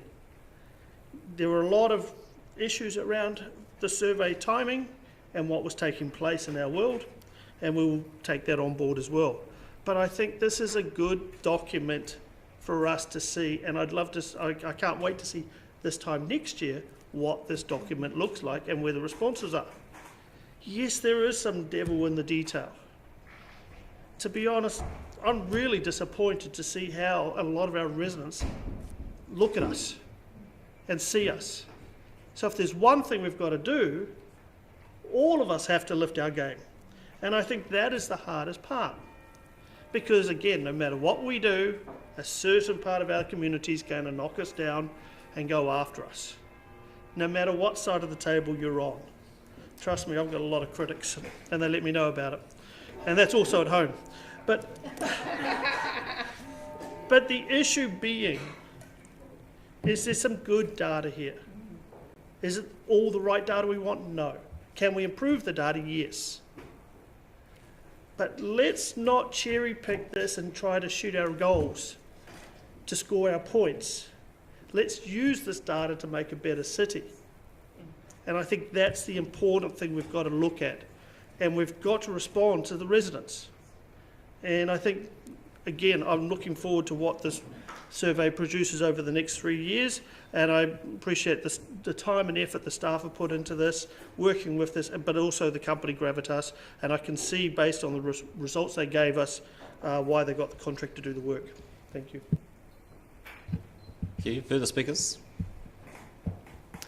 I just want to follow up on some of Councillor O'Malley's points. The job that we have as governors of this organisation is to make the best decisions that we can based on the best sum total of information that we have before us. And this is one of those pieces of information that informs the decisions alongside screeds of other technical reports and staff advice and consultancy expertise that we bring in to work through the very complex and competing demands of our community. So it is certainly incredibly helpful, but I think we've got to be careful about weighting, as it were, weighting it too heavily. As Councillor Wiley has said, confirmation bias is a very real thing, and any of us could sit through and find top 3 out of 4 and ignore the 4th out of 4 in this table that you find on page 125. And I'm not particularly interested in doing that, because I don't think that's helpful for the wider discussion. I do want to pick up on Councillor Houlihan's passionate comments in response to something that clearly hadn't been raised in this debate, but obviously in the wider context of these discussions. And that it's not that, and personally, when we talk about, it is entirely understandable for people to think that there is serious environmental issues that need addressing, and also that they want more car parking. And it is entirely rational for people to think that they want better quality roads, but also don't want roadworks, because if you ask people's opinions on these things, that's a normal thing to want all of those things. That the solutions are irreconcilable. Our job is to weigh up those competing tensions and come up with the best solutions that serve the greater good of the community. I mean, and sometimes the solutions are irreconcilable, but not in the most direct way, where I'm suggesting that anybody who drives a car doesn't care about the environment. That's not what it's about at all. Is that we've set very ambitious environmental targets around being net zero carbon by 2030, and whatever the solutions for that are, it's not that it's about more parking or less parking. It's about whether people are more or less dependent on single occupancy vehicles or private motor vehicles to move them around the city, and the solutions to that at an integrated transport level are complicated and complex, and the demands are competing, and it's at a level far beyond what you would anticipate getting feedback on through a survey like the Residents' Opinion Survey. So can we build a transport network that encourages greater car dependency and also achieve our goals of being net zero carbon by 2030? No, we can't do that. But that is something that it's crude to be able to try and extrapolate this data to have those arguments that are far more complex than that. And I look forward to more nuanced discussions over the next few days as we work through those various competing demands. Councillor Staines, your right of reply. Thank you, Worship. I'll go back to an old saying that used to happen in my days at Fisher and Paykel, and I'll just adapt it a little bit. If we listen to and act on everything our residents say, we'll do significant damage to our city. If, on the other hand, we don't listen and act on what our residents say, we'll do significant damage to our city. So the Resident Opinion Survey is a useful tool. It gives us perceptions, and it is a perception. Now, we've heard councillors' perceptions today about the fact that you never fail to find a park within a block of where you want to go, or and that makes you think there's plenty of parking. On the other hand, some people don't like to back into a park and they're looking for plenty of room to put their vehicle. Their perception is there's not enough parking. So we do need, this is a tool. And what I'm trying to say here is it's useful for giving us the perceptions. It's useful for highlighting perhaps where there is a strong perception that something is wrong. But if we're going to act on it, I think we need to seek more in-depth data than we get from just asking broad questions in an opinion survey. And perhaps the most valuable part of it is that we see trends. So a trend is more likely to be the indicator that we would take notice of, provided that trend is sufficiently big. As has been pointed out, the chance of error in this data is quite big as well. So in many cases, it's within the parameters of the error, in which case we should not worry about it. But if the trend over years is for consistently going in one way, then we should take some serious consideration and look in more depth at what's going on. So but with that, I think it's for all of us to vote in favour of these recommendations. Just noting the data. Yeah, the resolution is that Council note the annual results of the Residents' Opinion Survey. I'll put it. All those in favour? Aye. Those against? That's agreed. Thank you. Item 12. What a segue. Climate 2030 Rapid Review and DCC Emissions Reduction Opportunities. Mr West and Ms McTavish.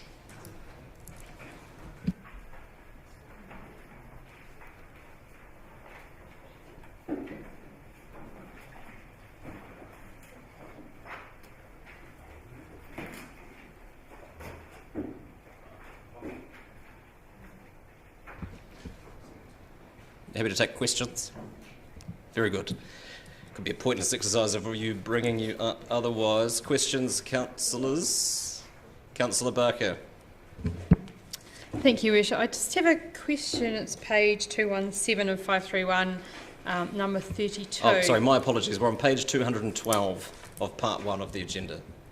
On the bottom of my page says 217. That's where I'm asking the question from. Have we got different page numbers? The report is on page 212. Oh, okay. Sorry, I've been trying to do it at the start of each item. I keep forgetting. Sorry. So I'm on point 32. There's commentary in here which the degree in which emissions reduction in the transport sector, blah, blah, blah, blah, blah, and the degree to which partner agencies are equally focused. And I just wanted to know if, when we're talking about transport sector, if Whaka Kotahi have a focus on climate change or reductions? Do they have a strategy around that, and is it fed into our strategy? Thanks, Councillor. My understanding is that the government's policy statement on transport, one of the 4 focus areas within that is emissions reduction, but any more specific questions than that would need to be directed at the transport team. Okay, thank you. Councillor Houlihan. Thank you. We've heard previously that there could be significant costs with reducing our carbon emissions. When are we likely to know what those costs will be? Just so that as a ratepayer, I can sit at home and go, okay, I know what that means for me. And that would be my next question, actually, once we know the costs. What does that mean for the everyday ratepayer? This, you know, that if you had to summarise for carbon zero, what does that mean? So there are probably two ways of answering that question. The first is in December, we provided some indicative figures to you, which I don't have with me today, unfortunately, around how much indicatively it would cost to offset and or inset emissions based on 2018-19 levels. So that has been provided. The question more broadly, I think, is how that might be funded, and that's a political question. The second way to answer that is to say that we need to move through the process of developing an emissions reduction plan for the city. Offsetting or insetting is one of the options available. There are a number of processes and tools that we would employ to determine what are the most cost-effective reduction options through that plan development process, and there would be partnership conversations as well about potential contributing agencies. So in short, once the city's zero carbon plan is developed, there'll be a much better, more refined set of costings available for councillors. I believe, I could be wrong, but please correct me, that the government has a slightly different target date to us. Is that correct? Longer. That is correct. Yeah. So the council has adopted a target in relation to methane. Council has aligned with the government's target. In relation to all other gases, Council has adopted a target that is currently 20 years ahead of the government's target. Is there any benefit to a council aligning itself with the government's time targets, you know, financially? Like, does that mean, you know, because we'd all be going through the same thing together, does that have any benefits? I'd suggest that would probably be a decision for council to make rather than staff. But I don't know, I'm just asking the expert because I don't know the answer myself. Staff are responding to the policies and decisions of council. So the targets that we have are decisions of council, and staff are working up a work program backwards from that. Is that something we consider to ask, you know, someone who knows if that's a benefit? Because I don't know whether it is. I'm just asking. You know, that's a genuine question. I think at this point, at this juncture, it's difficult to determine that. There may well be benefits in aligning with the government's target. Equally, there may be early mover opportunities in terms of government funding for parts of the country that perhaps want to be at that early stage adoption for some technologies. Again, I would consider the zero carbon plan development process to be the most appropriate time to evaluate all of those. Okay, thank you. Another question. It says here, under transport sector, we can get quick wins. When I read it, I instantly thought, oh, transport is going to be the whipping boy here. But I mean, I can understand why in some ways it's been picked out because it's I don't think it's the highest, it's second highest, is that right? Or the highest in our emissions, transport? It's the highest it's currently. The highest. Yes, 39%. Yes. So they see that, so it looks like by this report that the company's recommending we make a lot of our wins through transport. Would that be fair to say? In terms of the prioritisation of transport, the company has identified quick wins and next steps for all areas that it has looked at, some more so than others. It is on the basis of not only their advice but also other external contractors' advice and some criteria that we presented to you in December, that the staff advice is that if you are wanting to reduce emissions the fastest, then the transport sector is the area to focus on in the first instance. With, it sounds like it could be costly, and, some could argue no cost is, too high to save our environment, because we have to save the environment. I think we've shown we're doing some really good proactive things. But would it be cheaper for our council, and maybe we're already doing this already, so please let me know if we are, working in with other, with the whole region, like Southland, ORC, because it is an issue that as a country as a whole, we all face together. So it seems to me that we all have similar problems.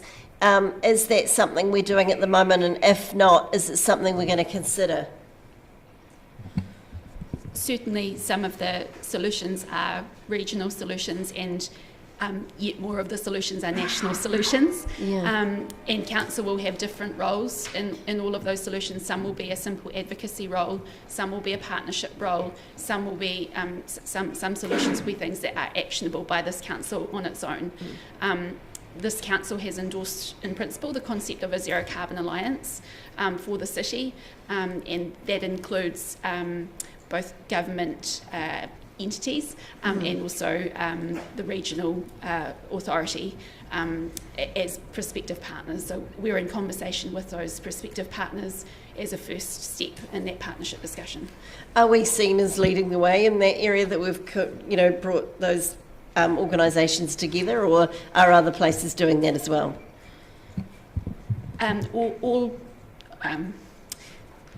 Of the plans, the citywide or district-wide plans that I have reviewed, the recent ones, all of them have taken a partnership-based approach to emissions reduction. And is the hope that that will cut our costs down? Certainly there should be cost efficiencies. I guess the ambition would also be to liaise with government entities or regional entities about where ambitions might align, and the likes of first mover opportunities that might be available in terms of government funding and the like. Can I clarify, is the university still in that group that are aiming for that 2030 target? So yes, the university does have a 2030 target for its organisational emissions, and it is one of the entities that council has endorsed us having conversations with as a prospective party to that alliance. No decisions have been made on that, obviously. Yeah. Brilliant. So given that transport is likely to be targeted probably first and one of the biggest, and it also affects so many people, how do we deal with the difficulties and discomfort it causes for people and align those? What steps are we taking to make it easier for this transition? So again, Councillor, I would see all of those conversations taking place during the zero carbon plan development for the city, and also in conversation with those alliance partners, because clearly there would be benefit in having those conversations jointly. Yeah. What sort of marketing are we doing now to tell people, to put out messaging around education? For example, carpooling, that sort of thing, because all of those have a benefit, and there's an option in our shaping future for transport of a park and ride, and I think they're a great idea. So are we putting out any messaging at all around ways to reduce car use? And if not, why not? So I think that question is probably better directed at the transport team, because they'll be able to speak to the operational matters more directly. But in the, I think, Appendix B to this, there is some discussion of the likes of what transport have been doing in relation to park and ride and carpooling and the other matters that you raise. The reason why I raised it in this segment is that it clearly highlights that transport is one of your biggest issues. And I said before, and I'll say it again, that I think we need to make it, and people abused me and said buses aren't sexy, but we need to somehow make public transport seem sexy, because right now... Councillor, there's plenty of time to speak to the That's true, resolution but all I'm saying in due is course. it would be... Is it a question that you're saying? Yes, is there, from, the climate change, carbon zero, would it be useful to have education and marketing campaigns around those sort of things? The rapid review does highlight the importance of behaviour change programs, and that can take many forms. Thank you. Councillor Lofiso. Tēnā koe, Your Worship. Tēnā koe, Ms McTavish. I think my question arising from the Māori impact statement and the summary of considerations is for the Chief or His Worship. In terms of the Zero Carbon 2030 Alliance that will be established involving mana whenua and the Runaka, do you think, or have you given some thought to what comes first, the Zero Carbon Alliance or the mana whakahono arohe partnership agreement? It's tricky. The broader discussion with mana whenua on the strategic direction was meant to happen last week, and unfortunately the key folk had a tangi to go to, so it was it yesterday, David? Yesterday. And so we didn't have it. We had hoped to have that. I think the mana whakahono is probably separate, and they may run in parallel rather than together, but we haven't had that discussion with mana whenua yet. Councillor Walker. Yep, thank you, and welcome, Ms McTavish. Excellent report. I think we heard a lot last year about the rapid review, and for me this was the best reading of the Tolstoyan folder we got to read over the last few days. First question, though, is outside that. It's actually point 16 on page 214, just around the carbon reduced status. Do you know what the timelines are on hearing about that? Have you got any sense of what the results will be? So corporate policy is leading that reporting for us. My understanding is that we are finalising our reporting, and that is been through audit but is not yet in final form. So it should be imminent, but it is not yet with us. Sorry, Councillor. On to the rapid review, and I'll refrain. I had lots of questions, but I'll refrain in doing what Councillor Barker did and have 32 questions. You didn't ask them, that's true. But I will, as I read through it, and I really enjoyed it, and of course, as you know, there's many measures in there that would be pertinent to use or relevant for reducing our or getting us down to net zero carbon 2030. But then I got to page 326 around, obviously, carbon offsetting. So can you confirm for me, and I may be wrong, that my sense in reading this was that to achieve our 2030 net zero, carbon zero goals, that we might have to get into the world of carbon offsetting. So first question is, does the DCC currently offset? Does it buy carbon credits at the moment? No. Okay. So that leads on then to I got quite excited by it. Then I read that, I thought, gosh, this will provide for lots of native planting around the city. And then I read that to achieve what we need to do, we'd need 190,000 hectares. And again, correct me if I'm wrong, but I think a hectare is about the size of a rugby pitch. So that's 190,000 rugby pitches. Do we have that space if we wanted to go down that line in little old Dunedin? In all of Dunedin, yes, Councillor. In terms of the DCC's portfolio ownership, no. Yes, you are correct that it would be a really substantial piece of work, and it's one of the reasons why there is a need for significant policy development in this area. So again, winding back then, is it your understanding that we will have to get into the world of carbon offsetting if we are to achieve a 2030 goal? The answer to that is wholly dependent on how fast emissions are reduced, and how fast emissions are reduced is probably a question that we can answer better once we've worked through the zero carbon plan development. But certainly the indications from this report are that it is likely that there would be some residual emissions that offsetting may be the appropriate solution for Sorry, before you carry on, Councillor, I've got a correction from Ms Graham. We do buy a few carbon credits to offset our landfill emissions, so there's a little bit. It's a terminology thing. Okay. But yes, we do participate in the ETS, but that does not amount to offsetting per se. Yeah, thank you. I look forward to the zero carbon plan development, and honestly, thank you very much for this work. It's fantastic. Councillor Gary. Thank you, Your Worship, and thank you, Ms McTavish. This was an extraordinary read, and I came away from it feeling somewhat overwhelmed, actually, about the immense challenge ahead. I've got 4 questions. The first one is, we've been asked about what would cost be, and my question is, will we at any time or any stage of this process know what the cost would be of not acting to reduce carbon emissions? I might know the answer to that, but I'd like to hear from you. So I guess we explored this a little bit in that December report, to the extent that I'm able to answer the question, which is not very well. There are a number of ways of measuring cost, and that would need to be defined by Council in terms of how it would wish to quantify that. And that hasn't yet been specifically discussed by Council, and we haven't received instruction on that. So there's a piece of work that needs to happen first, really, before we can do any quantification.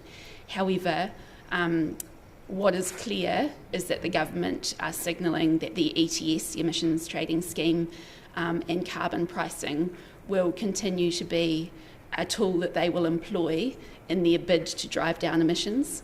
And as a result, probably starting with the Climate Commission's budgets, carbon budgets that are launching imminently, there will be a ratcheting up of the price of carbon over time.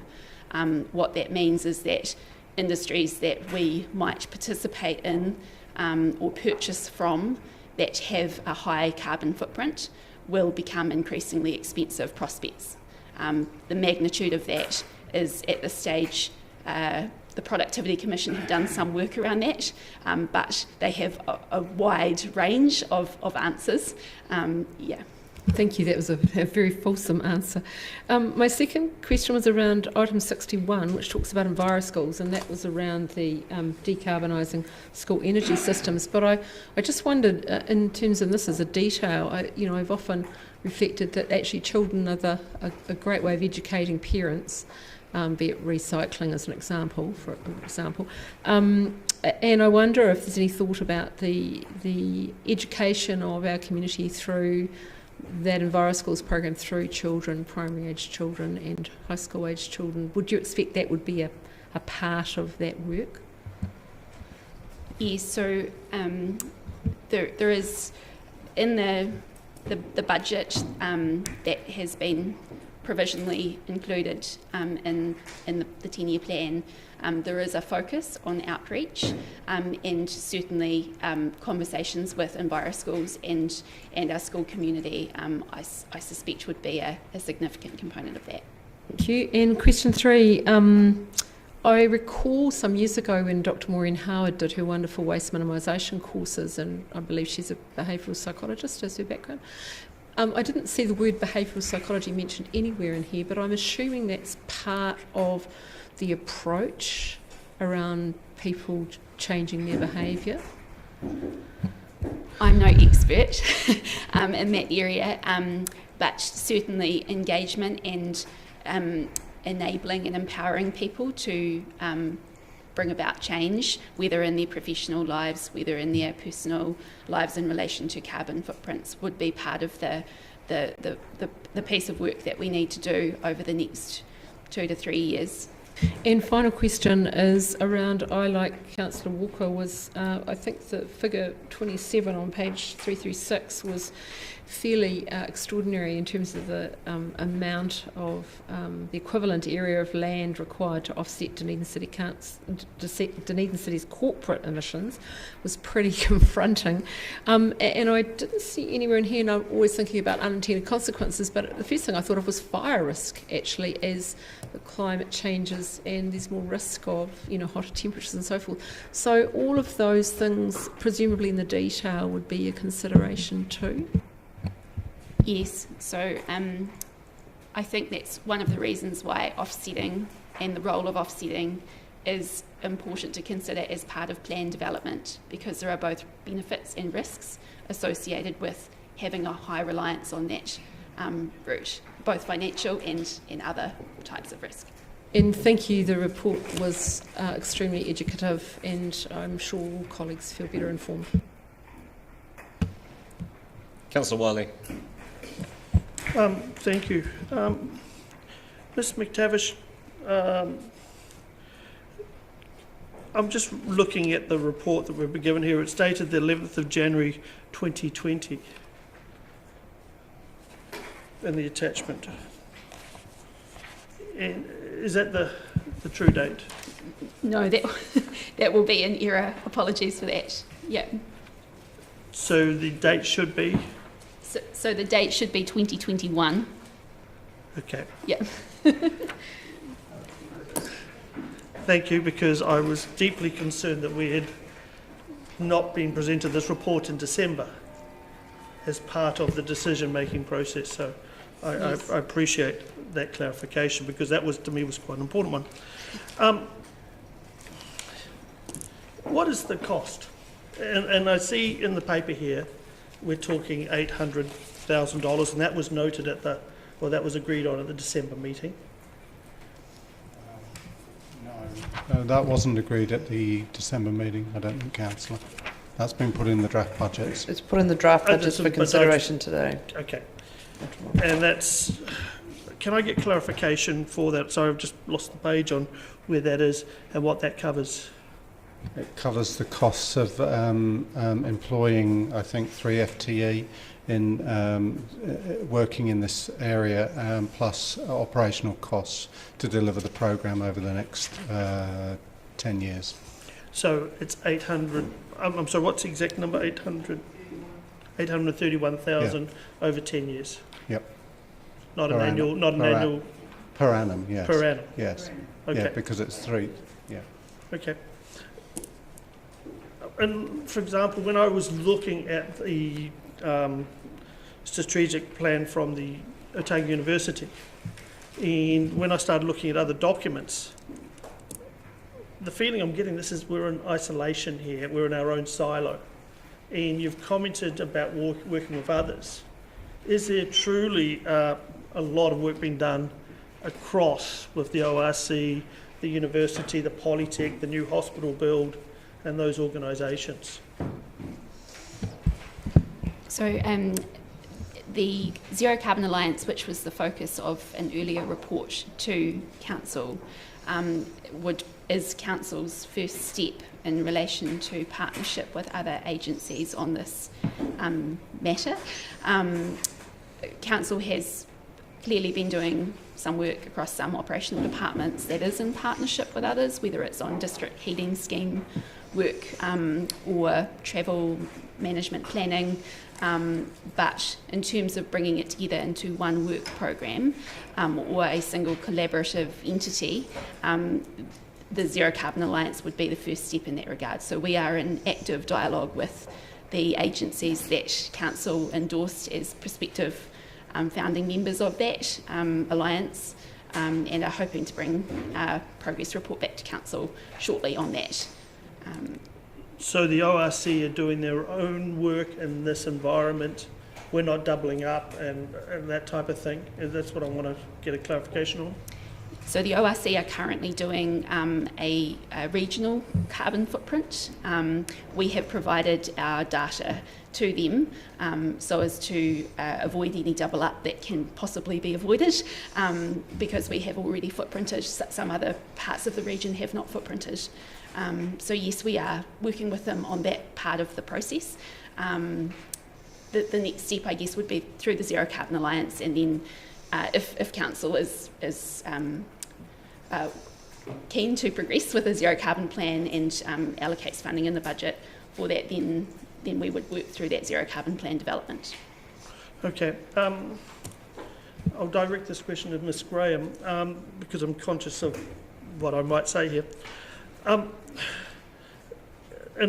going back over the December meeting and then seeing this report, I'm conscious of how much work has been done across council and what needs to be done going in the next 10 years. But is this an empire building episode where we're putting 5 or 6 staff into this now, and then it's next time around we're going to get another 2 staff added, and so on and so on? You were right to be cautious about your choice of phrase, Councillor. Look, what I would say is the requests for staff, all of them in these draft budgets, have been thoroughly tested, and it'd be fair to say that nearly every member of staff around this room has had staffing requests declined. But when we have looked at what's required in this space and the council's clearly stated aspirations, we need more staff than just Ms McTavish if we are to progress the work. And so there's been pretty serious consideration about that. That said, at a departmental level, we have not proposed any additional resource for any of this work just yet until we've done some process improvement work to see if we can free up other resource.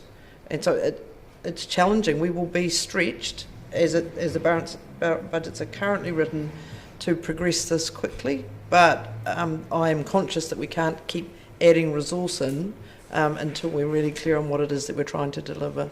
Okay, and a follow-up question with you working with the other CEOs of entities around town. Are they on board with this, and are they wanting to interact with this process? Yes, by and large they are. And look, everyone is really busy at the moment. There's a heap of things going on, and so the challenge is to get responses and agreement to how we're going to work on this particular issue to the top of various people's lists. And so, with Ms McTavish's help, I've been prompting others of my CEO colleagues from various sectors. And almost without exception, there's one exception, but I'm still working on them, and I'm not going to say who, but we have got broad agreement across the city of the need to prioritise this. And I guess with the other local mayors and CEOs around the southern region, but following up on Councillor Houlihan's question, with essentially sharing information and working and bringing the tide up with all the councils, because I can, I look at Clutha and thinking, how would one person or half a person in Clutha or even Waitaki Council, and to a point I actually see this as an opportunity where all the councils can be lifted up in that area. And we are working actively, I can't speak at a mayoral level, but at a chief executive level, we are having those conversations. But again, it's about the priority, and it's really challenging when you have core infrastructure issues that you're needing to deal with as well. And what we're trying to do here is embed some of the thinking around this into new ways of doing business. So rather than adding a new resource everywhere, making it part of everyone's way of thinking that you bring a zero carbon lens to how you're doing business. So that's part of how we think we can best do this. And we're having those conversations at the chief executive level at least. Okay, thank you. Councillor Walker. What was my question? Oh, yes. Thank you. Hello again. I don't want to labour the financial point too much, but I forgot I had a question from earlier that I'd highlighted. Is it that much? It's on page 340 of the report, and again, it's to do with the carbon credits. It's the third paragraph from the bottom, and it talks about the top-down approach to carbon development, blah, blah, blah. If we go for the 70,000 hectares, which I guess is the mix of the hardwood and the natives, and then it goes on to say, is it really, is that the cost? Is it $500 million? Wow, that's not a typo. Okay. I haven't checked that particular figure, but I can tell you that the numbers are really significant, and it is why one would want to consider offsetting alongside all other carbon reduction measures and look at relative affordability. Councillor Elder. Thank you. Just on that point actually, and biodiversity and increasing our trees, we have a forestry company, and what part does that play for our city in offsetting? That is a very good question, and one that would need to be explored in conjunction with the company involved, and ultimately would be a policy decision for council. Yes, because I note that in the short term at least, pine forest actually does reduce carbon significantly more than natives, and natives have a longer term effect over time.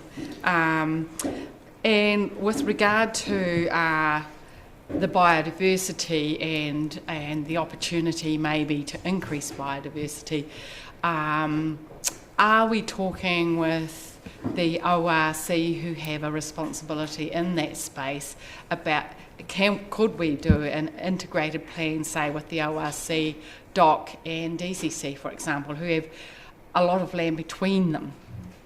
Is there that opportunity in the future? So certainly the recommendation of the rapid review is that if council were had aspirations to include an offsetting approach to it in achieving its citywide target, that could and should be a partnership conversation, and some of those entities that you've listed would be obvious contenders to include in that conversation. Again, I would say that as part of that zero carbon plan development. Yes, because between us all we have a bigger land mass than just the DCC. We have just in the process of putting in LED lights, which last longer and cost more. One of my questions is, there's a lot of cost in this, but if we do energy savings and energy audits and reduce our energy, are there also cost savings in this kind of operation? Yes, for some carbon reduction measures, there would be ongoing cost savings. There are a number of tools that can be employed through the zero carbon plan development to look at the relative carbon reduction potential of any given measure and the relative cost, both capital and ongoing, of any given measure for an organisation or for a city. And so that's one of the tools that you'd hope to employ. The other thing is, with the government looking at 2050, is it? I can't remember, I've got a blank on that. And the government pushing in that direction, do you perceive that actually if we have some innovative projects that the government could, I'm not saying would, have something like the Provincial Growth Fund or NZTA, is there funding that we could apply for if we look at these settings to offset our own costs? I haven't specifically looked into that because we're simply not at that point. No. But it would certainly be something that would be worth exploring as and when we are clear on the initiatives that are highest priority for us. Thank you. Councillor Barker. Thank you, Worship. It's a question for the Chief Executive, which I was going to ask at 23 in governance, but that could be in 2 days' time. When Councillor Wiley brought up the cost and the number of FTEs that we were going to employ, I wondered, given, I guess, the pressure on getting people who are experienced in this area, etc., the excellence of the report that we've got, whether it had been looked at about whether we might look at using consultants rather than employing staff. Had that option been weighed up? Yeah, look, we've always weighed that option up, and our consultant spend in my mind is still too high, and that's something that I'm looking at as we're going through the budgets more fully. I think that there's sometimes a false economy in using consultants at a considerable cost rather than bringing in a dedicated resource, and And I think that in this case, given the program of work that's ahead of us, there is very little risk in having staff do the work rather than consultants. We're still going to need to bring in some specialist resource, but yeah, we did weigh it up. Yeah, because I just wanted to understand about, there's obviously going to be a policy component there, yeah, but there's only so many reports that we can write, etc., and we need action. Yep. So it's like, where is that line between investment in policy and investment in action? Indeed, but you get the policy work done, and then we will always, as an organisation like this, have the need for policy people. We have enough churn that you move the folk around, or if you have to, if the work stops, then you make them redundant. Okay, thank you. I have two questions. Firstly, do you anticipate the reporting coming out of the Climate Commission next week, their 5-yearly budgets and associated plans, to have any bearing, significant or otherwise, on this work program? Certainly, yes. Yes. Significant?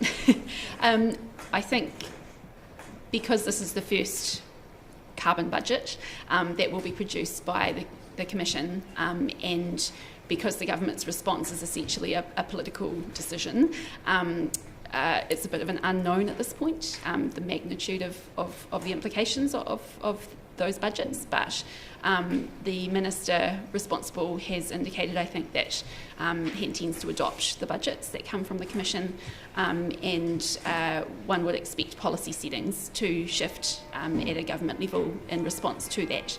So in the sense that this entity, the DCC, is impacted by government policy settings, one would expect that to flow through. So in some ways, it's not unhelpful that we haven't started the zero carbon plan work, but I mean, there's a 3-yearly work program that's outlined here. How far through that 3-year period would you anticipate that work being completed? How long is it going to take? Yeah. The work has been scoped at the broadest level, but a work program for the plan development has not yet been worked up, simply because there has been an unknown about whether or not there would be budget beyond this financial year. So once there is clarity on that, and we've developed up a work plan for that development phase, would be in a better position to answer that. However, the indications are from other parts of the country that it is generally a multi-year process. Okay. Thanks. Just back at it again. We've got 500,000 for staff resource for the South Dunedin work, and I'm just wondering, at a higher level, the whole of New Zealand is looking at the dynamic adaptive policy pathways development, whether in fact there is any will from the government to actually invest in this nationwide issue. I can answer that. We are in conversation at the moment with various government ministries about that. And is it looking... I'd rather just leave it at that, if I might, but it's something that we can discuss. I won't finish that question then. Further questions? Councillor O'Malley. With the staffing, is it intended that they will all be in policy, or will they be embedded in, some of them be embedded in some of the delivery units, like Three Waters or... So for the carbon zero work, I mean, currently they sit within the policy department. I suspect the need for them to interact with all of the departments is going to be key and critical to the success. So I'm saying, let's say you had a transport. Look, I mean, transport's the lowest hanging fruit, as they say, right? So would you be considering, when you're doing the staffing, that in fact the person would actually be in transport wearing that hat versus in policy wearing a transport hat? What I will be considering more broadly when I'm looking at how we're setting the organisation up to deliver a variety of things, whether we centralise some of these resources or have them spread in the departments, because there's some efficiency in having a centralised pool of resource that the departments can then use. And this is one of those areas that we will have that discussion about. There's a range of other functions that we will look at how we deliver. So we haven't decided yet. It'll depend what we think gives the best outcome, most efficient outcome.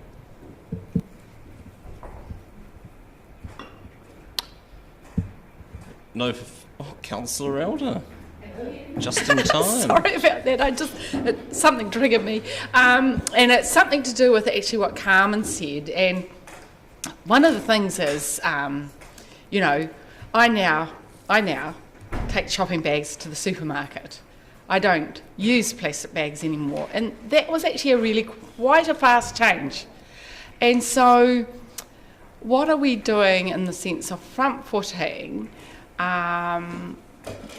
You know, some of those changes that need to be made, you know, maybe it's waste, maybe it's, you know, the health benefits of having an electric bike. What are we doing in that space to encourage us to move forward in this space? In terms of behaviour change generally, there are already staff in a number of operational departments that are focused on whether it's waste education or travel, working with safe and sustainable travel, behaviour change, working with groups on that, or other aspects. What we don't have is a coordinated approach to emissions reduction education. And looking at how we engage our community in that is, and making a plan for that and implementing that plan is included in the draft budget. Okay, cool. Thanks for that. Thanks. Just trying to manage where we get to between here and the end of today. It seems unlikely we'll complete the agenda. And so what I would like to do now is adjourn for afternoon tea and come back to debate this item and then move on to the capital budgets. And that would probably bring us to the end of the day. As close to 5, I'm not intending on going beyond 5 o'clock, we'll finish as close to 5 o'clock as we can, but we'll be on this side of it. So I'll move that we adjourn the meeting, seconded Councillor Walker, coming back at 3. All those in favour? Aye. Those against? That's agreed. Thank you.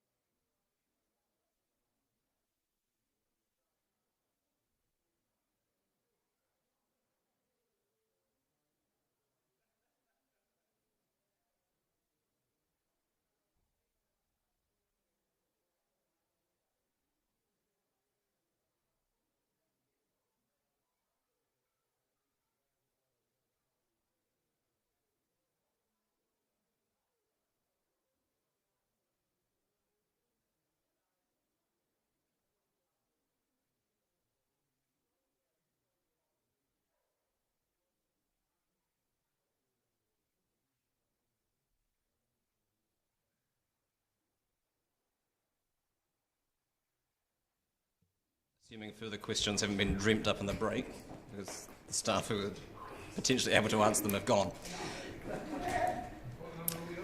We are... You cared.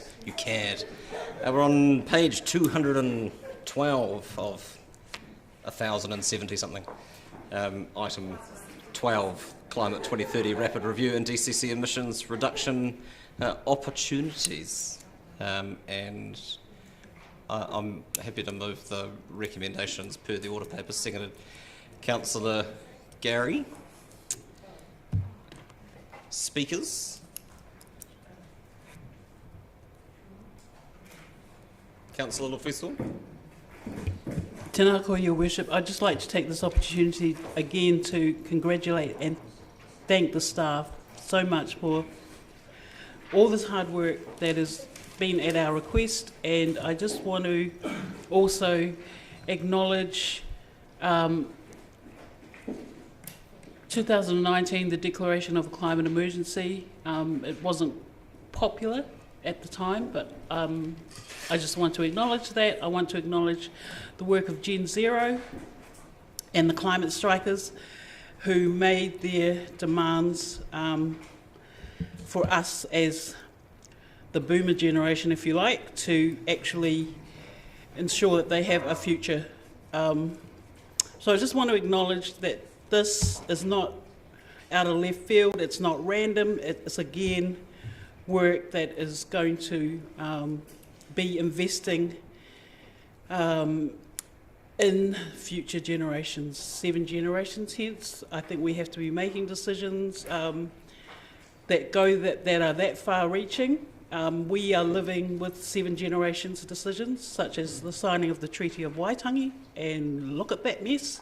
So, as far as I'm concerned, I just want to thank and again acknowledge the hard work that staff have put in and their commitment to seeing this vision and values of ensuring that the people are looked after long term, so that the people can look after the planet or respond. Thank you.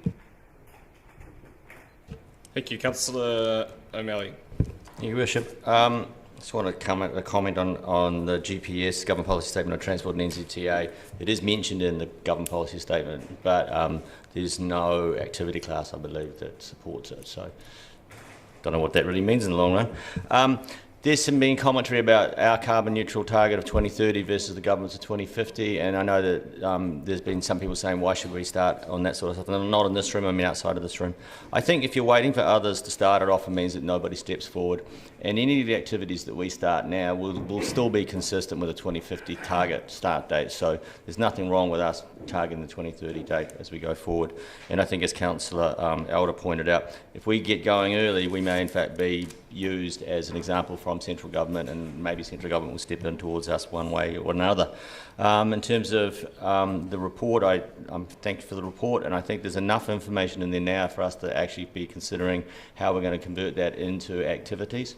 And I guess that comes down to how we're going to allocate that staffing when it comes out.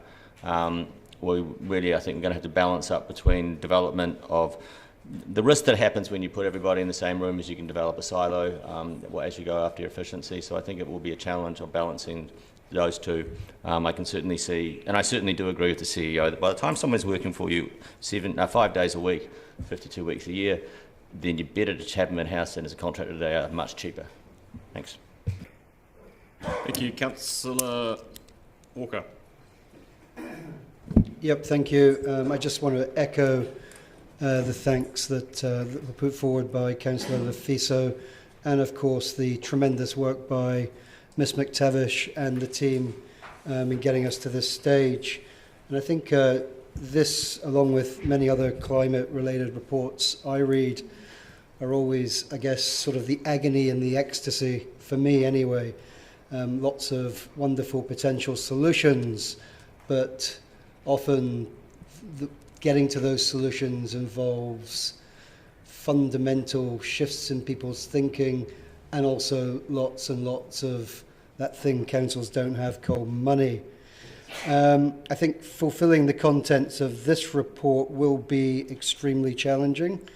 It will, as I said, it will require a fundamental shift in the way we think, the way the community thinks, the way companies and corporations and businesses think. But I always feel, and I think it's mentioned in the report, that often climate resilience stuff is the stuff you can sort of sweep under the carpet and forget about because it doesn't immediately affect you. But I think as Councillor Gary said earlier on, related to another subject, the cost of doing nothing in this situation is literally catastrophic. It is the challenge of our generation. So I therefore have no problem in supporting the recommendations, and I also support the continuation of the amazing work this council is doing around the zero carbon work. Thank you. Councillor Houlihan. Thank you. Yes, I want to back up some of the comments that other councillors have made as well, and also thank staff for their work. I think, I've said it before, as a council we have been ambitious. It was voted on prior to me becoming a councillor, but that was one of the motivational things that I thought before coming on council, was that we had that really ambitious goal, and I think it says a lot for our council and who we are. It's not easy. There'll be hard decisions to make, and there is conflict. You know, there's always going to be people who aren't happy, and we're never going to please everyone, as Councillor Walker has told me before, and he is correct. I mean, no matter what we do, everybody is not going to be happy. However, I think, imagine if Dunedin could be leading the way in being carbon zero by 2030. That would be really ambitious and brilliant to show the world, not just New Zealand, but the world, that we can do it. And I hope we can. I think perhaps the goal is possibly a little bit ambitious, but you don't know until you try, and I think it's worth trying. However, what I will say around that is that I think, and I've said it before, we need to take people on the journey with us. And what I feel at the moment is missing is the education and the messaging and the marketing. And, you know, they said it costs money, but a lot of those things don't actually cost a lot of money, and they can make a big difference if you had messaging going out regularly. And it's often and regular, like talking about carpooling, you get the benefits of meeting your neighbours, getting to know other people in your community, talking about, you know, us creating the park and drive, park and ride.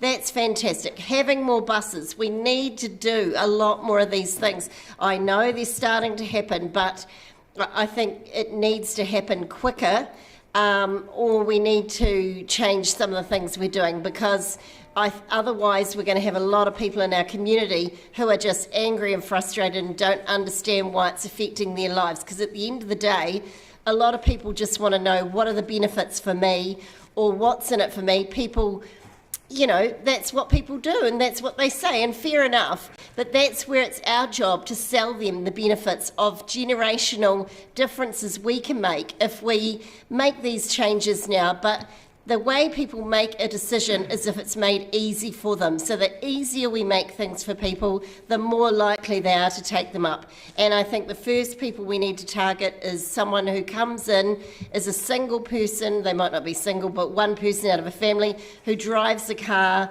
into the city. They're the people that we could get, you know, on a bus, or and once we take that person off the road, that reduces that emission.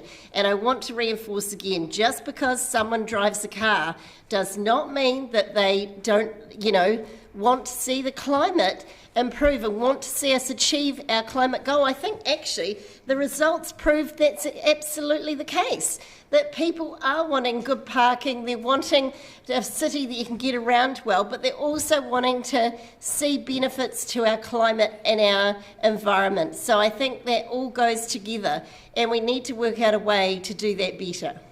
Thank you. Thank you. Councillor Gary. Thank you, Your Worship.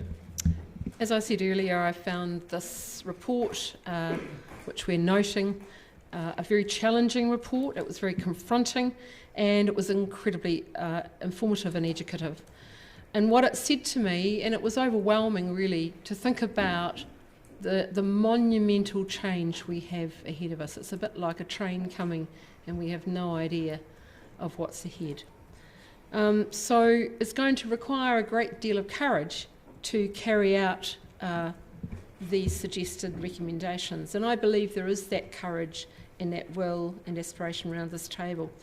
I saw on page 343 it described this as being an extremely difficult challenge, and I've no doubt of that. And I just want to talk about the different sectors in the community and different perceptions, and I want to acknowledge, as Councillor Lefiso did, when we declared a climate emergency. It was a particularly moving day. It's one that I'll probably remember all of my life. My daughter was in the gallery, and a lot of young people and older people, and the ones that marched. And so we listened really carefully to that. But then there's people in the community who are just trying to get by, and actually this is the least of their worries right now. They're trying to make a living, they're trying to provide for their family. Times are hard for many people, and so this is not part of their thinking. And often I find what takes our community's time and energy is around what affects them in their everyday lives, like the pothole outside their property, or does the water turn on, or is there a problem that affects them that they might associate with council. But you know what? We're elected to take that more holistic view, and we are elected to be courageous, I believe, and do the best thing for our city.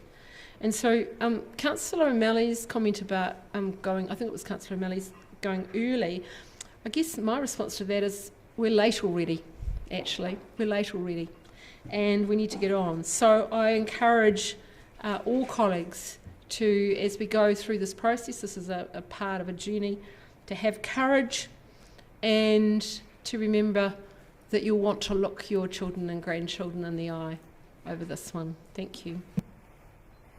Thank you. Councillor Reddick. Thank you. This is a very good and comprehensive report, and it's good to see that Council has a range, quite a comprehensive range of initiatives in all manner of areas to address our carbon usage. However, the most significant area of emissions is in transportation, and that is the area where we can make the greatest gains. And I feel that Council at this stage has a misguided plan, and I have suggested before, and will again, what I think to be a better plan to decrease our carbon emissions for the city, and that is to have a transport hub closer into town where people who do need to drive a car to get around the place can go and park and then ride on some decent public transport, in particular a bus loop going two-way around our inner city, so that they can actually get about the street on a EV vehicle without creating any further emissions, but they can come to and from their place of further residence that they need to use a car to get to. But if that transport hub was EV prioritised, they would be more able to use an EV vehicle to come into town and have it slow charged during the course of a day, rather than having to go on a fast charger. They could have that vehicle slow charged during the day and be able to, safely get home at a decent distance at night. It would also enable and give them much more confidence to use older and more second-hand EV vehicles. Dunedin already leads the way in conversion to EV, and those emission-leading countries in the world have a very strong uptake of EV vehicles. So having a transportation hub in the city so that people can use an EV to get into town reliably and with confidence, and then use an EV vehicle to get around town, whether that's a scooter, a rental push bike, or even a rental EV vehicle. That would make a significant difference. I think that would make the most significant difference to our emissions. And I don't see people wanting to park at a great distance from town, such as in Burnside, and then get on a bus, which is relatively slow, to get them into town when there's no riding facilities, no transport facilities to get them around the CBD to do their messages or get them to their place of work. The absolute determiner of public transport uptake is fast, frequent and reliable. In other words, the more convenient it is for people, the more likely they are to switch to public transport. So our focus ought to be on the fact-based data, which is fast, frequent and reliable for public transport, and a transport hub close into town will be one way of achieving that. Simultaneously, as I've mentioned before, and mentioned it here again, that would similarly, at the same time, deal with and address the number one cause for complaint or dissatisfaction of our residents, namely parking. It would get commuter parking further out of the CBD. It would save the CBD. Such parks that are in the CBD would be then available for shopper parking, just as one of our members had talked about the differentiation between commuter and shopper parking. It would address that issue. And I think that they would do having a coordinated plan to address transportation at the same time as carbon emissions, that development in that inner city parking would, one, please a lot of residents, but also do more to reduce our emissions than anything else I've seen to date. Thank you.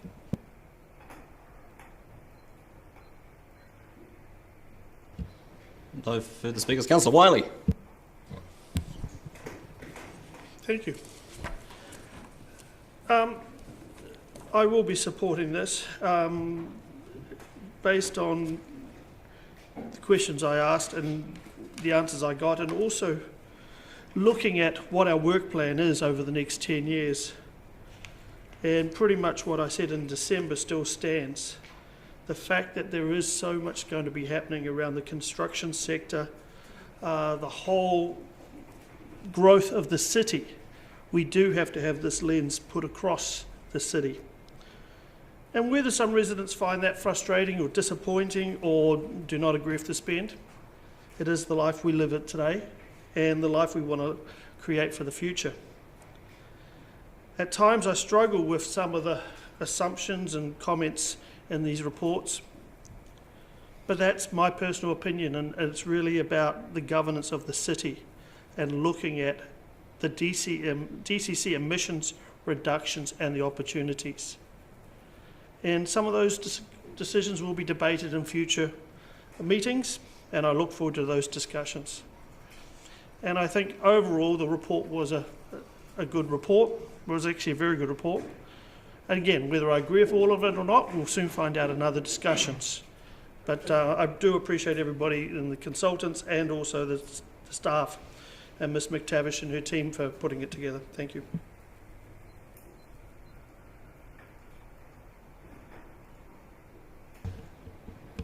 Thank you. Sorry, Councillor Benson Pope. My blind spot.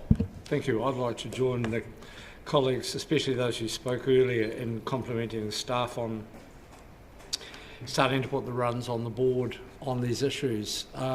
In general, I found the great folder of stuff in front of us well presented, and the reports and analysis sheets and summaries very accessible and well presented. And I've already communicated that to the Chief Executive, and I've just taken the opportunity to pass that on more widely to staff. Thank you for the work. I'm proud to live in the city, and I'm proud of the decisions this council has made about facing up to our responsibilities.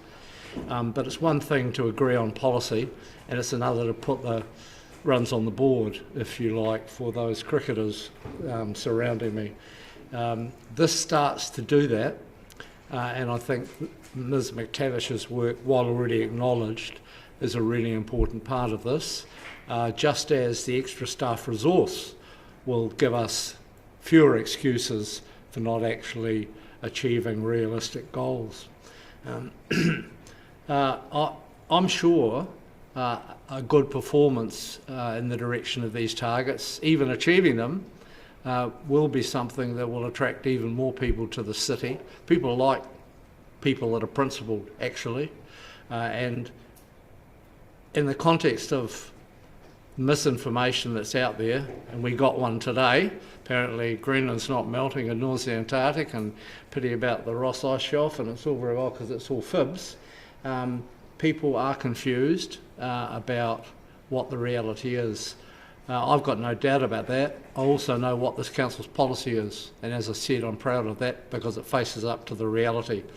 And it faces up to the challenges for us and for our community.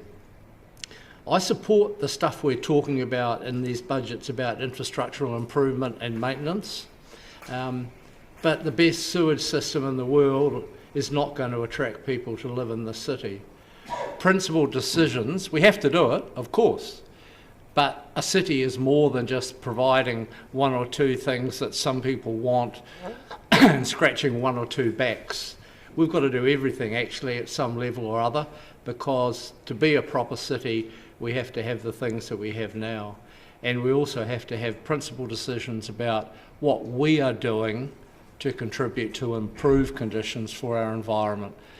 You can't wait for other people. That is only ever an argument for doing nothing.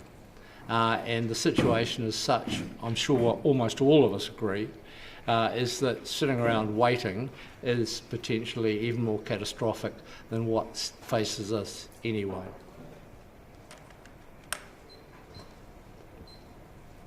Thank you.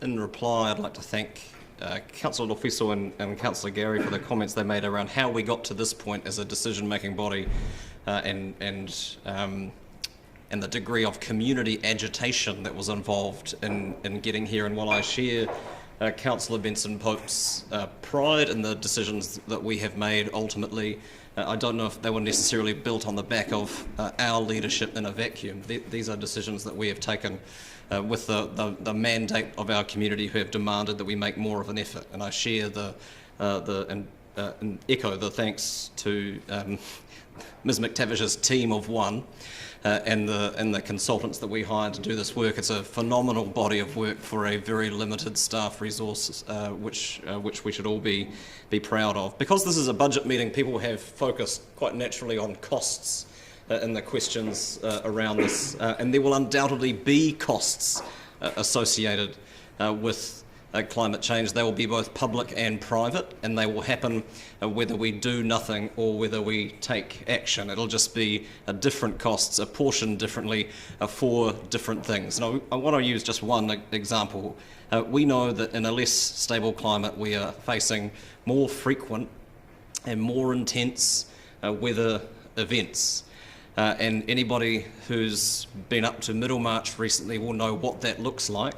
And I would dare any of you to suggest to any of the farmers up there at the moment that this isn't something that we should be taking seriously, let alone talking to anybody in the transportation department about what the public costs are of repairing a roading network in the face of extreme weather events that we will face more frequently. Because there's two sides to climate action. One is adaptation, which is basically dealing with the new world around us, and one that is mitigation, which is trying to soften those impacts. And it follows then that mitigating this phenomena, of which the Zero Carbon 2030 work is the primary vehicle for us to do it, is the most effective form of adaptation in the longer term.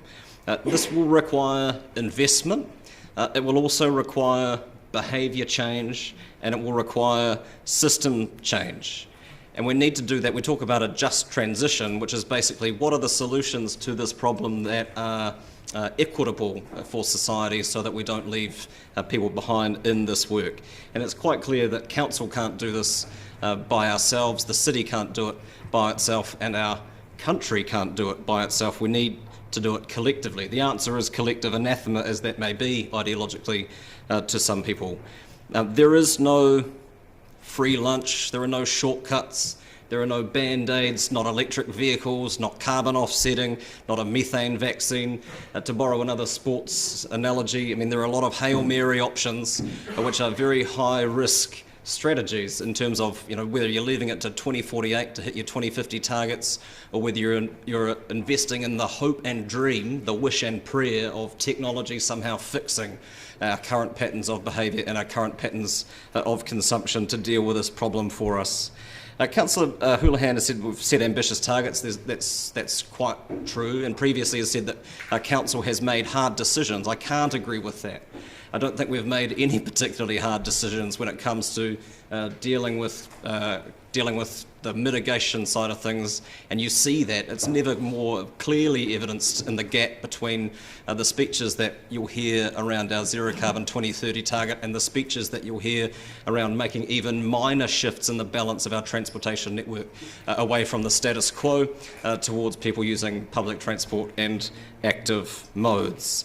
But we're not alone in that. The gap between rhetoric and action exists in Paris, it exists in Wellington, and it certainly exists here in Dunedin, and it's behoving on all of us to make more of an effort. I do want to make the point, the much vaunted electric vehicle, EVs are not a zero emission prospect. They are zero emissions at tailpipe. There is plenty of embodied carbon in the production of those vehicles. And as someone has pointed out in points north with far more severe transport network issues than we do, what is the point of a solution that just electrifies congestion? How does that get you a better quality of life and better, wider results for your community? I would love for us to be at the zero carbon plan point at this stage, so that we could have that at the front of all of our investment decisions through the 10-year plan process. But at least we are far closer to that point, and hopefully we'll be able to use that to influence our next 10-year plan, because we are running out of time, whether it's 2050 or 2030, and the lack of action that we've seen internationally to back up the commitments that have been made on the world stage are not doing us any favours in terms of the urgency that we face, because of course this is not just the biggest issue of our time, but the biggest issue of all time, and it's about time that we got on with it and started backing up the commitments we've made with significant hard decisions to support that. And I will put the motion. All those in favour? We'll put it by division.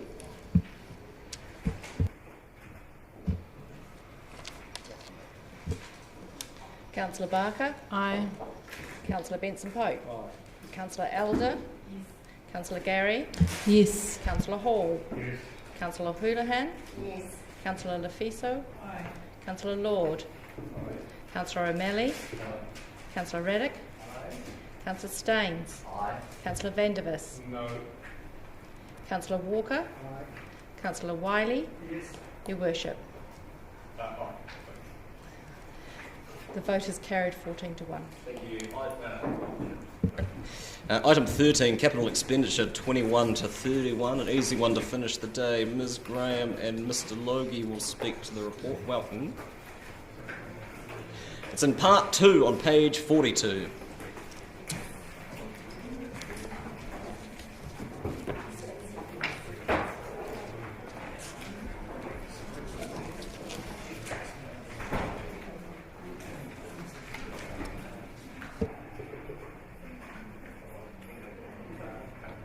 Ms Graham.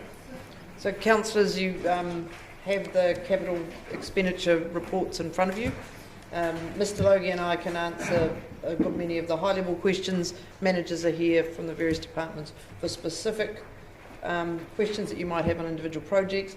The one thing I would like to highlight is that at $1.5 billion over 10 years, that is a challenging budget in terms of our ability to deliver that level of capital spend, and so we are still working through some details. As I said earlier, our expenditure to date for this financial year suggests to me that that target is overly ambitious, and so I'm working really closely with managers about the delivery, because I don't want to set an expectation up with you or with the community or with our market about what we can deliver. So in May we will have slightly more detail about where we've gotten to.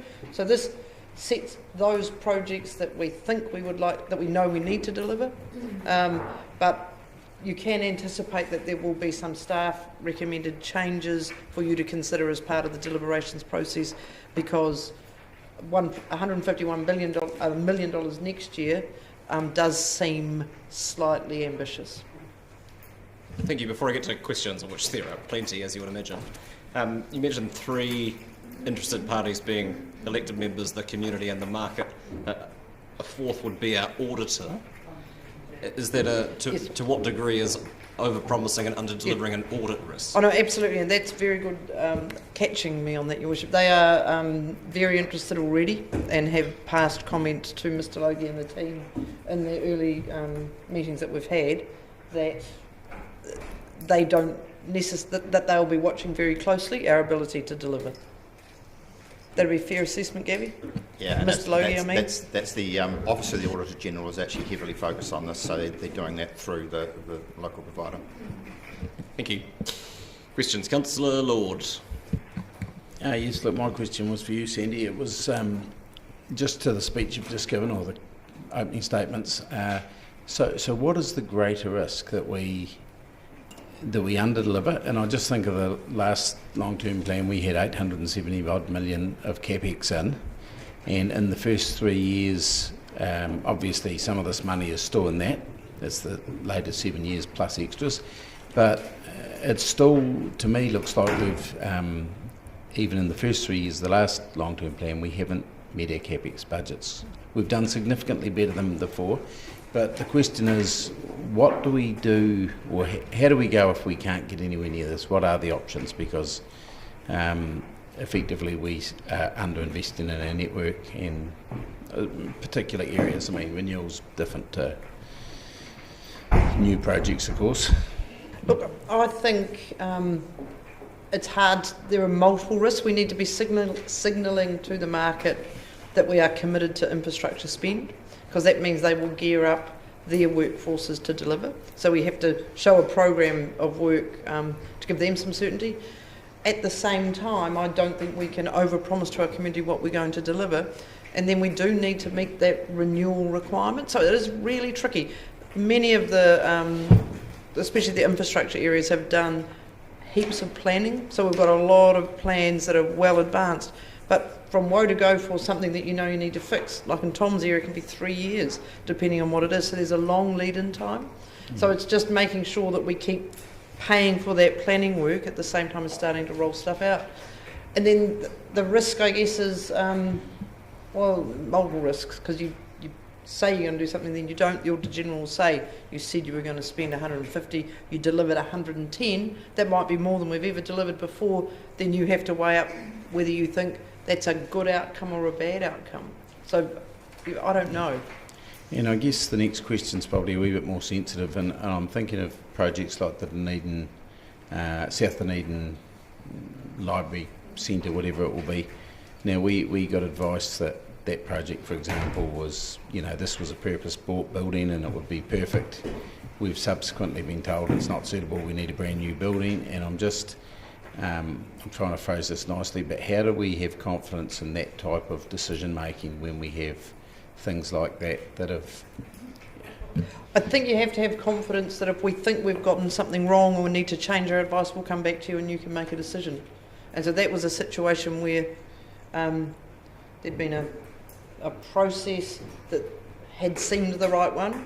We got some new information and it meant that we came back to you and said, here's new information we need to reconsider. And I think there's more risk in not being open and transparent. And I'm comfortable that we bring back new information to you, and then sometimes we do have to change direction.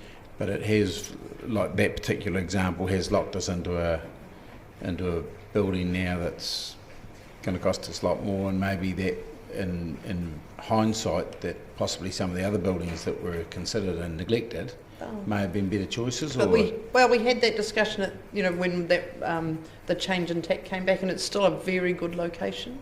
And you looked at that, because one of the options would have been to sell our interest in that building and look at one of those other sites. Yeah. And it still met many of all of the criteria of being a good site. It was just how we utilised it. Yeah. But I think as long as my advice to staff, it will always be that if we've gotten something wrong, then we front up and we say what's changed, and then we you make decisions on that basis. And we won't always get things right, but we will always tell you the information. Thank you.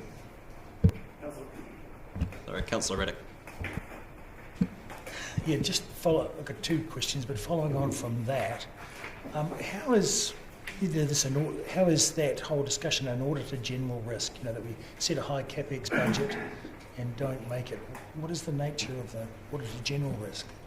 So as part of the 10-year plan process, we are required to have the auditors come in and obviously audit our consultation document and the supporting documents that sit underneath that, and then they do another audit at the end of the process.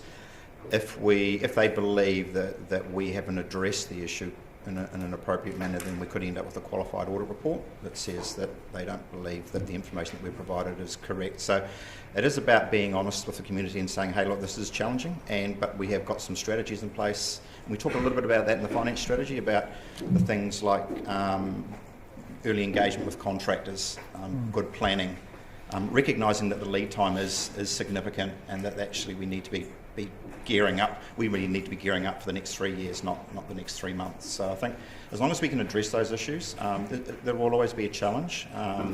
Certainly, I mean, a lot of people talk about the market not being able to respond. We think the market, I mean, there will be pressures obviously in the building sector, but certainly the rest of the market will respond so long as we can give them a good piece of work to deliver.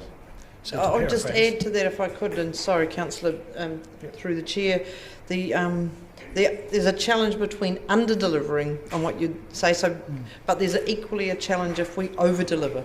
And so we would potentially get a qualified audit or a qualification when they audit the next year if we've over-delivered. And so it is a really fine line, because I had tested Gavin, could we just say we're going to do 90 million and smash 120 million, for example? And he said, no, you can't do that either. So it is a fine line from an audit point of view. Yes, thank you. So to paraphrase, they're commenting and they're auditing the accuracy of the information we provide and then commenting on that. That's all. Yeah, I mean, it's significant. The use of the term accuracy is probably a little bit it's more around are we giving the community the information and the consultation document and the supporting docs to support what we're doing? Yes, thank you. So my next question is actually into the detail of what we're talking about. We've got two things. Wainapool is a low emissions heating upgrade, 3.4 million, and the district energy scheme at 11 million. My impression from previous workshops and discussions is that both of those items of expenditure will be cost neutral. In other words, they will pay for themselves.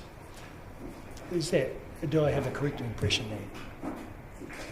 I think that's the intention of the delivery of the project. So certainly it's part of the carbon zero climate change type response is that we look at those things. Yeah. And so in fact, I mean, obviously different budgets, so we spend in the capex, but we'll get it back in the opex. Thank you. That's all I have for now. Thank you. Councillor Benson-Pope. Thank you. I'm sure we're all in support of the Chief Executive's focus to deliver on the decisions we make.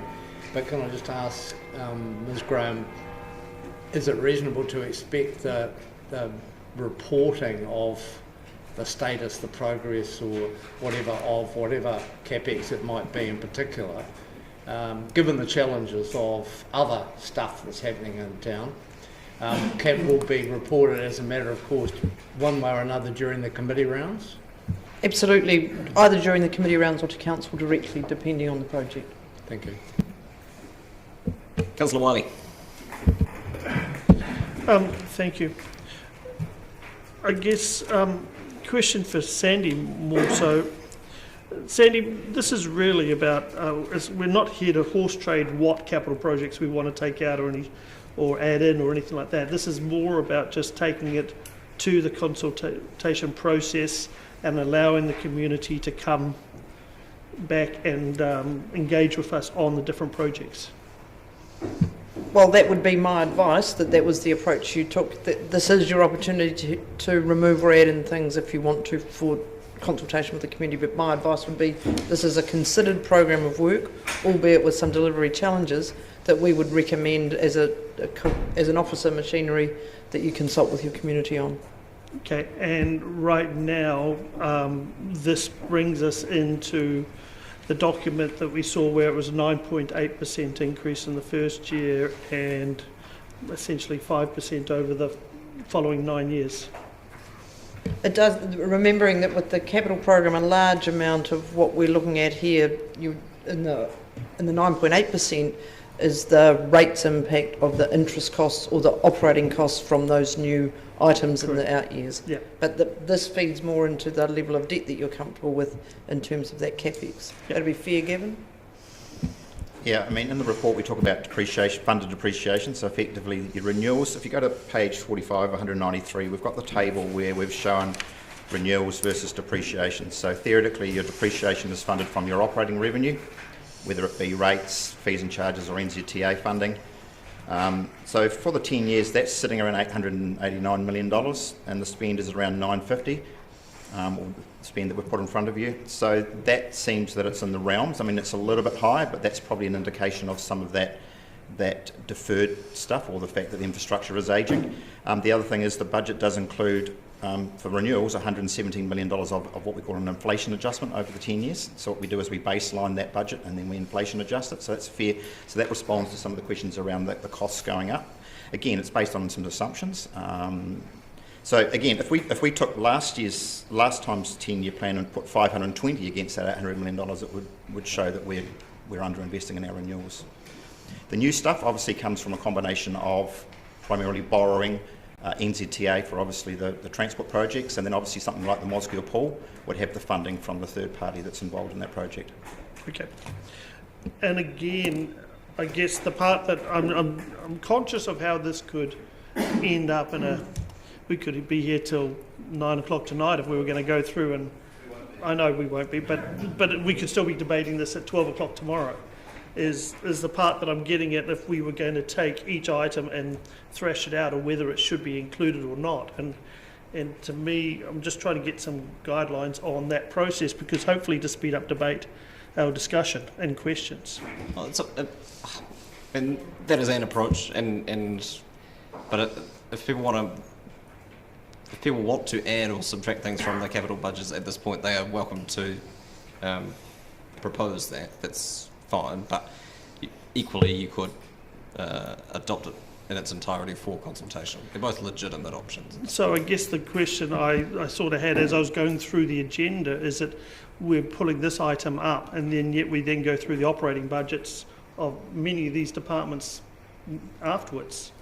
Where could we put this item on the shelf and come back to it after the operating budgets?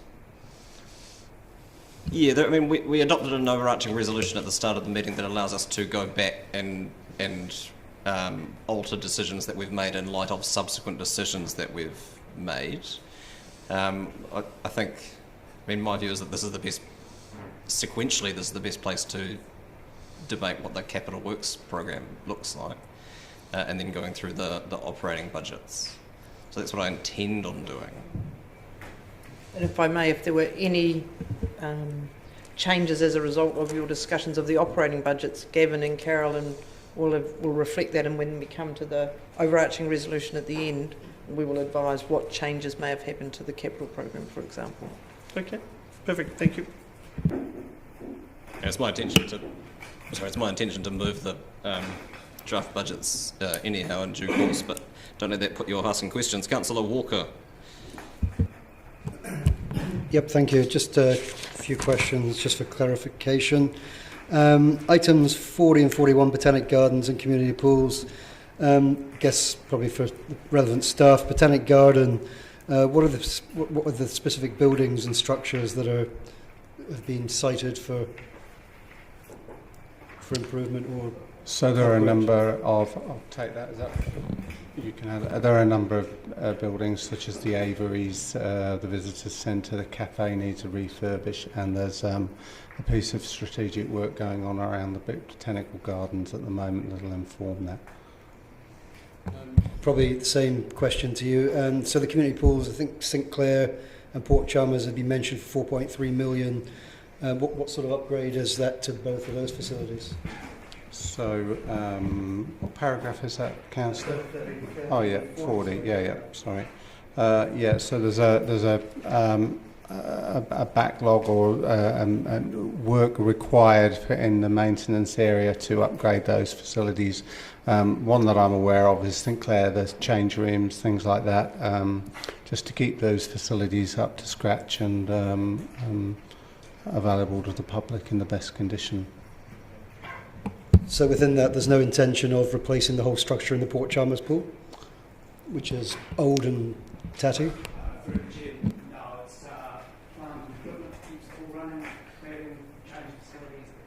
Right. And in item 34, excuse my ignorance, under specific properties, can somebody tell me what on earth tar pits are? The gas. Sorry, I thought we'd done that. I thought we'd done a tour out to the gasworks. It's one of the most contaminated sites in New Zealand. It's the site of the old gasworks. Yes, and there are tar pits that we manage at the moment, and there's a budget to potentially remediate the site. And forgive me, I do recall that, actually, yeah, thank you. And final question for now, just relates to the Green Island, potential for the Green Island landfill solar farm. I'm presuming because, I mean, it's 10 years out and you've got 5 million, then another 5 million, which will be the next 10-year plan. So presumably it costs 10 million. Can I just, whoever's involved with that, considering the timelines, aren't there inherent risks both in terms of potential cost blowout, but also maybe related to technological change within a 10-year period, which I imagine will be quite significant? Yeah, through the chair, that piece of work we need to start up front. We need some in-depth investigations. At the moment, it's only been done at a high-level scoping exercise. There hasn't been the in-depth planning work done on that because it's so far out. So that work will be done in the next years immediately preceding. So the 10 million cost was based on just a... Yeah, that's based on today's estimates for the construction cost for 10 hectares of solar farm. Thank you. Councillor Gary. Thank you, Your Worship. I have a number of questions. One is page 50, item 61 about curbside bin replacement. I just wonder, have there ever been any consideration of that being charged to each property as a one-off cost when replacement was required, so it spread the cost? Was that ever a possibility? So the intention is that would be part of the curbside rating. So when we discuss how we're going to recover the cost, that's one of the costs that's in the costs for recovery. Thank you. And I wanted to just check what the intel is. I've heard on the ground that, in fact, in terms of delivery of the work, some of the construction companies, contracting companies, I beg your pardon, are having real difficulty recruiting appropriate staff. Are we confident that our contractors in the city can deliver in terms of the projects that we have in our capital plan? At the moment we are. I think Mr Logie mentioned that in the construction industry, so in the building industry, there will start to be some challenges, and we may need to look, I think, Mr McLean, we had a contract recently where we didn't attract any bids, but we can aggregate that into a slightly bigger piece of work, and we think that will be more attractive. And so we are going to have to be a little bit agile in how we procure, just to give some certainty and scale to some of the market. But broadly, I don't think, Mr Drew, you're seeing any issues? No, all the discussions I'm having, that contractors are reasonably confident they can deliver the works immediately ahead of them. Thank you, that's really reassuring. And in two more, one small one, item 89, page 53, just requesting some clarification. It's always very confusing when Portobello Road is mentioned as a very long road, and that particular part of it, I believe, is the Andy Bay section. Am I right with that? Yes, I believe so. Is it possible to make that really clear? Yeah, I guess it's at the moment the current budget gets us to Portobello, and some of it is Harrington Point Road, but I think, Simon, it's a different issue. Yes, that is the town end of Portobello Road. This is item 89, Mr Drew. I'm coming on to 87. It mentions Portobello Road and Forbury Road, and it's Anderson's Bay End. I just wondered if it could be made very clear, because it is confusing for people. But my final question is around item 87, Peninsula Connection, and I just want reassurance that in the consultation document it will be made really clear that 9.7 million is not actually going to complete the whole project. It's going to complete the project, as I understand it, and if I could have confirmation of this, please, just to Portobello. There's still a section left to do. Is that correct? Correct. And what would be the cost of delivering that final section? Am I right in understanding that the middle of that there are some works that can be done through minor improvements, or when you're resealing you can put the shoulder in, but there's a significant piece of work just outside Portobello and one near Fisheries Corner am I right in saying $15 million to finish that off? In that order, probably just shy of 15 million. 15 million. And final question, Mr Logie, what would be the impact of including that completion project, $15 million, so again, in the budget? It would be dependent on the level of NZTA funding that would be attracted, and I'm not sure what. All I can say is every $1 million that we spend on an operating budget is 0.6% on the rates, or $1.7 million is 1%, depending on how you want to look at it. Councillor, I can assure you, Councillor Gary, that replacement curbside recycling bins are charged to the householder. He finds out. Councillor Houlihan. Thank you. Can I clarify, it sounds like just by a couple of the comments that have been made, and this is probably a question for you, Sandy, is that do you have a concern, even if we accept this amount of budget, that we might not be able to meet the things that we hope to achieve here? Is that you're saying it's a bit quite tight? Is that what I'm hearing? I don't have a budgetary concern at all. Right. If council approve a budget of 1.5, Yes. my concern is that we won't be able to deliver at that level of spend. That we will be well short of it, or not well short, but short of it. Oh, you're saying that we might have money left over? Yes. Oh, that's a good thing, isn't it? That seems good to me. Not if you're the auditor, no. It also means that we are not delivering what we said we would, and so that's my concern. If we say we're going to build a new thing, and we tell the community that, and we budget for it, and then we don't do it, that's my concern. Oh, but if we do something and we're under budget with it, are you saying we could be penalised by an auditor for that, or not? No. Is that what you mean? What I mean is, if we say we're going to deliver something and then we don't, right, audit potentially hammer you at that point. Right, but if we do it and we do it under budget, we're not penalised for that? No, it's not doing it. It's only if we don't do the project? Yeah, or not getting it done when you say you're going to get it done. Oh, I see. Okay, thank you. And so with regards to these budgets, there's some things in here that I would probably, that personally I would probably cut back on, but not all of them. There's quite a few that I think are great. But so if we agree on this right now, like, it's tricky to do them individually, I hear what you're saying, because it could be a long process if we try to do them individually. But where do we go if we want to say, well, we like it, but there's some we think could be cut back to perhaps try and alleviate the rate pressure on people? Where do we do that? I'm just a wee bit confused. Well, I'm suggesting that you do. Oh, God. No issues with traffic flow there. I'm suggesting that you would do that in May. Oh, I see. Following feedback from your community on the draft capital budgets that we put out for consultation. Okay, thank you. Councillor Elder. Just a question for Gavin.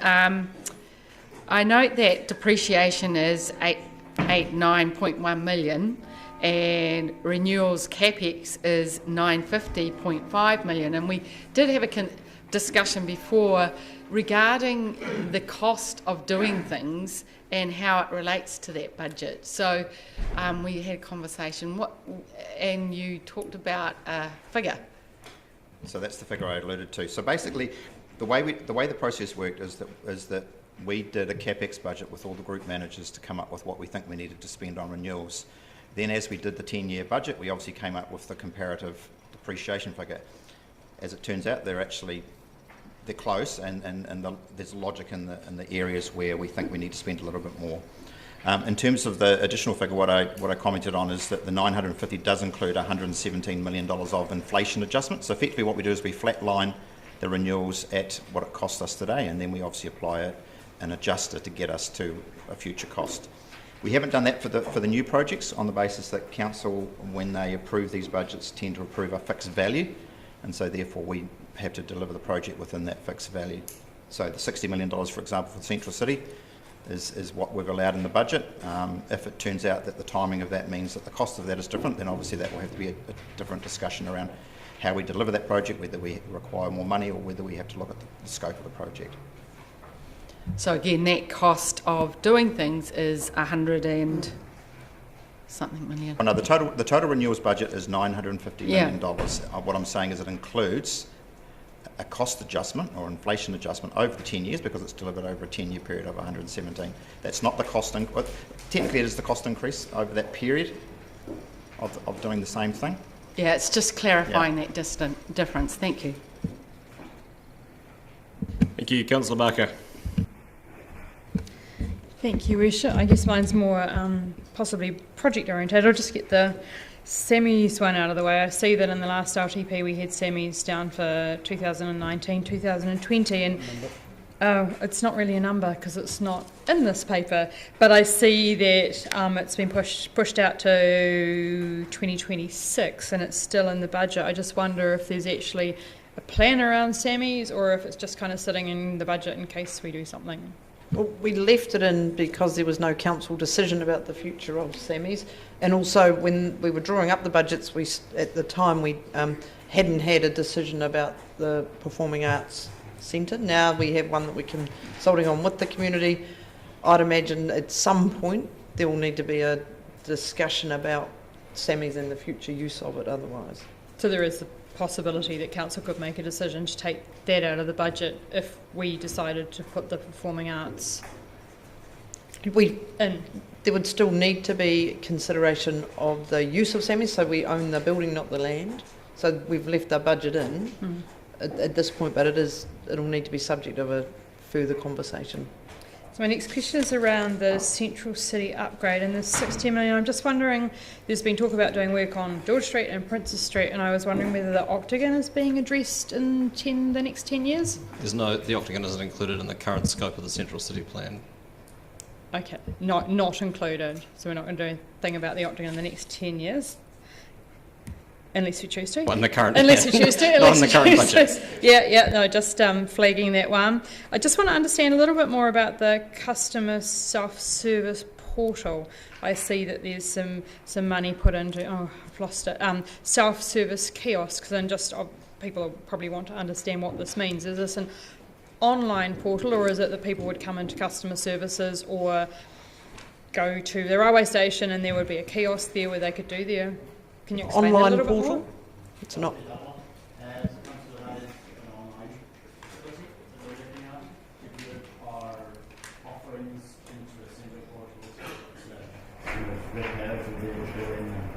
Services that are provided, pick up things such as bill, license renewal, those sorts of things in a single portal. So that's what's being explored. Yes, so I did see some money in there, self-service kiosks for CSA, so I just wanted to understand what that was about. There's a customer service portal, 3.2 million. Is that what you... No, when I look down at the detail and what's going in every year, I think there was, is it $25,000 a year or $75,000 a year for... I can't remember what page it's on. What is that under? Is it governance and support? I just wanted to understand a little bit more about that. Was that about customer satisfaction? What was the reason for putting those self-service kiosks in? The design to, streamline customer service to, be able to operate without necessarily the need to, without the need to potentially go and talk to one of the customer service officers. So it's just an exploratory amount at this point, but no firm decisions have been made. Okay, thank you. And I guess my next question is, has the self-service portals been investigated for the eyesight? Not at this stage. Some of this stuff, Councillor, and I have alluded to it in this quality improvement work we're doing, some of that will be about looking at the process, some will be about technology solutions, and I think these need to be wrapped up into that and to look at how we do them, where they're best deployed. In the ROS surveys, it says that there's been 7% less people phoning, and 5% increase in person. So I want to, and we've had such great staff results. I just want to not make sure, but understand that we're investigating the effects of technology and whether people prefer person to person, or we're putting technology in which may or may not get used. Absolutely. Just a flag. Yeah, and also we've had some interesting stats recently about how our website is used, for example, and that's really interesting to me, and we're having some conversation about how we might better use that and minimise some of the stuff that's there to make it a bit more relevant.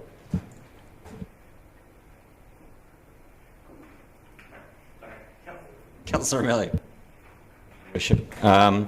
First question is about the solar farm at the landfill. Has there been a business case done on that, and has that been presented to anybody?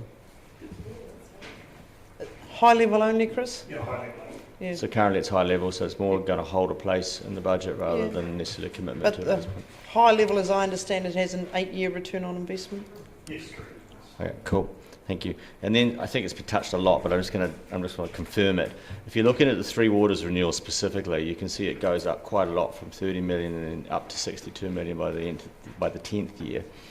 And I've heard your commentary already about our ability to deliver. So is this ramped in that way because of that we are in fact, and I think we should flag this in the consultation process, we are probably challenged as much by the ability to deliver as we are about the ability to pay for it? With the debt level as Council has currently provided, money isn't the issue in terms of the capital program if we maintain that debt level. And I guess then the question is, the idea being that if we can commit and we can do stuff like this long-term contract structures and the project management office supporting it, we are anticipating to up those renewal rates. And when do they start getting to the point that they match our asset management issues? I think that's another piece of work that Mr. Drew is working on. It will vary from department to department because the level of asset management planning isn't uniform across the organisation. Okay, cool. And then I've just got some points on page 55, 99, 100 and 101, because I think they interrelate. Point 99 is 17.7 million allocated to the new Three Waters budget to support growth effectively. And I noticed that in our new capital budget for Three Waters, it's actually gone down 8 million.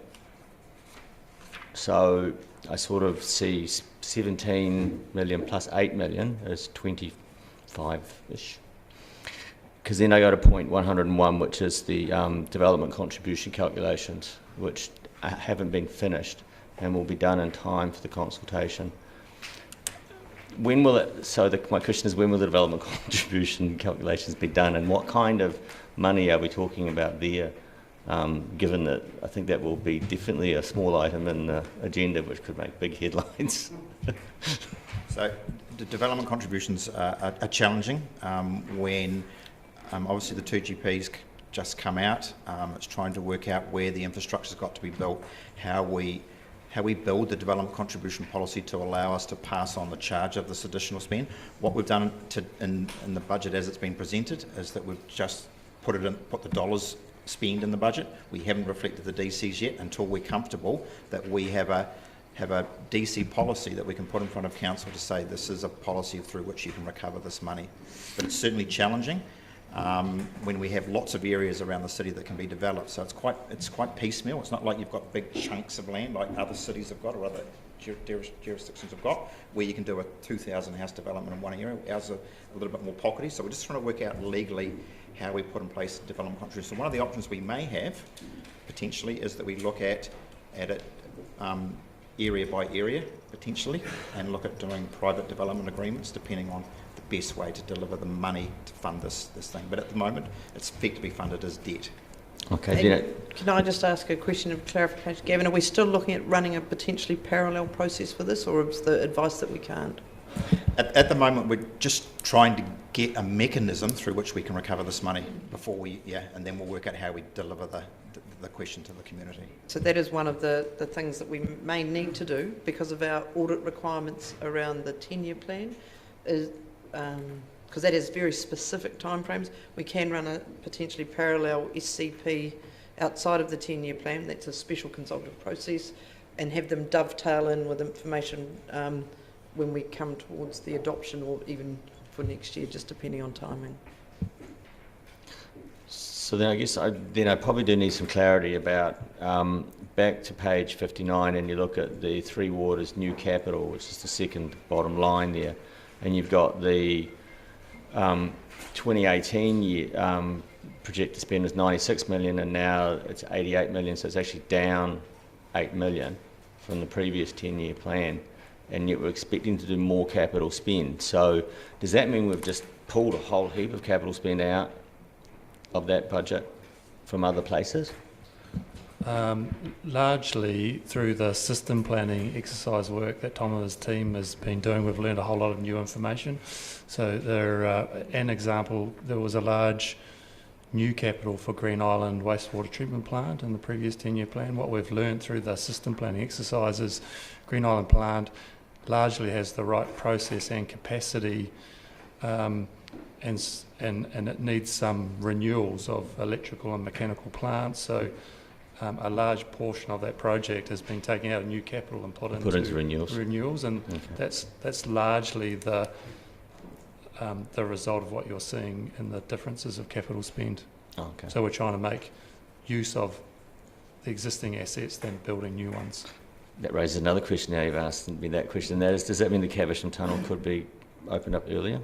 Because the Green Island wastewater treatment plant was one of the time constraining factors, was it not? It's still the same challenge. Okay. Yeah, it's the same challenge and likely to be on the same timeline. Oh well, it was worth a crack.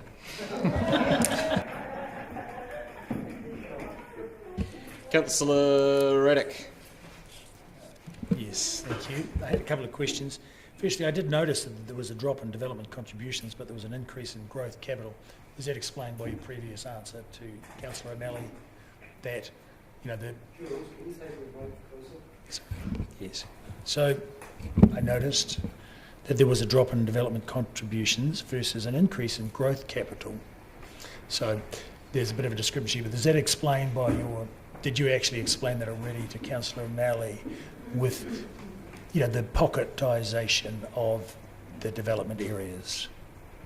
So maybe the confusion is what we've done this 10-year plan is that we used to put vested assets in the same line as development contributions, and we've actually stripped that out and put it as a separate line so that it's clearly articulated. So I think that's where the confusion comes from, rather than us changing. But effectively what we've done is we've just flatlined the DCs at this stage until we get a better picture of what's the appropriate mechanism for us to recover the $77 million.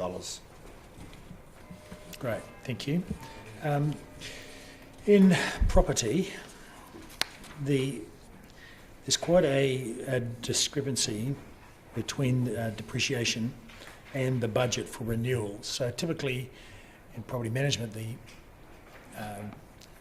renewals budget would be about the same as the depreciation budget. So why is it $30 million greater than the depreciation budget?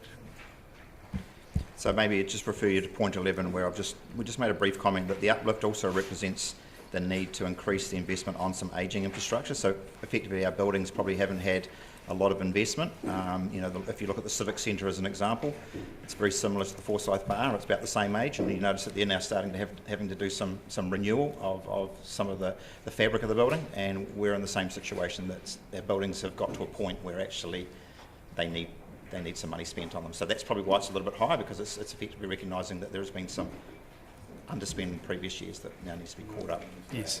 So the previous underspend explains why the previous long-term budget was $80 million under. Yeah, and probably. I mean, we've got a new structure in property, so certainly the asset information that we have available to us now to make these decisions is a lot more robust than what it was previously. Property would be one of those areas that is starting to mature in terms of its understanding of its assets, but they've still got a wee way to go. And David, if he had his way, I suspect, would have even more money. Yes. So further to that, in terms of the renewals, item 25 on page 46, there's commercial properties and investment properties and community housing. So 3 of the 5, from my perspective, would typically be self-funded, the renewals.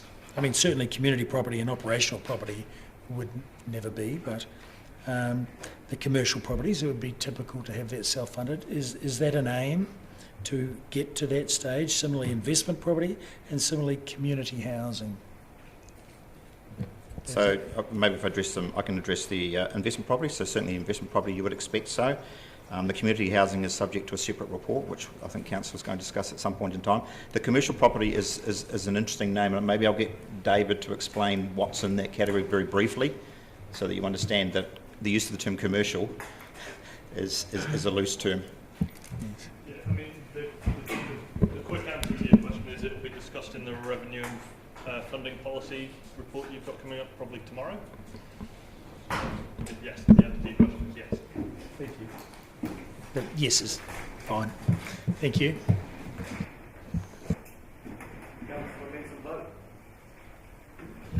Thank you, Your Worship. I wonder if the Chief Executive would like to make any comment about the change in the timing of the work in the tertiary precinct in terms of it being delayed from where it originally sat.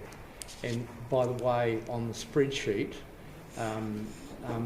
18 million has disappeared by accident, I suspect. The total's right, but there's 2 incorrect figures before that on page 69.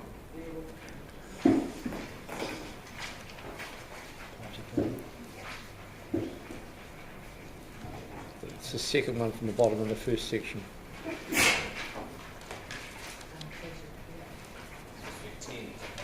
Yeah. They're not. They should be 10s, yes. No, that is correct. The timing of this project... So what I said is correct? They should be 10s? No, the numbers as presented are correct. So in the last... This reflects a retiming of that project. There's 20 in the last column. Correct. That was the 1828. That was what was in the previous long-term plan. So the 2 previous figures, it's a matter of timing and when it falls. Yes. So in year 11, there will be 18. Well, 18. There won't be necessarily 18. But there's a chunk of money that starts adding towards 20. So the tertiary precinct work has been retimed. Tom's team have assessed the underlying infrastructure in that area, and then we've looked at the other work that we've going on around the city, and we are comfortable that we have the level of infrastructure that's capable of funding any growth in that area, or if we're replacing it, it will be done with growth in mind. And so the cosmetic treatment on the surface areas around the university have been retimed until the out years of the 10-year plan. So just to clarify that, please. So there's no concern about, in the interim, about the state of the stormwater and other buried infrastructure? Well, no major priority concern. We've filmed all of the gravity pipes in the area that's likely to be renewed, and they're in reasonable condition. Not great, but as good as most of the rest of the city. And the water network is holding up fine at the moment. So we think we can wait another 10 years or so to do that work. And that applies to all the water mains as well, or most of them? The bulk of them, yeah, we're not seeing a Thank massive you. service failure there. The infrastructure work is above and below ground, though, and certainly one of the most frequent requests we get from people who live or study or work in that end of town are road safety concerns, and they've generally been put off and told that don't worry, we'll come up with a more permanent solution through the tertiary precinct work, and that's now more than a decade away if this is adopted in May and June. So is any work happening in transport around interim measures? I'm thinking particularly of Albany Street, which has no legitimate pedestrian crossing point between Cumberland Street and Anzac Avenue, and no shortage of traffic at peak times. So now that the rephasing of the capital work, does it have a corresponding operational budget in terms of how we might address some of those things in the interim? We can check on that. I'm sorry, I don't know that level of detail. Councillor Elder. Thank you. On page 69, City which was a really fantastic. Use your microphone, please, Councillor. But in fact, that vision for that waterfront did not eventuate, unfortunately. So is there any consideration for reconsidering this item in the budget? That paper came to Council at the December meeting, I'm pretty sure, about the pedestrian, like the connection bridge, and a subsequent report will come to the May meeting. So there'll be a report on this too. I'm pretty sure that was what was resolved in December, but I would have to check. The staff are nodding, so you can expect a report for deliberations, and it will be highlighted in the consultation document. Thank you for that. Further questions? Councillor Wiley?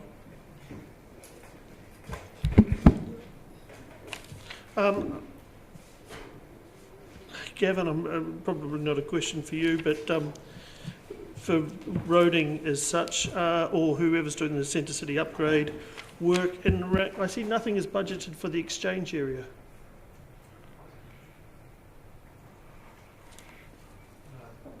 It's in the Princess Street part of it, so it's within the overall Central City plan budget. It's one of the quarters. Okay, so that's for that work. Okay, perfect. Correct. Thank you. And I guess question for the Mayor: how do you want to deal with trying to remove items from the budgets? Like the one I'm thinking of is Sammy's, and the money that's budgeted there. Well, my intention is to move these as drafted. I think dealing with them in May is still probably the most efficient way of doing that once you've had feedback, because if my anecdotal feedback to date is anything to go by, you will undoubtedly get submissions on the future of that building. So you might want to reserve any decisions until you've heard those submissions.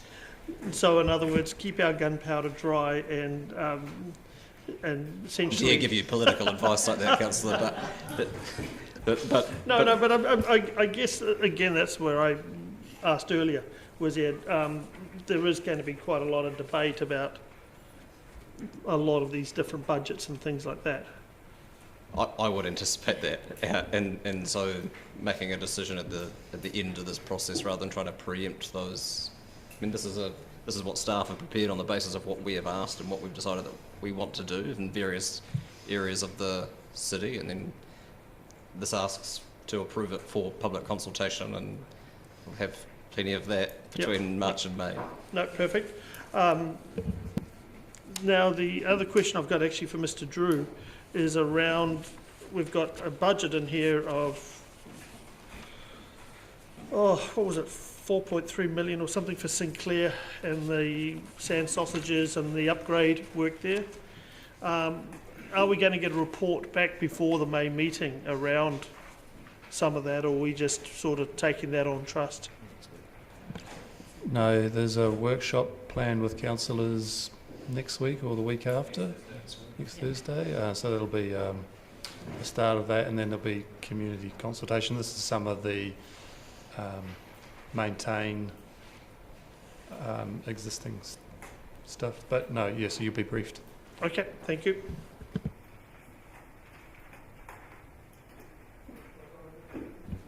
So I'll move the recommendation as per the order paper. Seconded, Councillor Fiscal. Pretty much covered everything I needed to say when discussing the financial strategy and the infrastructure strategy earlier, so won't rehash those points at this juncture, but I welcome further speakers. Councillor O'Malley. Thank you, Bishop. I think if you compare this 10-year plan to the last one, there's some notable new additions. There's a substantial new addition for the development of the Smooth Hill landfill and other waste futures that were not in the last capital budgets. And there's a massive increase in our Three Waters renewal spend. So when people are saying, how did our rates suddenly shoot up like that? I think we have to say that in many respects, I look back, I promise this will be the last time I say it, but ignoring the landfill renewal was a mistake in the last 10-year plan. And then the other one that's been really positive is that our better understanding of our assets renewal requirements, especially around our Three Waters, and taking an honest approach to it means that that number that we really have to deal with has got a lot bigger, and I'll stand by the staff on that number and say well done to them. And unfortunately, back to the ratepayer, say we cannot keep ignoring this. We have to do something about it. Councillor Gary. Thank you, Your Worship. As we all know, we did not get any shovel-ready project money, and the top project that we had was a very real shovel-ready project, which was the Peninsula Connection, to complete it. And it was really saddened me on Friday to learn of and to meet the team who've been building the seawalls right down the peninsula, have done an extraordinary job, many of them former refugees. And their job finished on Friday because we haven't got the continuation of project. And I know that our staff and the Fulton Hogan are doing their very best to find other work, but we're going to lose that skill as we did last time when things stopped. And I know staff pulled out all the stops to try and secure that shovel-ready money. So we're left with this $15 million that we need to complete the project. And my big concern is I'm going to support the motion, but I just want to highlight this for colleagues and for the community, because I think how we articulate that 9.7 million and what it's for is really important. That's why I asked that word complete be refined somewhat to mean that it is completing to a certain point. And I know staff have found a way to do some of the work in the middle of the next section, as I mentioned, but there's two fairly costly sections left. And to me it would be absolutely ridiculous not to finish this project. As I mentioned before, it's the poster child for resilience, safety and mode choice, and I believe it's the expectation of the community that this will be finished. And I've just noticed slipping into the rhetoric, we're going to complete it, but actually we're talking about completing to Portobello. So I'm conflicted on this because I don't want to add to the rates rise, and I don't think any of us do. And I do believe it's something that government, we may find that government's able to assist us with, who knows. My understanding is there's no NZTA subsidy available for this section. That's why it was dropped off the project. But I just want to raise it with you because I ask that it's articulated clearly in the consultation document so the community can respond with what their expectation is.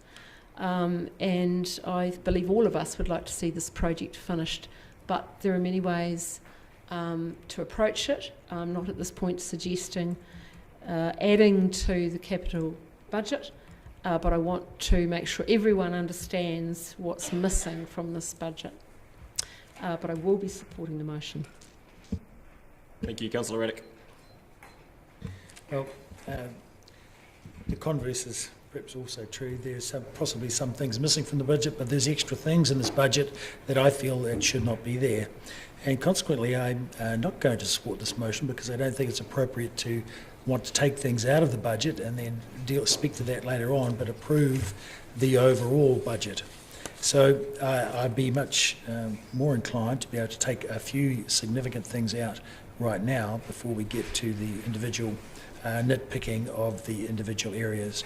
However, so just as the overview for the overall budget, it was rather too large for the size of for our community. I think similarly this is rather too large. It's $560 million of renewals and new capex, over and above where we were in the previous long-term plan. It's a lot of extra money. So I don't support this whole budget. Thank you, Councillor Houlihan. Thank you. Yes, I can't support this either, but only because I'd like to take some things out, but there's a lot of them I want to leave in. So my concern is if I say yes, I'll support this, that then it will just stay the same. But I mean, it might stay the same anyway. I'm only one vote, and well, Jules is too. But anyway, thank you.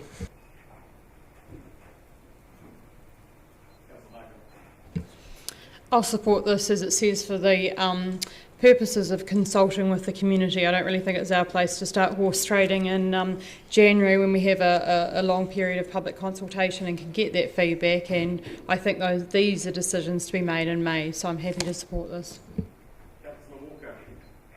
Yeah, pretty much just echoing that. I certainly support taking the full gamut of what's in here, and I thank staff for their, again, fantastic work in getting this document together. I support taking the full gamut of proposals through to the full LTP process, as Councillor Barker says, so we give everyone in the community the opportunity to come and tell us what they do want and what they don't want.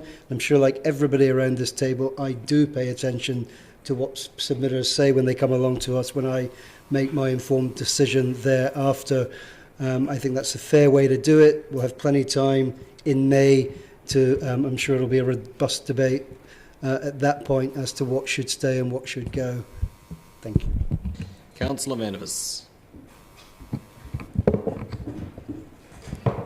Councillor Wiley and others have suggested, gets suggested every time we have a budget, that this capital budget is just to go out to the community for consultation.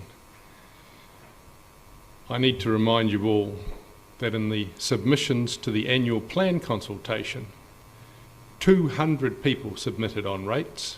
The vast majority wanted a zero rates rise, and what did we do? 172 people submitted on George Street.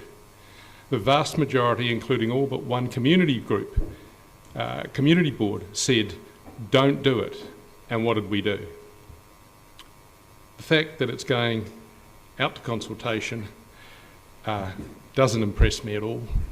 If we don't pull back at this stage here, as suggested by Councillors Raddick and Houlihan, we are going to essentially spend the whole lot with some little bits of personal trimmings around the edge. To me, there's some very easy spending cuts that we shouldn't make here, and we should make them on the basis of the consultation that we've already had in the annual plan.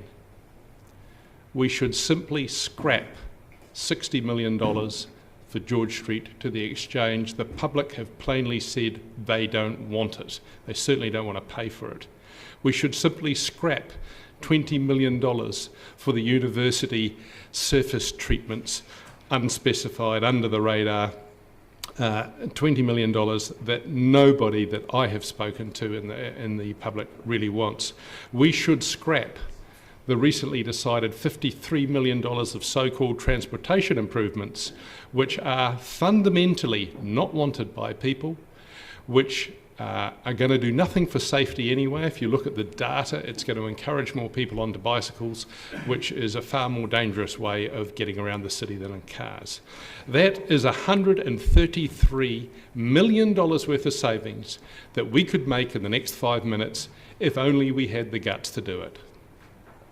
As it is, what I suspect is going to happen, because it's happened every other time that I've been through an annual plan and every other time when people have said the capital budget is just to go out to the community for consultation. What's going to happen is that this is going to get ticked off. We are, just as I have previously said, pimples on the bum of a big spend bureaucracy. There are 3 kinds of money that have been identified. The best kind of money is the kind of money that you earn yourself and you spend on yourself because you get good value for it. The second kind of money is the kind of money that you earn yourself but you spend on somebody else. You buy them a present, usually not such good value. The worst kind of money is the kind of money that you get from somebody else and you spend on somebody else. And we're talking about $1.5 billion of it, described by our chief executive as slightly ambitious. This is the worst kind of money, which we have traditionally got the worst value for, whether it's been in our companies or whether it's been through our contracting systems.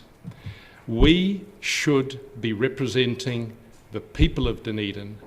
We should not be mistaken for council employees, as we quite often are. What we need to do here and now is say, let's can 133 million out of this budget straight away, because we know the public don't want it. We've had that feedback. And then let's see what else we can chop out of it between now and when we have heard our new consultation based on the new landfill and the extra spending on the 3 waters. Extra spending on 3 waters I've been pushing for years. We should have prioritised that instead of the various vanity projects like the cycleways and everything else. I don't believe that we are going to knock this back at this stage, just looking at the voting trend around the table. But I'm not going to vote for it. And I hope that there will be others other than Councillor Raddick and Houlihan that don't vote for it as well, because we simply don't accept the staff spending $1.5 billion and us just ticking it off.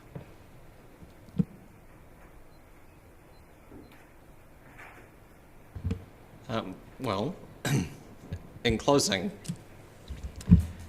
I find it remarkable, having been told by Councillor Vanivers earlier in the meeting that no significant investment in our infrastructure networks is necessary. We are now... That's not true, and a misquote. Point of order. I'll withdraw. We've been told earlier in the meeting by Councillor Vanivers that the sum total of investment required on our infrastructure networks can be paid for out of the current rates revenue. That's inaccurate as well. Point of order. What I've said is that in the past... No, that's exactly what you said. No, that isn't exactly what I said. I said in the past that infrastructure investment could have and should have been paid out of rates. As it was diverted to other things. I'll withdraw in the interest of us getting out of here before 5 o'clock. Councillor Vanivers' concern for the safety of cyclists as a vulnerable road user is also noted. I would file that under, among other things, tantalisingly close to getting the point. Because that is exactly what we are investing in, an integrated transport network that delivers transport choice. I'm disappointed that Waka Kotahi have moved away from mode shift, which is more proactive, to transport choice, which is more reactive, but that doesn't mean that we can't continue to push for those outcomes. This is a significant capital budget. Nobody is pretending otherwise. And it may well be, in response to Councillor Vanivers' assertions that we are rubber stamping the proposals of staff. It could well be the case. that the alignment between the proposals of staff and the decisions that council makes as an elected body is because the proposals of staff are responding to the decisions of council and the resolutions of council. And while individual members around the table may not have supported all of those decisions, they are the decisions that we have collectively made, that staff have responded to. They've brought us back capital and operating budgets to deliver on the collective decisions that we have made, and that is what we are being asked to sign off in draft over the next 3 days and in final over 2 weeks of hearings and deliberations in May. It's not some grand conspiracy. It's not some form of Stockholm syndrome or bureaucratic capture. It is the officer machinery, as hilarious as you may find it, Councillor, and I know it must be disappointing after all these years of being on the wrong side of all of these significant votes around this table. It is the officer machinery responding to the decisions of council that have been made in response to the ambitions and aspirations of our community. And we won't all always agree on the collective decisions that we have made, but that is what the organisation and the institution of council are doing, and I think to suggest otherwise is at best disingenuous. And I'll put the vote by division because it seems, well, I'm speaking to it in my right of reply, Councillor. Sorry. I'll put the motion by division to save anybody else asking for it. Councillor Barker? Aye. Councillor Benson-Pope? Aye. Councillor Elder? Councillor Gary? Aye. Councillor Hall? Councillor Houlihan? Councillor Lafiso? Councillor Lord?